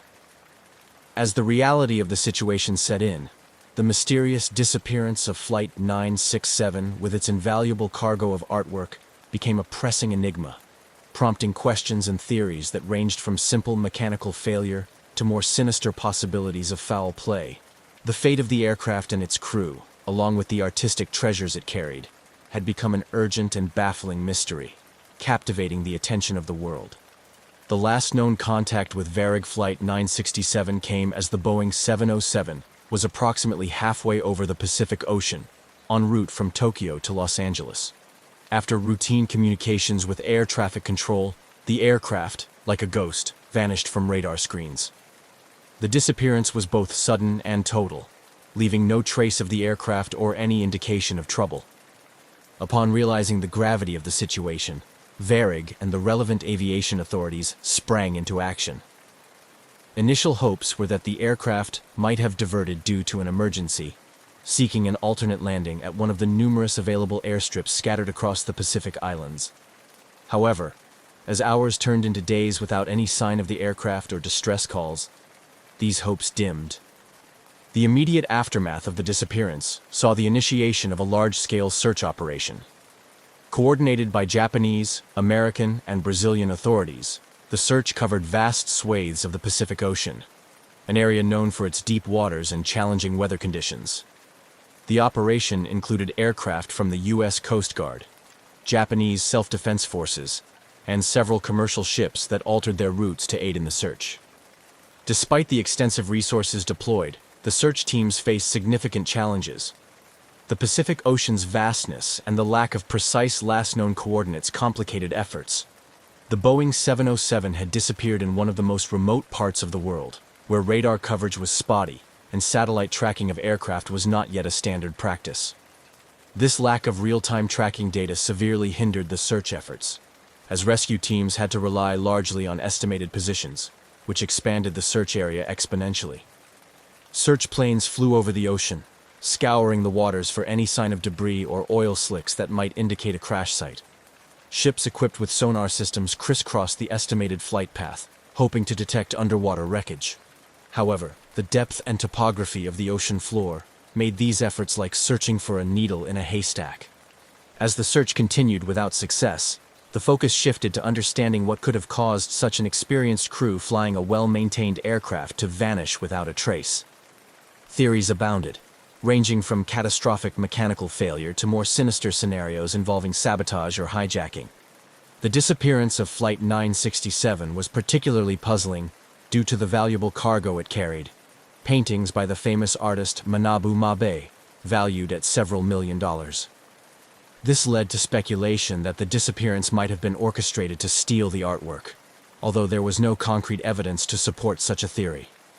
The possibility of an insurance scam was also considered, given the high value of the cargo. However, investigations into these angles did not yield any verifiable conclusions. Aviation experts also considered technical and mechanical failures as potential causes.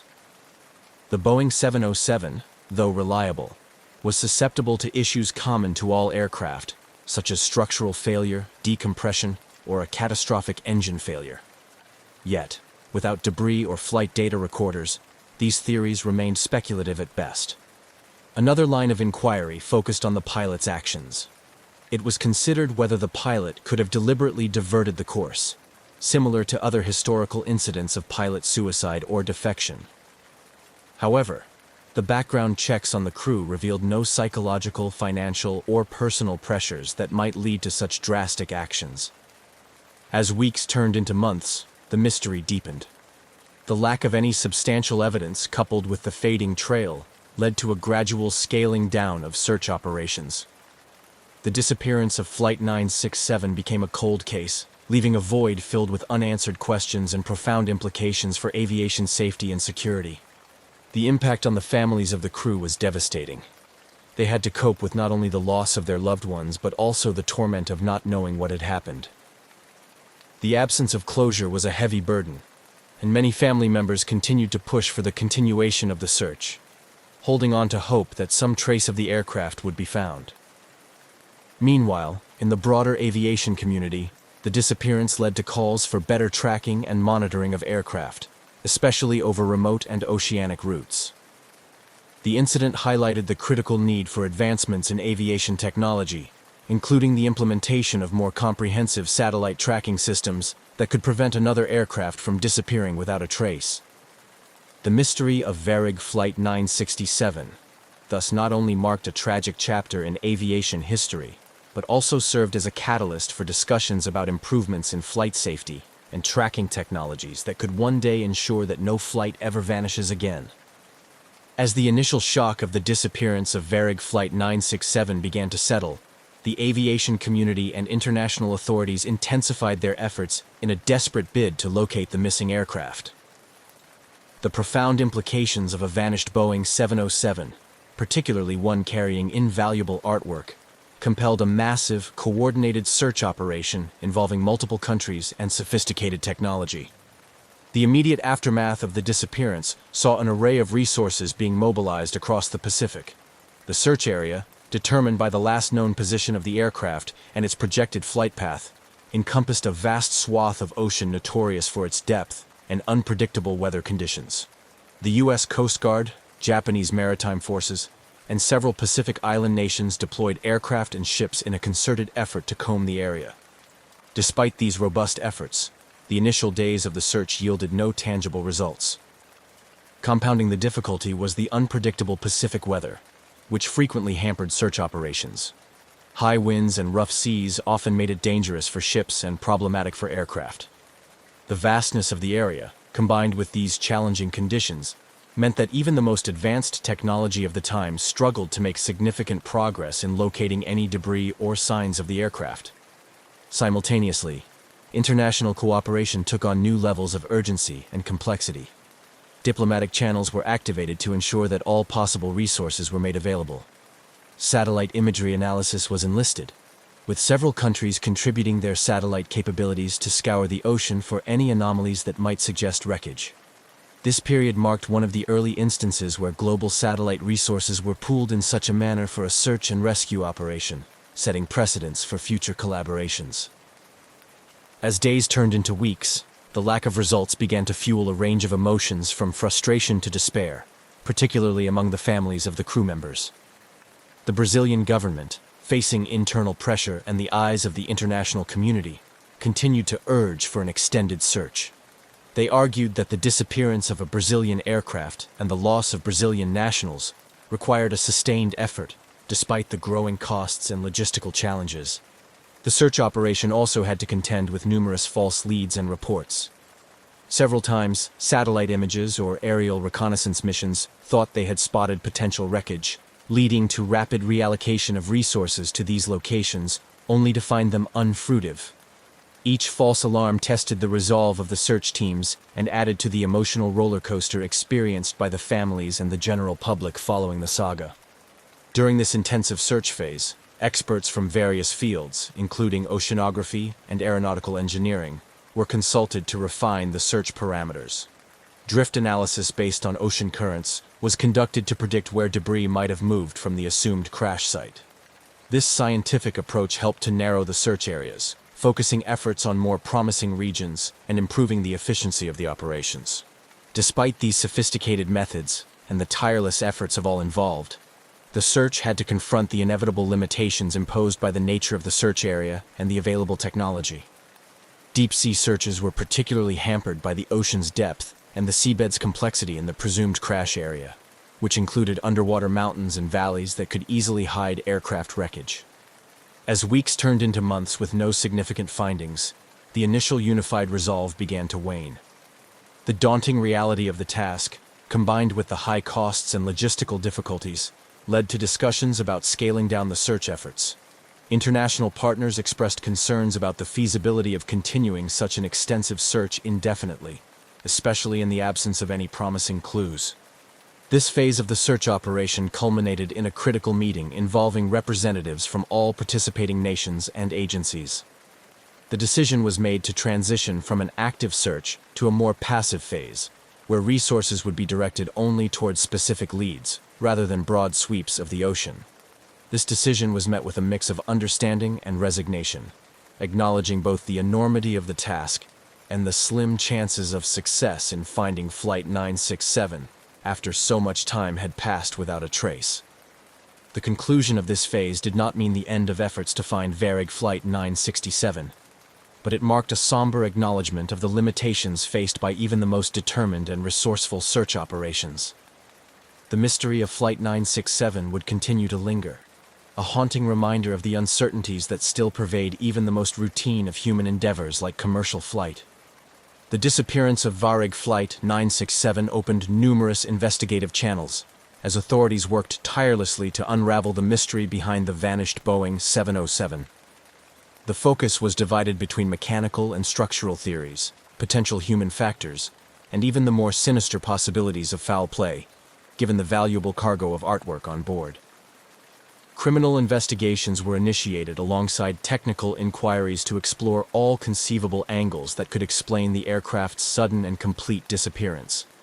The Brazilian, Japanese, and American authorities coordinated their efforts, examining if the disappearance could have been orchestrated for the theft of the valuable paintings by Manabu Mabe, estimated to be worth millions of dollars. This theory was particularly compelling given the nature of the cargo, leading to a detailed scrutiny of everyone involved with the flight, from the ground crew that handled the cargo to the personnel who had access to the flight plans. Simultaneously, mechanical failure remained a strong contender in the list of possibilities. Investigators pored over maintenance records and interviewed the airline's maintenance staff to check for any signs of oversight or malpractice that could have led to a catastrophic failure mid-flight. Given the Boeing 707's robust design and Varig's reputation for rigorous maintenance standards, this line of inquiry required thorough examination to ensure no stone was left unturned. The aircraft's last moments were also under intense scrutiny. Data from air traffic control and radar recordings were analyzed to reconstruct the flight's path and altitude changes. Experts considered whether a sudden structural failure could have caused the aircraft to break apart or dive uncontrollably into the ocean. The possibility of an onboard fire or explosion, which could incapacitate the crew and lead to rapid depressurization, was also explored. Alongside technical and criminal investigations, the psychological profiles of the crew were meticulously examined. Authorities delved into the personal lives of the pilot and co-pilot, searching for any indicators of distress, financial problems, or motivations that might lead one to alter the course of the flight deliberately. This aspect of the investigation sought to understand not just the mechanical workings of the aircraft, but also the human elements at play. The investigation's complexity was compounded by the international nature of the flight's route and the jurisdictions involved. Differences in investigative techniques and interagency cooperation sometimes slowed down the process, highlighting the challenges of managing an international aviation mystery. Throughout the investigative phase, theories continued to circulate and evolve. Some experts suggested that the disappearance might have been caused by a deliberate act, perhaps a hijacking gone wrong, or an insurance scam involving the artworks. Others speculated about less likely scenarios, including a spontaneous decision by the pilot to divert the course due to a perceived emergency. The lack of definitive answers led to an atmosphere rife with speculation. Media outlets around the world reported on every development, often sensationalizing the mystery without providing concrete information. This intense public scrutiny added pressure to the investigative teams, but also ensured that the disappearance of Flight 967 remained in the public eye, fostering a sustained interest in uncovering the truth. As months turned into years without conclusive evidence or wreckage, the investigations gradually scaled back. However, the mystery of Flight 967 continued to engage the professional and amateur sleuth communities alike. Online forums, documentaries, and annual conferences dissected every piece of available data, propelling the story into the realm of legendary aviation mysteries. While the official investigations provided no definitive conclusions, they significantly influenced future aviation security measures and protocols for transporting valuable cargo. The disappearance of Flight 967 became a case study in aviation safety courses around the world, teaching new generations of pilots and airline executives about the complexities and unforeseen dangers of air travel. Despite the lack of closure, the investigative efforts into the disappearance of Varig Flight 967 underscored the importance of comprehensive safety and security protocols in aviation, leaving an indelible mark on the industry and continuing to inform practices to this day.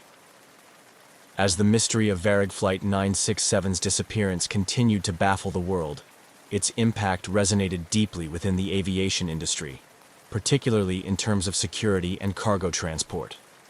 The vanished Boeing 707, carrying millions of dollars worth of artwork, prompted a significant reevaluation of cargo security protocols worldwide, leading to enhanced measures designed to protect valuable air freight and ensure the safety of those tasked with its transport. The incident underscored vulnerabilities in the system that could potentially be exploited for criminal purposes. In response, international aviation bodies, including the International Civil Aviation Organization, ICAO, and individual national aviation authorities, began to intensify their focus on securing air cargo. New regulations were introduced, requiring more rigorous background checks for airport and airline personnel, especially those handling valuable or sensitive cargoes. The aim was to create a more robust barrier against theft, smuggling, and other illegal activities. Technological advancements were also accelerated as a direct consequence of the Flight 967 mystery. Innovations in tracking technology became a priority, with significant investments made into real-time tracking systems that could monitor aircraft even over remote areas like the open ocean. These systems were designed to prevent a repeat of situations where a plane could disappear without a trace, providing continuous updates on an aircraft's position, speed, and altitude.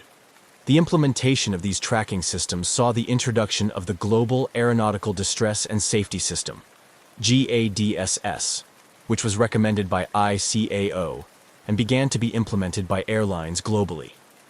GADSS was designed to ensure that aircraft could be tracked in real time anywhere in the world, making it virtually impossible for a plane to vanish without leaving a digital footprint.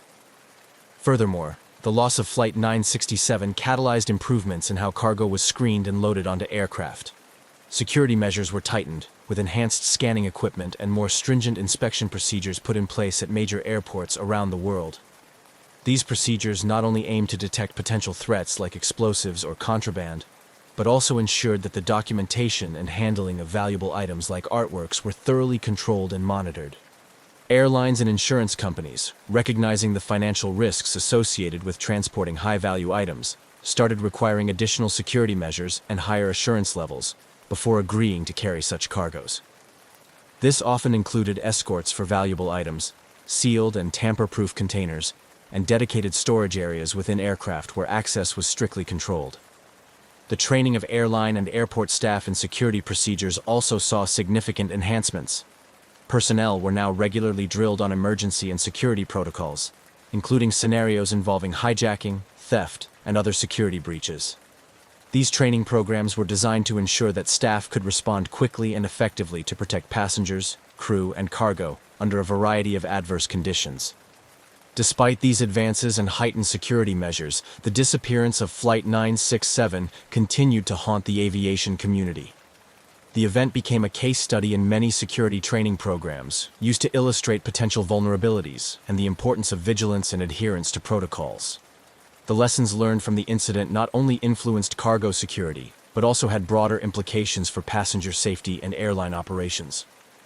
The legacy of Varig Flight 967 is a complex tapestry of mystery, precautionary tales, and technological progression. It highlights the interconnectedness of safety, security, and operational integrity in the modern aviation landscape. While the aircraft itself was never found, the changes brought about in its wake have undoubtedly made air travel safer and more secure, ensuring that such a disappearance remains a rare and unlikely event in the future. This progression, however, came at the cost of an unresolved mystery, leaving an indelible mark on the annals of aviation history, reminding all of the perpetual need for improvement and innovation. As years passed since the disappearance of Varig Flight 967, the incident not only remained an unresolved mystery, but also continued to captivate the attention of the aviation community, researchers, and the public. The story of the missing aircraft and its valuable cargo of Manabu Mabe's paintings has been analyzed and reanalyzed, with various theories persisting or emerging over time. This ongoing interest has ensured that the case is not forgotten, and has also had a profound impact on the families of the missing crew and the airline's history. The legacy of Flight 967 is evident in how the incident has influenced ongoing discourse on aviation safety and operational transparency. Every year, new students of aviation safety study the case, using it to understand the complexities of international air travel regulations, the importance of stringent cargo security measures, and the challenges of deep-water search and rescue operations. Conferences and symposiums often feature sessions dedicated to discussing the case, focusing on what improvements have been made and what lessons can still be learned. The case of Flight 967 has also served as a critical reference point in the development of more comprehensive international cooperative frameworks for handling aviation incidents. It underscored the necessity for countries to work together seamlessly during air emergencies, which influence the protocols used today. These collaborations are crucial not only in crises, but also in regular operations, ensuring that the skies remain safe for international flights. Furthermore, the incident has left a lasting impact on the families of the crew members who were aboard Flight 967. For these families, the disappearance isn't just a historical or technical puzzle. It's a personal tragedy that has resulted in decades of uncertainty and grief. They have become advocates for improvements in how the aviation industry handles similar cases, particularly in terms of family liaison and support. Their efforts have helped to ensure that the relatives of those affected by such mysteries are treated with more consideration and given thorough, timely information. Efforts by these families and their supporters have sometimes led to renewed interest in the case, with calls for new searches or investigations when technological or methodological advancements become available. Although official searches have long since ended, the commitment of these families ensures that new leads and theories continue to surface, keeping the search for answers alive in public consciousness. In addition to impacting aviation safety and family advocacy, the mystery of Flight 967 has also permeated popular culture. It has inspired numerous articles, books, documentaries, and even fictional representations that speculate about the fate of the aircraft. These portrayals help to maintain public interest in the case and often bring forward new theories or insights, although they can also blur the lines between fact and fiction. Despite the tragedy and the myriad challenges it presented, the disappearance of Varig Flight 967 also contributed to a broader understanding of the value and impact of art in the world of aviation cargo. The loss of Manabu Mabe's artworks was felt deeply in the art community, highlighting the need for specialized handling and transport protocols for irreplaceable items. This aspect of the legacy has led to improved practices across the logistics and insurance sectors, ensuring that artworks traveling by air are better protected today. As time moves on, the legacy of Flight 967 continues to evolve. While the mystery may never be fully solved, the lessons drawn from this tragic event remain integral to the continual improvement of international aviation safety. Through continued discussion, study, and advocacy, the aviation community ensures that the story of Flight 967, its crew, and its cargo will not be forgotten, serving as a perpetual reminder of the need for vigilance, preparedness, and cooperation in the ever-expanding realm of global air travel. The cultural and artistic impact of the disappearance of Varig Flight 967 is a poignant chapter in the story, centered around the loss of 153 paintings by the acclaimed Japanese-Brazilian artist Manabu Mabe. These artworks, valued at several $million, were not merely cargo. They represented significant cultural heritage and a profound personal loss to the art community and Mabe's legacy. The vanishing of such invaluable pieces under mysterious circumstances has left a lasting mark on the art world, highlighting the vulnerabilities associated with transporting art globally. Manabu Mabe's work was known for its vibrant expressionism, a fusion of Brazilian and Japanese artistic influences that made his paintings highly sought after on the international stage. The lost artworks were being transported back to Brazil after an exhibition in Tokyo, symbolizing a cultural bridge between Asia and South America and an important career milestone for Mabe. The disappearance of these works effectively erased a significant portfolio of his career's output, impacting not just the monetary value but also the cultural and historical record of global art heritage. This loss has prompted a broader discourse within the art and logistics industries about the risks associated with transporting art. In response, there have been tightened security protocols and better risk management strategies when moving valuable artworks.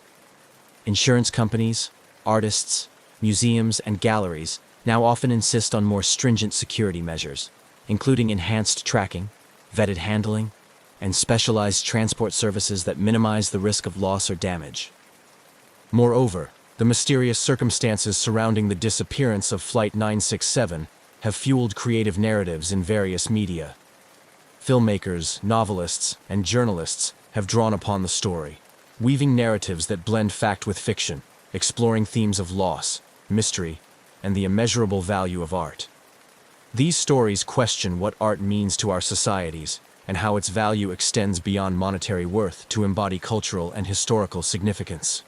Documentaries focusing on the disappearance have also shed light on Manabu Mabe's influence in the art world, bringing his work to audiences who might not have been aware of his contributions before the incident. These documentaries often delve into the emotional impact of the loss on the art community and Mabe's family, highlighting the personal stories intertwined with the lost artworks. They serve as a reminder of the human aspects behind the headlines, grounding the technical and investigative details of the disappearance in a narrative of personal and cultural loss. In popular culture, the story of Flight 967 and its lost cargo of artworks has taken on a mythic quality, much like the mysteries surrounding the Titanic or the Amber Room. It captivates the imagination, offering a rich tapestry for exploration in novels, films, and art exhibitions. These cultural products allow people to engage with the story on multiple levels, from thrillers that use the disappearance as a backdrop to more introspective explorations of what such a loss means to the global community. Additionally, the story of Flight 967 has had educational impacts, being used as a case study in university courses related to art history, museum studies, and logistics. It provides a real-world context to discuss the challenges and considerations of transporting art across international borders, including legal, ethical, and logistical aspects. This educational use helps prepare the next generation of curators, artists, and logistics professionals to better manage and protect cultural assets. As the years pass, the disappearance of Varig Flight 967 remains a narrative rich with unanswered questions, but also full of lessons learned and stories told. It continues to influence not only the fields of aviation and logistics, but also the arts, serving as a stark reminder of the fragility and value of cultural artifacts. This legacy ensures that despite the mystery, the significance of the event and the art lost with it will not be forgotten.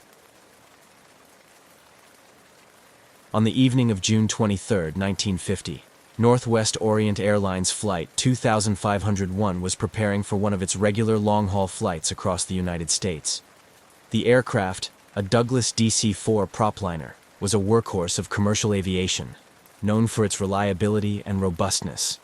It was scheduled to fly from New York City to Seattle with a stopover in Minneapolis, carrying 55 passengers and a crew of 3. As the passengers boarded at LaGuardia Airport, the mood was typical of a late-evening flight. Some were weary business travelers preparing for a sleep during the flight, while others were families looking forward to their vacations or homecomings. The crew, led by the experienced Captain Robert Lind, completed their pre-flight checks with practiced efficiency. Captain Lind, a veteran with an impeccable record, was well familiar with the route, having flown it numerous times. The ground crew loaded the last pieces of luggage into the cargo hold as the stewardesses made final adjustments inside the cabin, ensuring everything was secure for takeoff. The weather reports indicated clear skies in New York, but there were reports of potential thunderstorms over Lake Michigan. Such weather was not uncommon during the summer months, and the crew was prepared to handle the usual turbulence that might arise from such conditions. As the last of the evening light faded, Flight 2501 took off smoothly from LaGuardia, ascending into the night sky. The powerful engines of the DC-4 hummed as the aircraft climbed, its lights becoming just another twinkling among the stars. The flight plan took the aircraft westward, over the expansive landscapes of the United States, scheduled to cross over several states before reaching the wide expanse of Lake Michigan. As the plane settled into its cruising altitude, Captain Lind communicated with air traffic control to confirm their route and report their position. The passengers, now more relaxed, were either dozing off or quietly engaging in their own activities. Some read books under the dim cabin lights, while others chatted softly with their neighbors. Several hours into the flight, as Flight 2501 approached Lake Michigan, the weather began to change. The clear skies gave way to increasing cloudiness, and distant flashes of lightning were visible on the western horizon. Captain Lind reviewed the latest weather updates and discussed the situation with his co-pilot. They decided to request a lower altitude from air traffic control, hoping to avoid the worst of the approaching storm system. The air traffic controller at Chicago's radar center acknowledged their request and began the process to authorize a change in altitude. However, this routine communication soon took a critical turn. As Flight 2501 crossed over into Michigan airspace, the weather conditions deteriorated rapidly. The aircraft began to encounter severe turbulence as it entered the storm, with passengers instructed to fasten their seat belts and secure any loose items. Despite the growing severity of the weather, the crew of Flight 2501 maintained their professionalism. Captain Lind and his co-pilot worked diligently to navigate through the increasingly rough conditions, adjusting their instruments and preparing for a more turbulent ride. In the cabin, the stewardesses did their best to reassure passengers, their calm demeanor helping to keep everyone as comfortable as possible under the circumstances. The last radio contact with Flight 2501 occurred shortly after their request to descend to a lower altitude.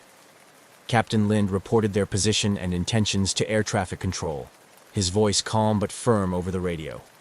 Then, as the storm enveloped the aircraft, communication was suddenly lost. The radar blip that represented Flight 2501 on the controller's screens blinked once more, then disappeared. Back at the radar center, controllers frantically tried to re-establish contact with the aircraft. Calls went unanswered, and the screen showed no sign of Flight 2501. As minutes turned into hours without any word from the plane, the situation became increasingly dire. Search and rescue operations were initiated as the reality of the situation set in. Northwest Orient Airlines Flight 2501, with all 58 souls on board, had vanished over Lake Michigan. This disappearance would trigger one of the largest search operations in the history of American aviation, and mark the beginning of a decades-long mystery that would captivate the nation and remain unresolved to this day. The story of Flight 2501 is not just a tale of a missing airplane. It is a narrative filled with human elements, technical challenges, and the profound mystery of the unknown. As Flight 2501 progressed over Lake Michigan, the storm intensified. Captain Lind's last transmission to air traffic control had been routine, requesting a descent to a lower altitude due to the worsening weather. There was no indication of panic or trouble beyond the storm itself. Yet, within minutes of this communication, the aircraft vanished from radar screens, leaving only silence where there should have been the steady crackle of radio contact. On the ground, the sudden disappearance of Flight 2501 sent shockwaves through the air traffic control community. Controllers made repeated attempts to contact the aircraft, issuing calls that went unanswered. With each passing minute, the urgency escalated. Radar operators widened their scans, searching for any sign of the plane, but found nothing. The situation quickly escalated to a full-scale emergency. The disappearance of an aircraft is a critical incident that triggers a rapid response from multiple agencies. Within hours, the U.S. Coast Guard was mobilized, along with state and local rescue units. The initial search was chaotic, hampered by the very storm that had ensnared Flight 2501. Boats and aircraft that could navigate the turbulent waters and gusty winds were dispatched. The night was dark, the rain heavy, reducing visibility and making the search efforts increasingly difficult. As dawn broke, the storm had passed, leaving behind calmer waters and clearer skies. The search area was vast, covering a significant portion of Lake Michigan where the plane was last reported. The operation involved aircraft flying low over the water, crews scanning the surface for any sign of wreckage or survivors. Boats equipped with sonar trawled back and forth, their crews hopeful, but growing more anxious as time passed without a sign. On shore, the situation was equally tense. At the Northwest Orient Airlines headquarters, officials gathered to coordinate their response with the ongoing search efforts. Families of those on board were contacted, many converging at the airline's offices seeking information and comfort. The atmosphere was fraught with grief and tension, as airline staff tried to provide updates on the search and support for the families. The media began to cover the story extensively, with reporters stationed at airfields, Coast Guard stations, and the airline's offices. The public's interest in the story grew as the hours turned into days without any sign of Flight 2501. The lack of news added to the speculation and concern about what might have happened to the aircraft. Was it a victim of the storm, or was there another explanation for its sudden disappearance? As the search continued, debris began to surface. Small items such as seat cushions, life jackets, and minor fragments of metal were recovered from the lake. Each piece was carefully logged and examined, but none provided any significant clues that could explain the disappearance. The discovery of these items confirmed the grim reality that the aircraft had met a catastrophic end, but the main wreckage, fuselage, engines, and the majority of the structure remained elusive. The Civil Aeronautics Board, CAB, responsible for investigating civil aviation accidents, took charge of the investigation. Teams of experts were brought in to analyze the weather conditions at the time of the disappearance, the aircraft's maintenance records, and the crew's backgrounds. The investigation was exhaustive, delving into every conceivable aspect of the flight and its operation. Yet, the lack of substantial wreckage hindered the ability to draw definitive conclusions about the cause of the crash. Theories about what happened to Flight 2501 varied widely. Some experts speculated that a sudden downdraft, a common danger in thunderstorms, could have forced the plane into the lake. Others suggested structural failure due to stress from severe turbulence, without the aircraft's flight recorders, which were not mandated at the time, or significant wreckage. These theories remained speculative, each plausible, but unproven. As days turned into weeks, the official search was eventually scaled back. The reality set in that finding the aircraft might be impossible given the technology and resources available at the time. This decision was heartbreaking for the families, who had clung to hope that the search would provide answers and perhaps even miracles. In the aftermath, the impact of Flight 2501's disappearance resonated deeply. It led to changes in how weather was reported to aircraft and sparked discussions about improving safety protocols for flights over large bodies of water. It also highlighted the need for more robust search and rescue capabilities, including the eventual requirement for flight recorders, which would become known as black boxes, on commercial aircraft. The story of Flight 2501 thus became a catalyst for change in aviation safety, even as it remained one of the great unsolved mysteries of commercial aviation. The families of the lost passengers and crew continued to remember them, holding annual memorials and pressing for ongoing searches. Their loss was not forgotten, and the mystery of Flight 2501 continued to inspire both caution and curiosity in the aviation community. When the radar contact with Northwest Orient Airlines Flight 2501 was lost on that stormy night over Lake Michigan, it signaled the start of a complex, multi-agency search and rescue operation that would eventually become one of the largest in the history of the Great Lakes. Initial efforts were hampered by the same storm that Flight 2501 encountered. The turbulent weather, with gusting winds and heavy rains, made immediate search activities challenging and dangerous. As the storm cleared in the early morning hours, the U.S. Coast Guard, along with several local maritime agencies, launched their vessels into the still choppy waters of Lake Michigan. Helicopters and fixed-wing aircraft from the Coast Guard and Michigan State Police were dispatched at first light. Pilots navigated above the vast water body, scanning for any signs of the missing aircraft. Their eyes searched for oil slicks, debris, or anything that could be linked to Flight 2501. Meanwhile, boats equipped with sonar systems crisscrossed the estimated crash area, hoping to detect underwater wreckage. On shore, the situation was becoming a focal point for national media attention. reporters flocked to the Coast Guard stations and the Northwest Orient Airlines offices, where impromptu press centers had been set up.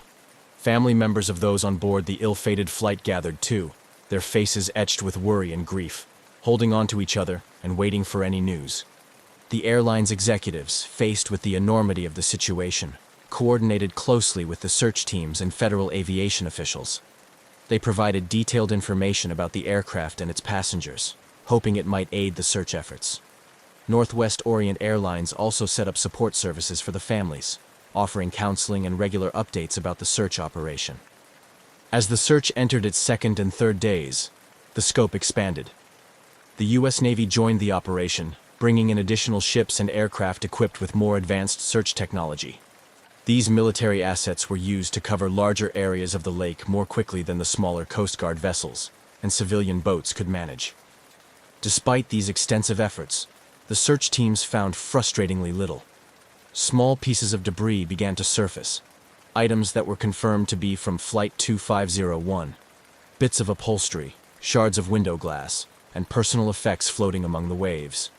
Each discovery was meticulously catalogued and analyzed, providing grim evidence of the plane's disintegration, but little information on the cause.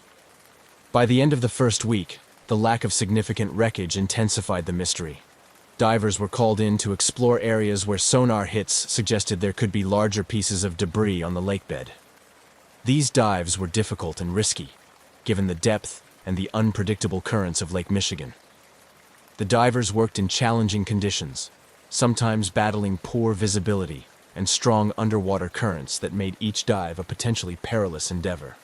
Parallel to the physical search, investigators from the Civil Aeronautics Board, CAB, began their inquiry into the disappearance. They examined meteorological data from the night of the flight, looking for clues in the storm patterns that might explain what happened. Interviews with other pilots flying similar routes that night provided additional context on the weather conditions and how they might have affected Flight 2501.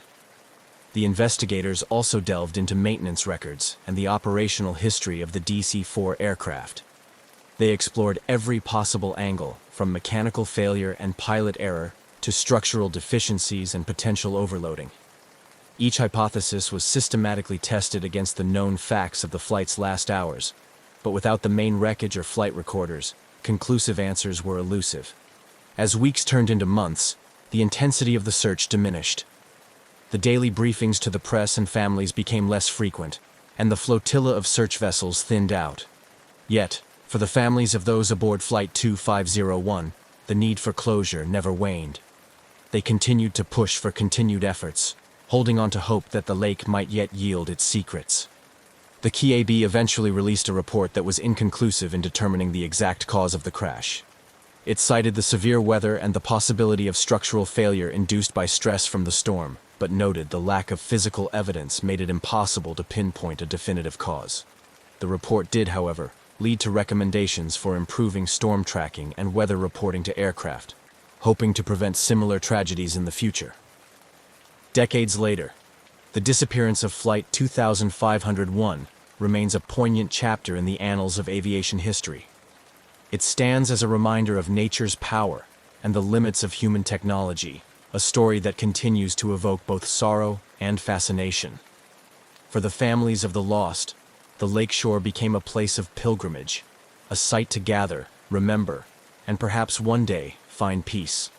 The ongoing mystery surrounding the disappearance of Northwest Orient Airlines Flight 2501 had by now stirred considerable public and professional interest. Various theories about what had led to the aircraft's sudden loss began to circulate, each contributing its part to the complex tapestry of speculation. These ranged from mechanical failure and catastrophic weather events to more sinister possibilities such as sabotage. In the realm of formal investigation, the Civil Aeronautics Board, CAB, led the charge, poring over every piece of evidence, from weather reports to the aircraft's maintenance history. They sought to understand how a well-maintained, reliable aircraft like the DC-4 could simply vanish without a trace. Mechanics and engineers scrutinized the plane's service records, confirming that all routine checks and balances had been performed before the flight. Meanwhile, meteorologists provided in-depth analyses of the storm that Flight 2501 had encountered. noting that while severe, such weather conditions were not typically beyond the capability of the aircraft to withstand. Parallel to these professional inquiries, amateur sleuths and conspiracy theorists also took a keen interest in the disappearance. Some suggested that the aircraft might have been brought down by a bomb, theorizing that the lack of debris was consistent with a mid-air explosion that could have dispersed wreckage over a wider area, thus eluding search efforts. Others speculated about a possible collision with another aircraft, perhaps military, which was not reported due to the secretive nature of Cold War operations. Amid these swirling theories, one of the more grounded speculations involved a sudden structural failure caused by stress from the storm. Aviation experts pointed out that while the DC-4 was robust, unexpected weaknesses could emerge under extreme conditions. The possibility that the aircraft had suffered a critical failure at a high altitude could explain the minimal debris and the lack of a distress signal if the breakup had been swift and total. As the investigation continued without definitive conclusions, the families of the passengers and crew found themselves in a painful limbo. The lack of closure weighed heavily, their grief compounded by the swirling uncertainty and speculation. They rallied for continued investigation, pressing for new searches and reaching out to anyone who might shed light on the fate of their loved ones. In response to these family advocacies, annual memorials were organized, both as a way to honor those lost and to keep the public's attention on the unresolved case. These events often featured moments of poignant remembrance alongside calls for action, with speeches that melded personal loss with broader appeals for aviation safety improvements. The emotional toll of the tragedy and the ongoing mystery also reverberated through the broader aviation community. Airlines and regulatory bodies, spurred by the tragic loss of Flight 2501, began to reconsider and revise their safety protocols. This led to increased investments in weather tracking technologies and improvements in aircraft design, especially concerning structural integrity and storm resistance.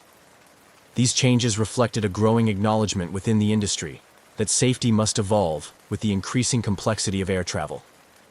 The lessons drawn from the Flight 2501 tragedy and similar incidents began to shape a new era of aviation safety protocols, focusing on preventing recurrence by understanding the failures of the past. Meanwhile, as technology advanced, new efforts were made to locate the wreckage of Flight 2501. Innovations in sonar and underwater exploration offered hope that the main crash site might finally be discovered. These modern searches, often led by volunteer groups or funded by grants, were driven by a blend of historical interest and a commitment to providing answers to the families who had waited for decades. Each new search brought a flurry of media attention, rekindling public and professional interest in the case.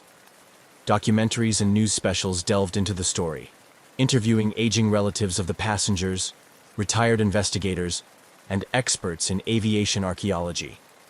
These programs often concluded with a note of hope that somewhere beneath the waters of Lake Michigan, the answers to the mystery of Flight 2501 waited to be discovered. Through these continued efforts, the story of Northwest Orient Airlines Flight 2501 remained alive, a somber reminder of nature's unpredictability and the relentless pursuit of closure in the face of unfathomable loss. Each chapter in the ongoing saga added layers to the legacy of the flight, intertwining threads of technological progress, human resilience, and the enduring quest for understanding. The ongoing quest to understand the disappearance of Northwest Orient Airlines Flight 2501 had significant repercussions across the aviation industry, highlighting critical areas for improvement in both technology and regulatory practices. The tragedy, unresolved and haunting as it was, catalyzed a series of changes designed to enhance the safety and reliability of air travel. In the wake of the disappearance, there was a concerted effort to improve weather forecasting and its integration into pilot briefings. The severe storm that Flight 2501 encountered was known to air traffic controllers and the Meteorological Service. Yet the existing protocols for communicating such critical information to aircraft were deemed insufficient. This led to more stringent requirements for real-time weather updates and mandatory weather briefings for flights traversing known problematic routes. Simultaneously, this incident underscored the vulnerability of aircraft to severe weather conditions and prompted research into better structural designs and materials that could withstand extreme turbulence. Aircraft manufacturers began collaborating more closely with meteorologists to understand how aircraft could be designed or modified to survive unexpected severe weather encounters. Moreover, the lack of debris and difficulty in locating the wreckage highlighted the limitations in search and rescue operations at the time. This realization pushed for advancements in emergency location technology. The push for equipping aircraft with more reliable emergency locator transmitters (ELTs) gained momentum. These devices, designed to emit signals in the event of a crash, were made more robust and effective, ensuring they could withstand impacts and operate under a broader range of conditions. The tragedy also played a pivotal role in the eventual development and mandatory installation of flight data recorders, FDRs, and cockpit voice recorders, CVRs, known colloquially as black boxes. While these were not new concepts in 1950, the Flight 2501 disaster underscored their potential value in solving aviation mysteries. By the late 1950s and early 1960s, regulations began to change, gradually making these devices standard equipment on commercial aircraft, providing investigators with crucial data in the aftermath of accidents. Aside from technological and procedural enhancements, the Flight 2501 incident had a profound impact on regulatory practices. It prompted a re-evaluation of how flight over large bodies of water was managed, leading to more rigorous safety protocols. New regulations were put in place requiring more comprehensive life-saving equipment on board and rigorous survival training for flight crews. For the families of the passengers and crew lost with Flight 2501, these changes were a bittersweet outcome. While they might not bring back their loved ones, these improvements in aviation safety provided a legacy of increased security for future air travelers.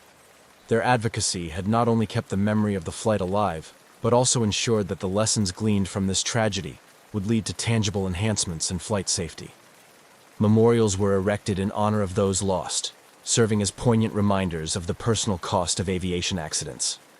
These memorials became sites of reflection, not only for the grieving families, but also for the communities and professionals within the aviation industry, reminding everyone of the ever-present need for vigilance and improvement. As technology continued to evolve, so did the efforts to locate Flight 2501's wreckage. Periodic expeditions were launched, fueled by advancements in underwater technology and driven by a mix of historical interest, technical challenge, and a deep-seated desire for closure.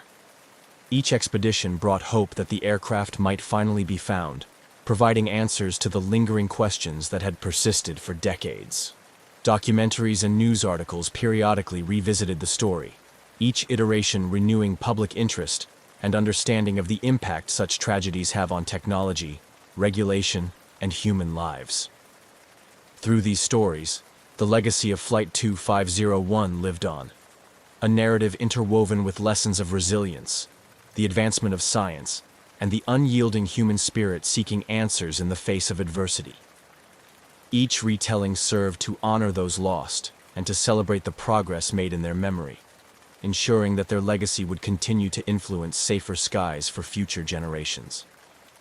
As decades passed since the disappearance of Northwest Orient Airlines Flight 2501, the unresolved mystery continued to captivate the imagination of many, serving as a poignant reminder of the uncertainties inherent in early commercial aviation and the ongoing quest for safety improvements. The legacy of the flight persisted, influencing not just regulatory practices and technological advancements, but also shaping cultural narratives and inspiring continued exploration. The collective memory of the incident was kept alive through a combination of public memorials, family advocacy, and periodic media attention. Each year, families of the passengers and crew gathered at memorials erected near the shores of Lake Michigan. These ceremonies were somber, yet meaningful occasions, where personal stories were shared, candles were lit, and flowers were laid in remembrance of those lost. The gathering served as a testament to the enduring impact of the tragedy on the community and provided a support network for the families affected by the disaster. These memorials also attracted historians, safety experts, and aviation enthusiasts, each drawn by the story's historical significance and the lessons it offered. The narrative of Flight 2501 became a case study in the evolution of flight safety, discussed in academic papers, and featured at conferences focused on aviation history and technology. Through these forums, the incident was analyzed and reanalyzed, highlighting how each piece of the story contributed to a broader understanding of the risks and necessary precautions in air travel. Meanwhile, technological advancements in sonar and underwater exploration technology spurred new interest in locating the wreckage of Flight 2501. Every few years, renewed efforts were made to search the depths of Lake Michigan, driven by both improvements in technology and a hopeful desire to provide closure to the families. These searches were often collaborative efforts involving local historical societies, volunteer groups, and occasionally government agencies. The search teams used advanced side-scan sonar equipment capable of creating detailed images of the lakebed, a far cry from the technology available at the time of the disappearance. Documentaries and investigative reports played a significant role in maintaining public interest in the flight. Filmmakers and journalists delved into the archives, interviewing surviving family members, former investigators, and aviation experts. They pieced together the story with a mix of historical footage, dramatic reconstructions, and expert analyses, presenting the tale to new audiences and ensuring that the lessons learned from the tragedy continued to resonate. The narrative of Flight 2501 also found its way into popular culture, inspiring episodes of television shows, novels, and even theatrical productions. These portrayals varied from highly factual retellings to more speculative interpretations, exploring themes of fate, tragedy, and the human spirit's resilience. Through these stories, the broader public engaged with the mystery and the profound impact it had on the lives of those involved. In the realm of policy and regulation, the influence of Flight 2501 was significant. The incident had been a catalyst for change, pushing the aviation industry to adopt stricter safety protocols and better emergency response strategies. These changes were continually updated as new technologies and methodologies emerged, part of the industry's ongoing commitment to learning from past tragedies. The introduction of global positioning systems, GPS, and automatic dependent surveillance broadcast, ADS-B, technologies in aviation marked significant milestones in the industry's evolution. These systems provided real-time tracking of aircraft anywhere in the world, a far leap from the radar and communication technologies of 1950. Flight 2501 had underscored the critical need for such advancements, and as these systems became standard, they significantly enhanced the safety and management of flight operations. The continued interest in Flight 2501 also encouraged regulatory bodies to maintain rigorous oversight of aircraft maintenance and crew training programs. The aviation industry's growth was tempered with caution, with each new technological advancement or operational procedure tested against the backdrop of incidents like Flight 2501. The tragedy became a yardstick by which safety measures were evaluated and improved. Educational institutions used the story of Flight 2501 to teach new generations of aviation professionals about the importance of safety protocols, crisis management, and ethical considerations in aviation. Universities and training academies incorporated the case into their curricula, using it as a foundation for discussions on everything from engineering solutions to psychological preparedness for emergencies. As technology continued to advance, the possibility of one day locating Flight 2501 remained an achievable goal. The development of autonomous underwater vehicles, AUVs, and remotely operated vehicles, ROVs, equipped with high-definition cameras offered promising new tools in the search for submerged wreckage. These technologies, coupled with more sophisticated data analysis techniques, provided hope that the lake might yet yield its secrets.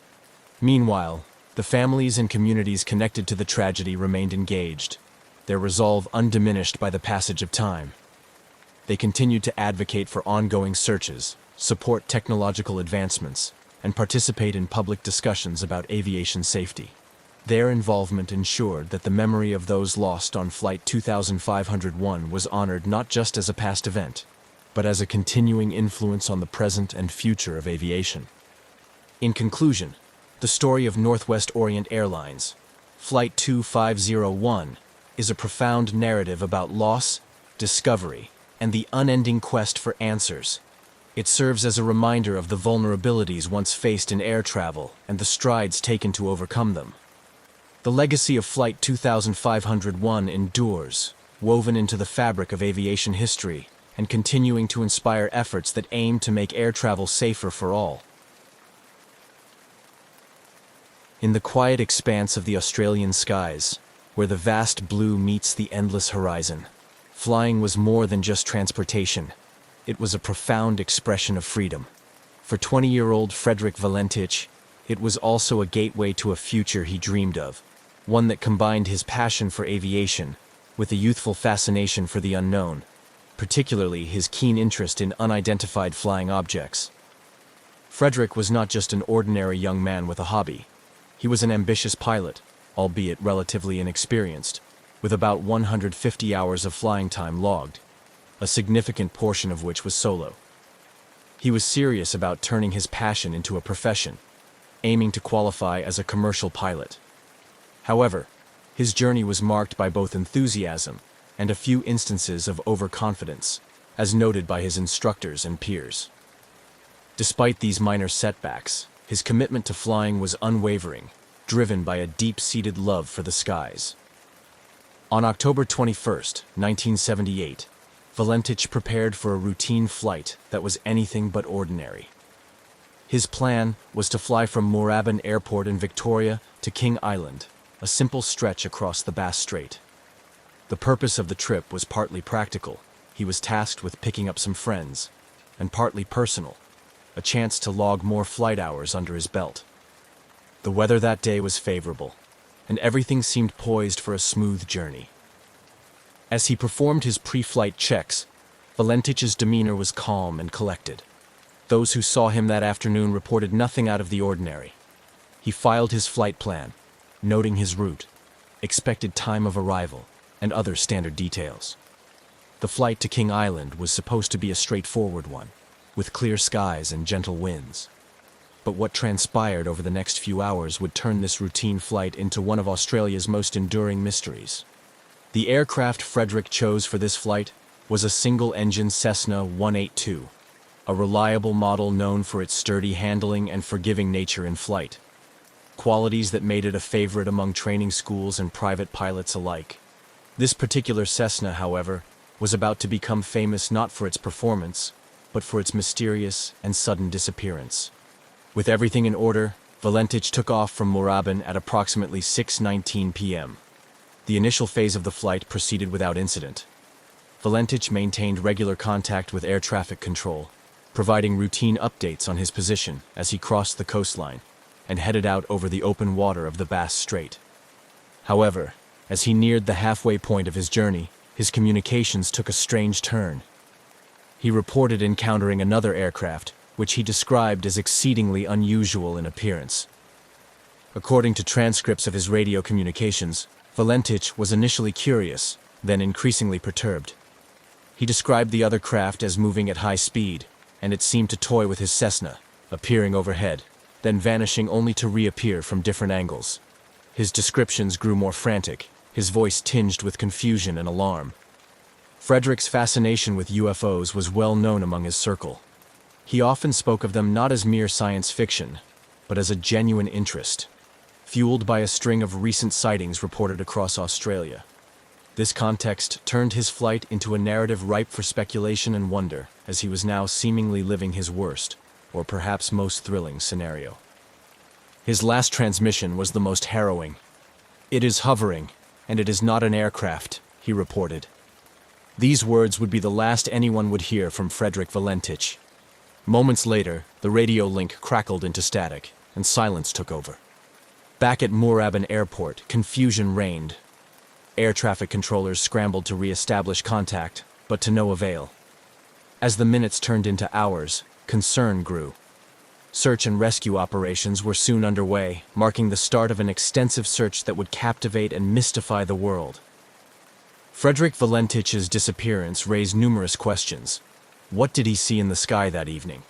Was it a misinterpretation, or had he encountered something truly unexplainable?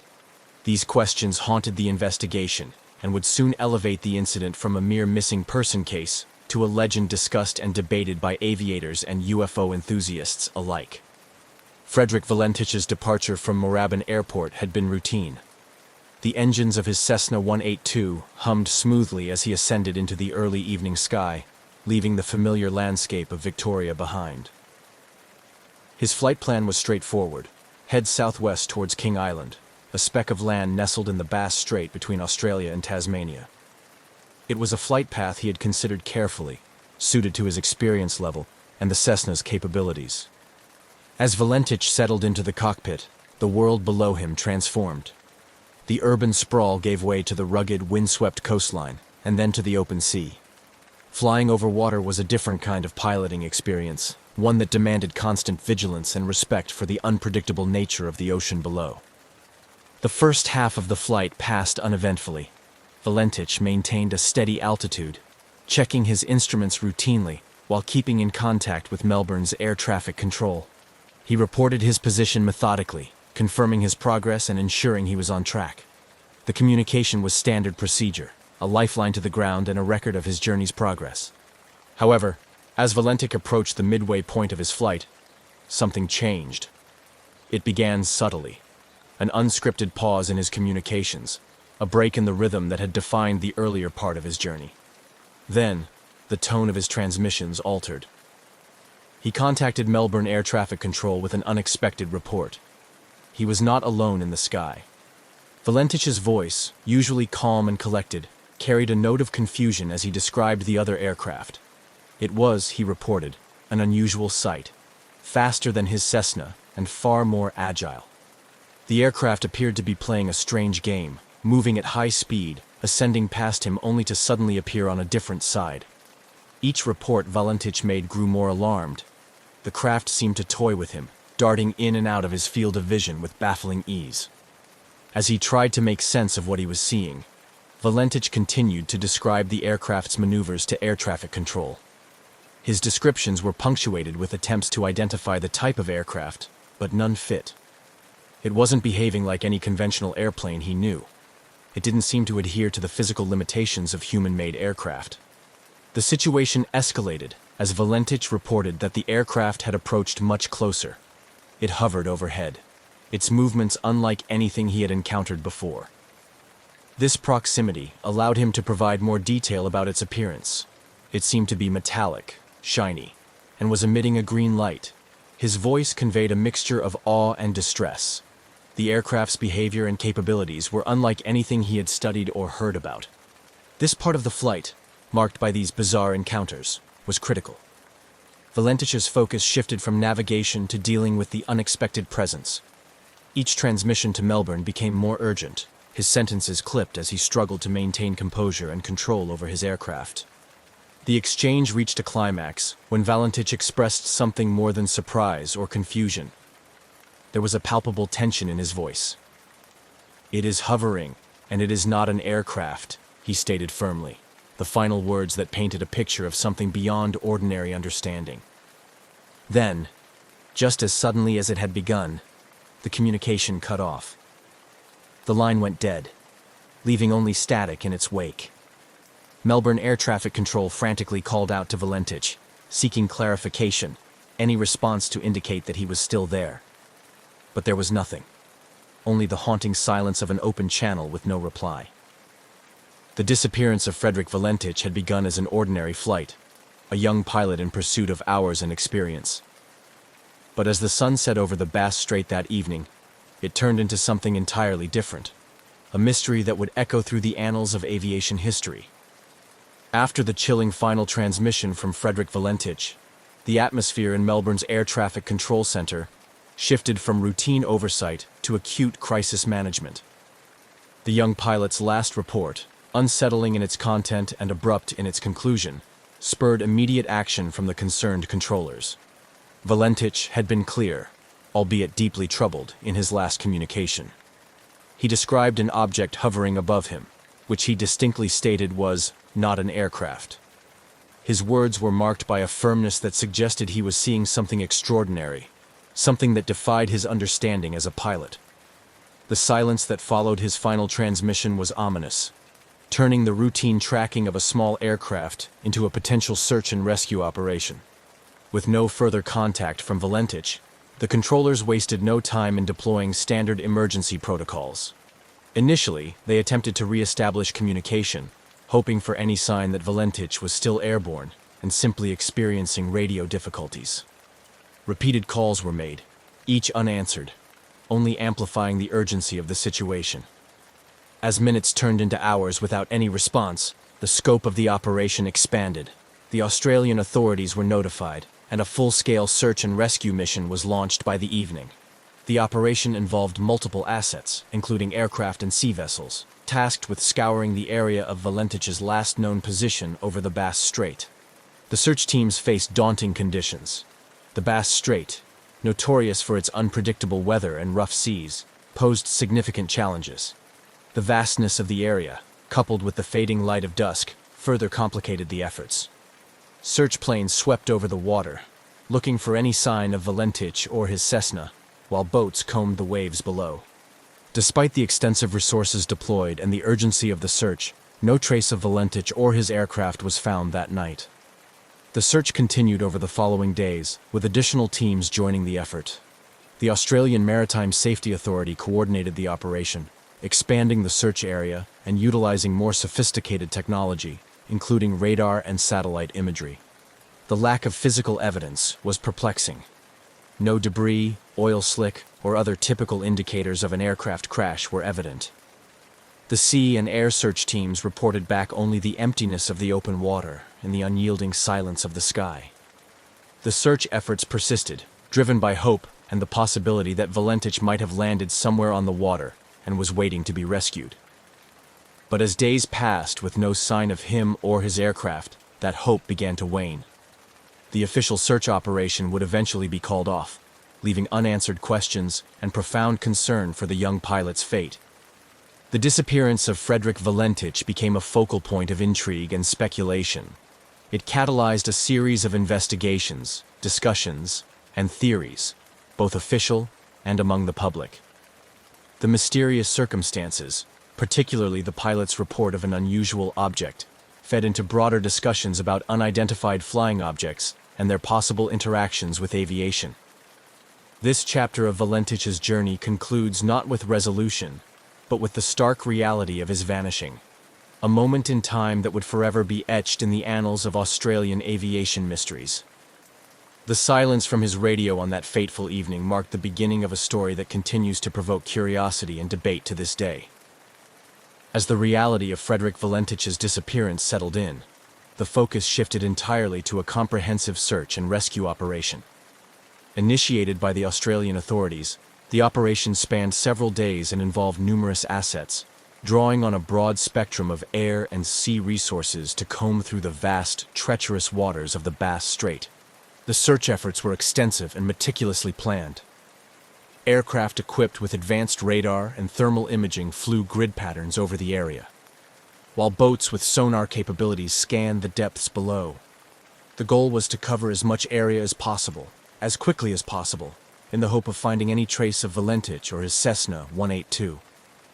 Despite the favorable weather conditions that followed the initial disappearance, the search teams faced the inherent challenges of the Bass Strait, known for its capricious weather patterns and strong currents. These conditions often made the search efforts difficult, with waves and wind disrupting the progress of boats and limiting the effectiveness of aerial searches during certain parts of the day. As the search continued, the Australian Maritime Safety Authority coordinated efforts from multiple agencies, including the Royal Australian Air Force, local volunteer marine rescue organizations, and even merchant vessels passing through the area. Each day, the teams would debrief, share findings, and adjust their strategies, determined to uncover any clue that could lead to Valentich. However, the days passed with frustratingly little to show for the efforts.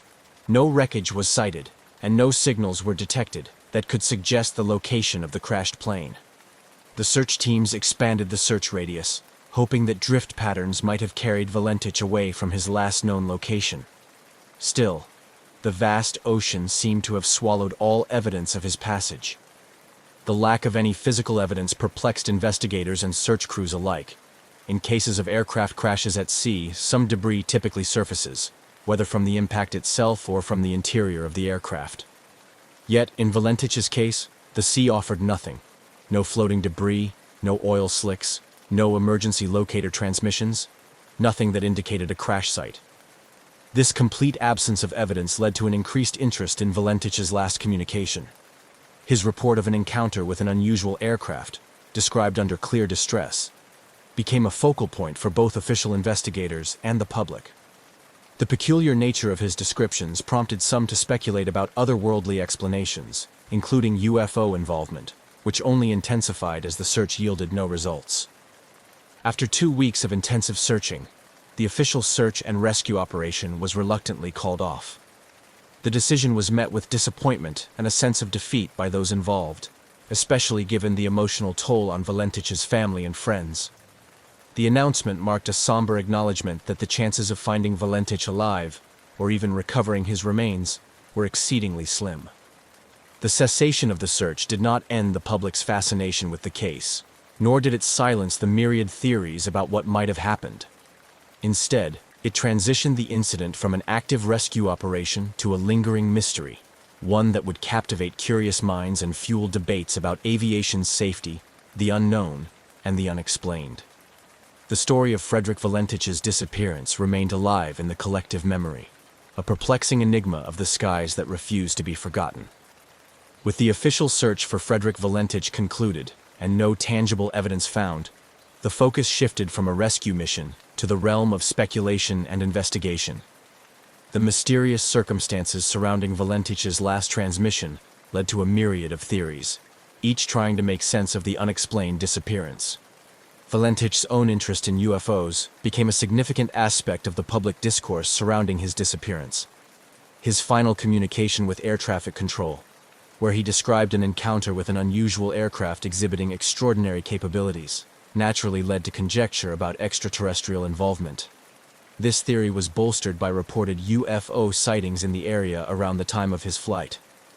UFO enthusiasts and some members of the public embraced the possibility that Valentich had encountered an alien craft, which somehow led to his disappearance.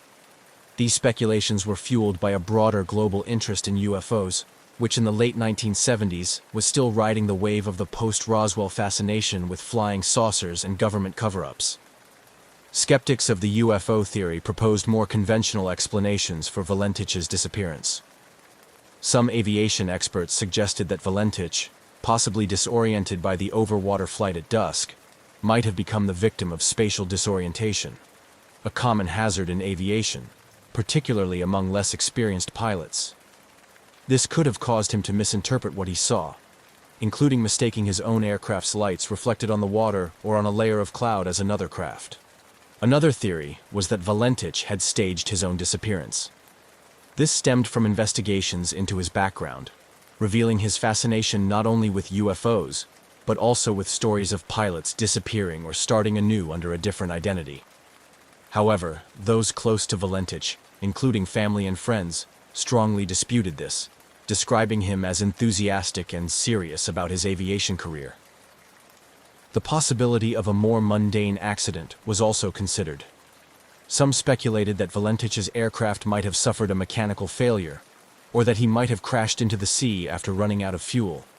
However, the lack of debris and the absence of an oil slick on the water made this scenario seem unlikely unless the aircraft had sunk intact, a rare occurrence given the expected breakup on impact. The absence of hard evidence meant that no conclusive determination could be made. The Australian Department of Transport conducted an investigation, but its findings were inconclusive, citing a lack of sufficient information to reach a definitive explanation. The mystery of Valentich's disappearance had a lasting impact on aviation in Australia, leading to increased safety protocols and more rigorous training for pilots flying over water. The case also continued to be a topic of academic and investigative interest. Researchers and documentary filmmakers periodically revisited the story, each bringing new technology and theories to bear in the hope of uncovering new information, or perhaps one day finding physical evidence that could bring closure to the case. The Valentich disappearance remains a compelling story, not just for those involved in aviation and UFO studies, but for anyone intrigued by human interaction with the unknown. It serves as a cautionary tale about the limits of human perception and the mysteries that can arise when the familiar intersects with the unexplainable. As the years passed, The disappearance of Frederick Valentich continued to resonate not just within the aviation and UFO enthusiast communities, but also among the wider public as a compelling mystery of the unknown. The lack of closure and definitive evidence has kept the case alive in the form of books, documentaries, and continued discussions in various forums.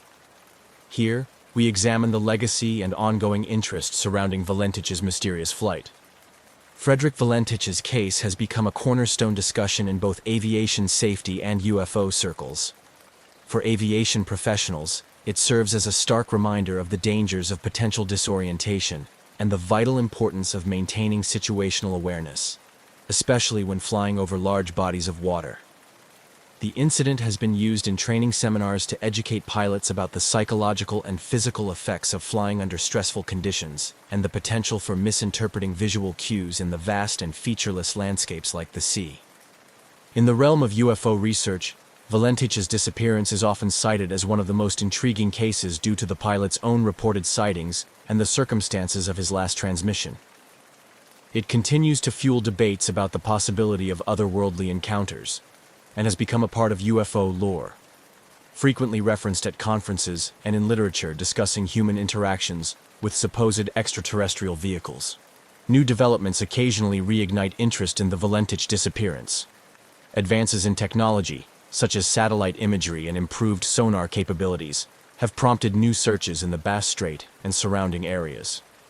Though these efforts have not yet produced any concrete results, they maintain public interest and hope that new evidence may eventually surface. Interest is also kept alive by the media, with periodic retrospectives and updates on the case.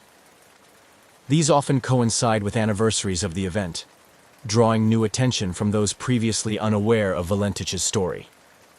Each wave of interest encourages fresh looks at the available data, sometimes bringing new theories to light or re-examining old ones with new technology or methodologies. Researchers and theorists continue to explore less conventional explanations, driven both by the strange details of Valentich's last reported observations and by the absence of physical evidence. Discussions often involve the exploration of what an encounter with an advanced unknown technology might entail, and how it could lead to the disappearance of an aircraft without a trace. Such speculations delve into the limits of current human understanding of physics and technology, proposing scenarios where conventional retrieval and detection methods might fail. The Valentich case has also had a significant cultural impact, inspiring segments of films, television series, and literature. These portrayals explore the human aspect of the mystery, emphasizing the emotional and psychological effects on those involved, particularly Valentich's family and friends.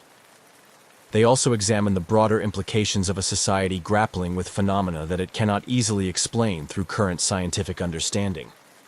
The legacy of Frederick Valentich is a complex tapestry woven from threads of mystery, tragedy, and the unyielding human quest for answers. While the truth behind his disappearance may never be fully uncovered, the story continues to intrigue and inspire. It serves as a reminder of our perpetual fascination with the sky and what lies beyond, as well as the profound and sometimes haunting unknowns that remain in our own world. As long as the mystery remains unsolved, the legend of Valentich's flight will continue to captivate imaginations and stimulate curiosity across generations. On a humid morning in late June 1937, Amelia Earhart, already a celebrated aviator and symbol of pioneering spirit, prepared for what was to be the most challenging leg of her ambitious quest to circumnavigate the globe. Alongside her was navigator Fred Noonan, whose skills would be crucial in navigating the vast and treacherous expanse of the Pacific Ocean. Their aircraft, a modified Lockheed Electra, was equipped with additional fuel tanks, transforming the cabin into a cramped space filled with just enough room for the pilots and essential navigation equipment. This setup underscored the gravity and daring nature of their journey. Amelia Earhart was not just a pilot.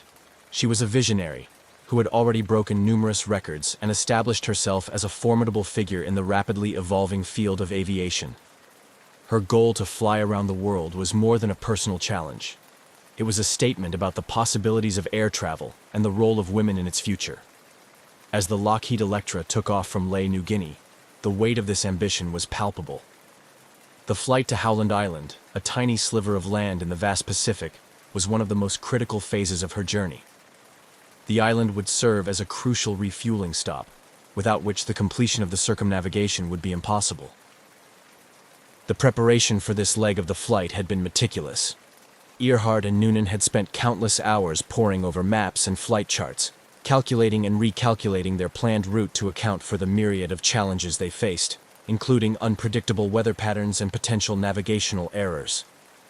The Lockheed Electra itself had undergone numerous modifications to maximize its range and reliability, tweaks that were tested and retested to meet the exacting demands of their journey. Their departure from Leh on July 2nd was watched by a small crowd, a mix of well-wishers and press, all aware of the significance of the moment. Earhart, ever the emblem of confidence and calm, waved from the cockpit, her expression one of determined focus. As the engines roared to life and the plane lumbered down the runway, there was a collective holding of breath among those watching. Once the aircraft lifted into the sky, it disappeared into the clouds, leaving behind an air of hopeful anticipation. As Earhart and Noonan settled into the flight, their path took them over some of the most remote areas of the Pacific. Communication during this leg was limited to scheduled transmissions with the Coast Guard ship Itasca, which was stationed near Howland Island to provide radio guidance and weather updates. The vastness of the ocean around them was a constant reminder of the isolation and risks inherent in their undertaking. The last communication with the Itasca was both routine and ominous. Earhart reported cloudy weather, some rain, and rough seas below. She mentioned they were flying on a line of position noted on their maps that should have brought them directly over Howland Island. However, as time passed, further attempts to establish radio contact proved fruitless. Noonan's expertise as a navigator, crucial for their success, was up against the daunting challenge of finding a minute target in the immense Pacific. The realization that the aircraft might be lost began to dawn on those waiting on Howland Island and aboard the Itasca. The scheduled radio checks came and went without a word from the Electra. Anxiety turned to alarm as hours passed with no sign of Earhart or Noonan. The Itasca began broadcasting a constant stream of messages, hoping to guide the Electra in by radio if they were close enough to hear but unable to respond. When the full scope of the situation became apparent, a massive search operation was quickly mobilized. The U.S. Navy and Coast Guard, along with other available Pacific military resources, launched one of the most extensive search and rescue missions of the time. Planes and ships scoured thousands of square miles of ocean, retracing Earhart's planned route and exploring other areas where she might have gone down. Despite these efforts, no trace of Amelia Earhart, Fred Noonan, or the Lockheed Electra was ever found. The disappearance became one of the greatest aviation mysteries of the 20th century, prompting a myriad of theories and continuing explorations that spanned decades. Amelia Earhart's legacy, fueled by her daring and her mysterious fate, continued to inspire adventurers and aviators, ensuring that her story, emblematic of the era's bold strides in aviation and the lingering risks of uncharted territories, would not be forgotten. As Amelia Earhart's Lockheed Electra soared across the Pacific Ocean towards Howland Island, her voice crackled over the radio in what would become the last transmissions ever received from the famed aviator. These brief communications conveyed a mix of routine flight updates and growing concern. The weather was worsening, and despite the Electra being equipped for long distances, navigating to such a minuscule target in the vast Pacific was proving more challenging than anticipated. On the morning of July 2, 1937, as Earhart and her navigator, Fred Noonan, approached the vicinity of Howland Island, the tension aboard the Itasca, a U.S. Coast Guard cutter stationed nearby to support the flight, was palpable. The ship served as Earhart's lifeline to landing safely, equipped to guide her in with radio bearings. Earhart's transmissions, however, indicated she was having difficulty finding the island and receiving the radio signals meant to guide her approach. Earhart's last known transmission, fraught with static, indicated that she believed they were on course but could not see the island.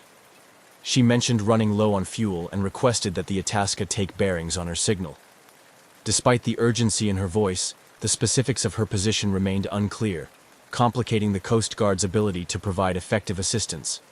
The gravity of the situation deepened with each unproductive exchange. The plane was somewhere close, yet invisible, hidden by vast oceanic expanses. This final phase of Earhart's flight was marked by a series of critical decisions and unfortunate miscommunications. Earhart and Noonan were navigating largely by dead reckoning, having to rely on their calculations and the plane's instruments, as their radio equipment lacked the sophistication to effectively pinpoint their location relative to Howland Island. The challenges were compounded by environmental factors. The weather conditions included overcast skies and sporadic rain showers, reducing visibility and further complicating their efforts to visually locate the island. Meanwhile, on Howland Island, personnel waited anxiously. Equipped with binoculars and ears tuned to the radio, they scanned the horizon for any sign of the Electra. Time ticked by with growing dread as the reality set in. Earhart and Noonan might have missed the island entirely, or worse, run out of fuel and been forced to ditch in the shark-infested waters.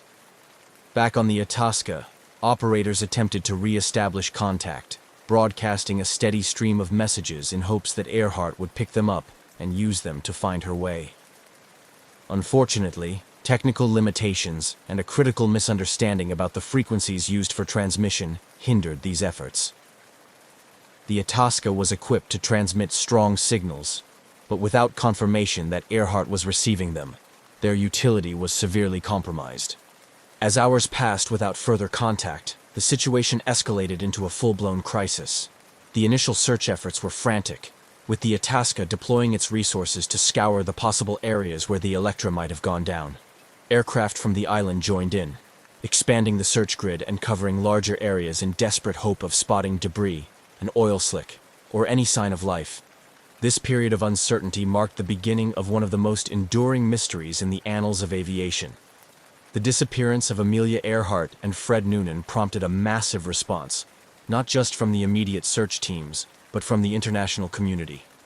Their fate captured the world's imagination and triggered widespread speculation. Theories abounded, each trying to make sense of how such a well-equipped and well-planned mission could end so abruptly and without a trace. The search for Earhart and Noonan continued for weeks, becoming one of the most extensive and costly in history. Ships and planes combed thousands of square miles of ocean, but the Pacific, vast and inscrutable, offered no clues. As the search efforts proved fruitless, the hope of finding them alive dwindled, leaving behind a haunting legacy of mystery and a poignant narrative of ambition and courage that continues to inspire and intrigue to this day. As the realization dawned that Amelia Earhart and Fred Noonan might indeed be lost at sea, the scale of the search operation intensified dramatically. The United States government, spurred by public interest and the significance of Earhart's international stature, mounted an unprecedented rescue effort. This initiative quickly became one of the largest and most expensive search and rescue operations in history, emphasizing the urgency and desperation to find the missing aviators. Within hours of their last radio contact, the U.S. Navy and Coast Guard mobilized a fleet of ships and aircraft to scour the vast area surrounding Howland Island, the intended destination of Earhart's flight.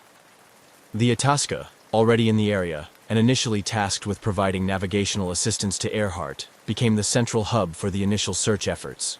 It was joined by other U.S. naval vessels and aircraft, including the battleship Colorado, which launched its float planes to cover an even broader area. The search strategy was multi-pronged and exhaustive. Planes were dispatched to fly grid patterns over thousands of square miles of ocean, looking for any signs of the Electra or its occupants.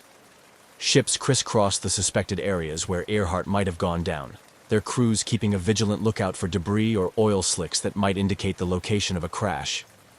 Infrared cameras and other advanced, for the time, sensing technologies were employed in the hope of detecting the aircraft or life rafts. Despite these extensive efforts, the vastness and depth of the Pacific Ocean presented formidable challenges.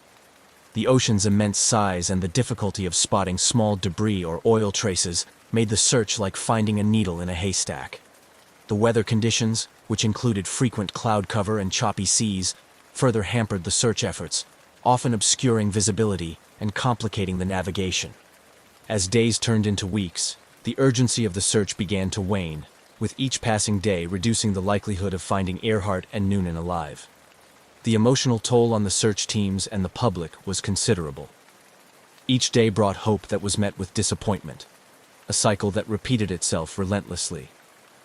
The exhaustive nature of the search also brought about logistical strains and raised questions about the feasibility of continuing the operation indefinitely. Internationally, the disappearance of Amelia Earhart became a media sensation, captivating audiences around the world. Newspapers and radio broadcasts provided daily updates on the search, fueling public fascination and concern. This global attention not only underscored Earhart's significance as a cultural icon, but also highlighted the emerging interconnectedness of the world through modern communications and aviation. The U.S. government, aware of the high public and international stakes, continued to pour resources into the search. However, after spending today's equivalent of millions of dollars and covering hundreds of thousands of square miles without any success, the difficult decision was made to conclude the official search. On July 19, 1937, just over 2 weeks after their disappearance, the search for Amelia Earhart and Fred Noonan was officially called off. The conclusion of this extensive search operation marked a somber moment. It was a testament to the limitations of even the most determined and resource-intensive rescue efforts of the time. The failure to find any trace of Earhart, Noonan, or the Electra left a void filled with speculation, sorrow, and unresolved mystery. This outcome not only deepened the enigma surrounding their fate, but also set the stage for decades of theories and explorations, each aiming to provide some resolution to one of the greatest aviation mysteries of the 20th century. The disappearance of Amelia Earhart and Fred Noonan over the Pacific Ocean in 1937 catalyzed a myriad of theories and extensive speculation that sought to explain the fate of these two aviators. Over the years, several prevailing theories emerged, each supported by various degrees of evidence and expert opinion, reflecting the persistent intrigue and the complex nature of their unsolved disappearance. The crash and sink theory is perhaps the simplest and most widely accepted explanation. It posits that Earhart's Lockheed Electra ran out of fuel while searching for Howland Island, leading to a crash into the vast Pacific Ocean. This theory is supported by the last transmissions from Earhart, which indicated that they were running low on fuel. The absence of any confirmed debris or oil slick could be attributed to the immediate sinking of the aircraft in deep water, leaving little trace on the surface to be detected by the search teams. Another compelling theory is the Gardner Island hypothesis, which suggests that after failing to locate Howland Island, Earhart and Noonan might have attempted an emergency landing on another island within the Phoenix Islands, now part of the Republic of Kiribati. Nikumaroro, formerly known as Gardner Island, has been the focus of this theory. Subsequent visits and expeditions to Nikumaroro have uncovered artifacts potentially linked to Earhart and Noonan, including pieces of plexiglass that may have come from the Electra's windows and an old-fashioned sextant box similar to those Noonan would have used. Supporters of the Gardner Island scenario argue that Earhart and Noonan could have survived for some time as castaways. This theory gained traction with the discovery of human bones on the island in 1940, although initial examinations in the early days were inconclusive, and later analyses led to more questions than answers. Modern forensic techniques continue to examine these findings, adding layers of scientific inquiry to the historical mystery. A more controversial theory involves speculation of capture by Japanese forces, suggesting that Earhart and Noonan might have landed or crashed in the Japanese-controlled Marshall Islands. Some proponents of this theory argue that they were taken as prisoners under the suspicion of being American spies, and that their ultimate fate was covered up amidst the geopolitical tensions leading up to World War II. However, this theory is based largely on anecdotal evidence and has been met with skepticism by mainstream historians due to the lack of concrete archival proof from U.S. or Japanese sources. Each of these theories has been the subject of books, documentaries, and continued research, reflecting the global fascination with Earhart's story and the human desire for resolution. Expeditions to the South Pacific, particularly to Nikumaroro, have utilized modern technology such as satellite imagery, sophisticated sonar, and cadaver dogs to search for any trace of Earhart, Noonan, or their aircraft. These efforts have often been spearheaded by organizations like the International Group for Historic Aircraft Recovery, TIGHAR, which has dedicated decades to investigating the Earhart mystery. The public's fascination with these theories is not merely about solving a mystery, but also about connecting with the past, and understanding more about a time when global aviation was still in its early, daring days. Earhart's legacy as a pioneering aviator and a symbol of courage, adventure, and the limitless potential of human ambition continues to inspire these investigative efforts. Each new piece of evidence, whether it conclusively supports a particular theory or deepens the mystery, contributes to the ongoing narrative surrounding Amelia Earhart's final flight. While definitive answers may still elude those who seek them, the pursuit of these answers serves as a testament to the enduring impact of her life and the intriguing nature of her disappearance. In the decades following the disappearance of Amelia Earhart and Fred Noonan, advancements in technology and methodology have rejuvenated efforts to solve one of aviation's greatest mysteries. These modern investigations have not only provided new leads, but have also refined our understanding of what might have happened to Earhart's Lockheed Electra on that fateful day in 1937. One of the most persistent efforts has been led by the International Group for Historic Aircraft Recovery, which has conducted numerous expeditions to Nikumaroro Island, formerly known as Gardner Island. This atoll, part of the Phoenix Islands in the Republic of Kiribati, is central to the hypothesis that Earhart and Noonan may have landed there when they could not locate Howland Island. TIGAR's expeditions have focused on systematic searches both on the island and in the surrounding waters, employing advanced forensic techniques and technologies. Significant among the findings from these expeditions are items that could plausibly be linked to Earhart, Noonan, or their aircraft. These include fragments of a plexiglass window that closely matches the type used in the Lockheed Electra and an aluminum panel that appears to be aircraft debris. Additionally, the discovery of a 1930s woman's shoe, a jar of anti-freckle cream — Earhart was known to dislike her freckles — and improvised tools suggest the possibility of castaways attempting to survive. Moreover, TIGAR's efforts have extended to analyzing bone fragments and other biological material found on the island. Initial analyses in the past were inconclusive, or led to the determination that they were from a male, which contradicted the hypothesis that they might belong to Earhart.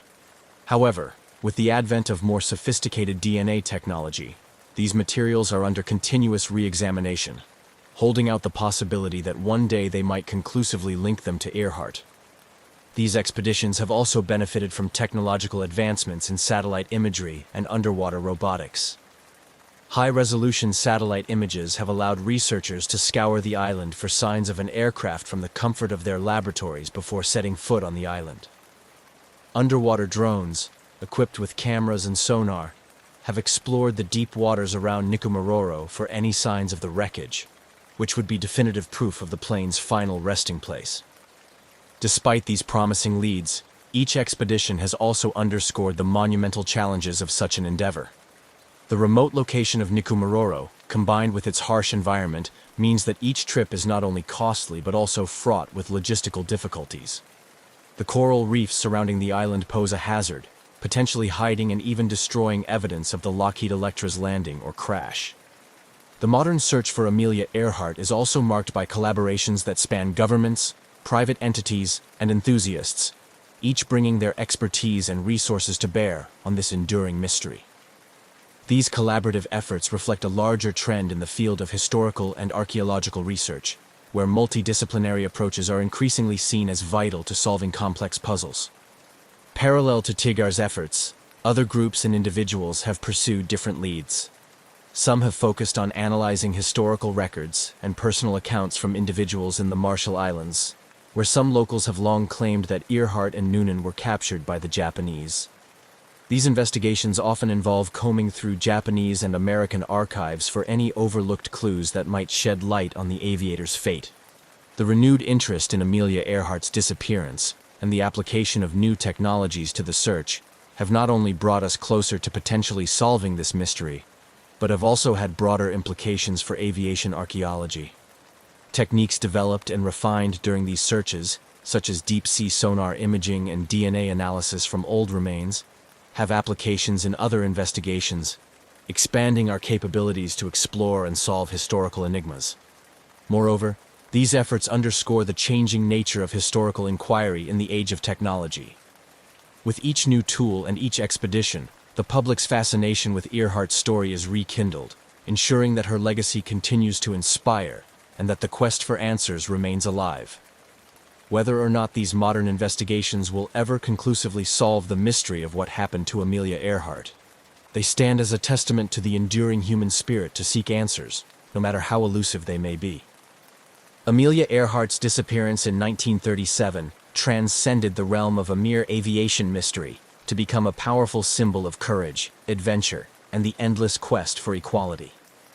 Her legacy has profoundly impacted not only aviation, but also the role of women in STEM and broader societal contexts, inspiring countless individuals and shaping cultural narratives across decades. Earhart was more than an aviator. She was a pioneering spirit of her time, breaking numerous records and challenging societal norms that restricted women's roles both on the ground and in the skies. Her attempt to circumnavigate the globe was a bold assertion of her belief in women's capabilities and their right to compete on equal footing with men. This aspect of her legacy has made her an enduring icon in the feminist movement, symbolizing the struggle for equality and the fight to break through traditional gender barriers.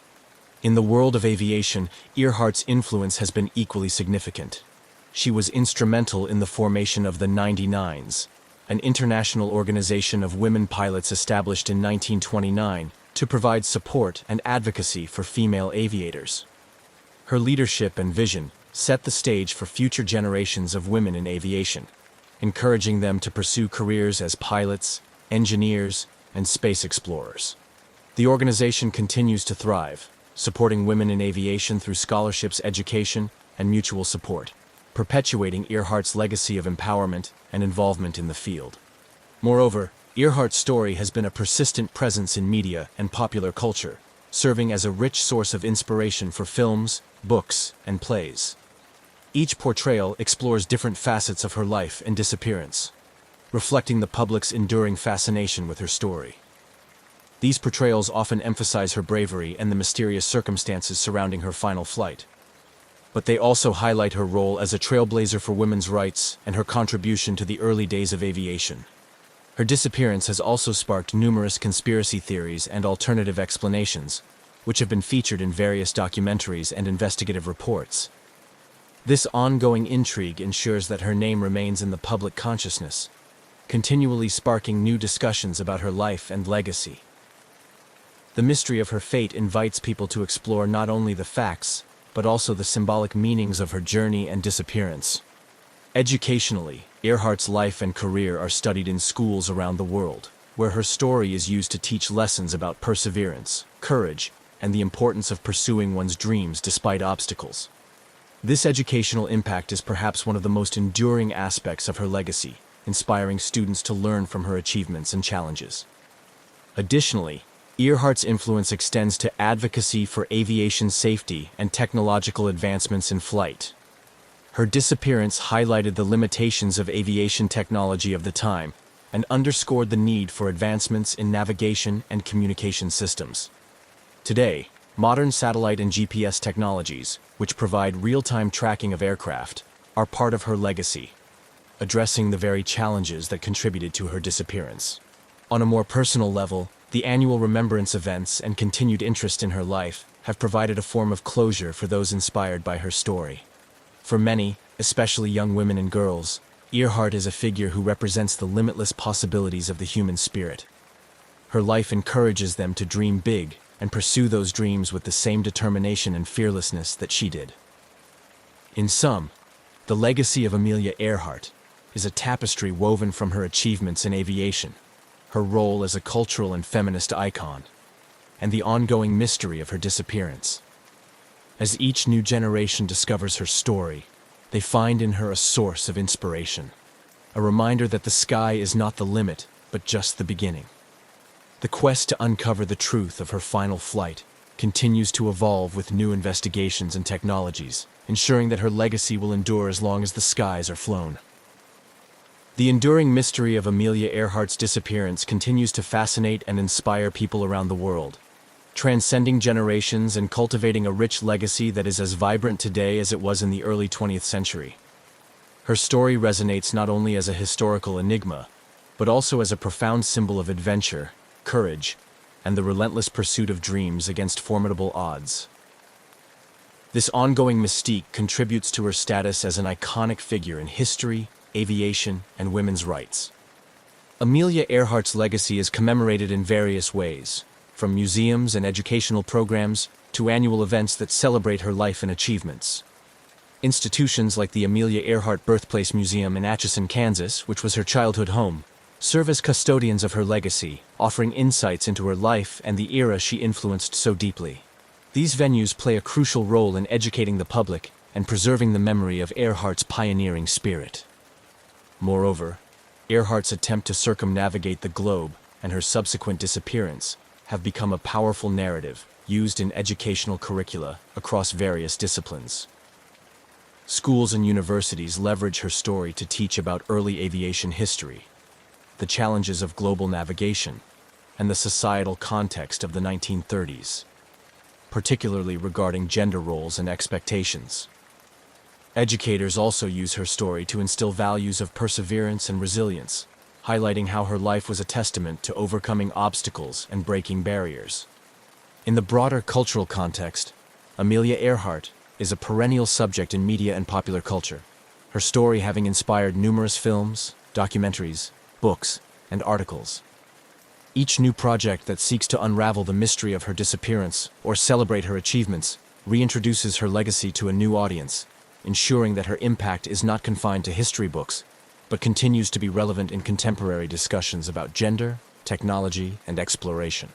The mystery surrounding Earhart's fate also continues to inspire adventurers, scientists, and historians.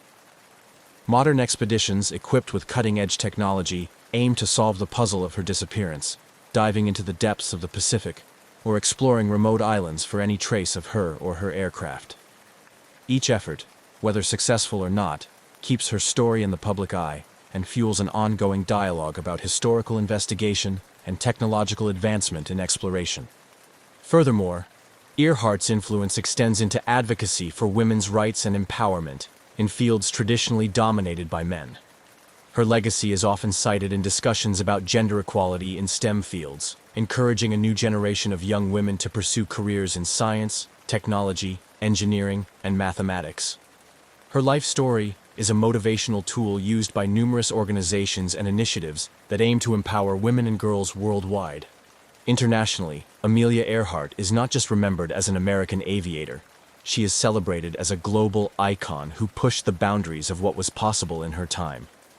Her bravery and the mysterious circumstances of her last flight provide a universal appeal that crosses cultural and geographical boundaries. Festivals, exhibitions, and public talks in various countries commemorate her life, each adding to the tapestry of her global legacy. In reflection, the story of Amelia Earhart is more than an unresolved disappearance. It is a narrative rich with themes of innovation, bravery, and the unyielding human spirit. Her life and the ongoing quest to find her continue to inspire and challenge us, reminding us of the vastness of human potential and the enduring desire to explore the unknown. Her legacy, perpetuated through continuous interest and investigation, ensures that Amelia Earhart will remain an inspirational figure, symbolizing the pursuit of adventure and the endless quest for knowledge. In the quest to preserve and honor the memory of Amelia Earhart, her impact on the field of aviation and beyond has been memorialized in numerous ways that inspire future generations and deepen our collective memory of her pioneering spirit. This additional chapter seeks to encapsulate the tangible and lasting tributes that have been established to commemorate her life and legacy. Across the United States and around the world, various memorials and statues have been erected in Earhart's honor. Perhaps the most significant of these is located at the Amelia Earhart Airport, in her hometown of Atchison, Kansas, which not only serves as a functional airport, but also as a living homage to her legacy. The airport features a museum filled with personal artifacts, photographs, and stories that chronicle her life and career, providing a focal point for those wishing to understand and celebrate her contributions to aviation and women's history. Educational scholarships and programs bearing her name continue to support aspiring female aviators, encouraging them to pursue their dreams with the same boldness and determination that Earhart exemplified. These scholarships are often provided by aviation organizations, including the 99s, which Earhart helped establish, ensuring that her passion for flying and her advocacy for women pilots are passed on to new generations. Furthermore, Earhart's influence extends into annual events and educational programs that not only celebrate her achievements, but also look at her life through the lens of modern feminist and technological perspectives. Conferences and symposiums discuss her impact on navigation technology, global communication, and gender equality, reflecting on how her legacy aligns with contemporary issues in these fields. Additionally, the mystery surrounding her disappearance has inspired a variety of creative works, including plays, novels, and films that explore the many facets of her character and the era she influenced. These portrayals contribute to a broader understanding of her as a complex and multifaceted figure, not only as a heroine in flight, but also as a person who faced immense challenges with courage and resilience. As these memorials, scholarships, and cultural portrayals continue to proliferate, they ensure that Amelia Earhart's legacy remains vibrant and relevant. Each tribute serves as a reminder of her contributions to aviation and her role as a trailblazer for women, proving that her spirit continues to soar in the hearts and minds of those who follow in her footsteps. Through these enduring symbols and initiatives, Amelia Earhart's life and legacy continue to inspire awe and admiration, securing her place as an eternal icon of bravery and innovation.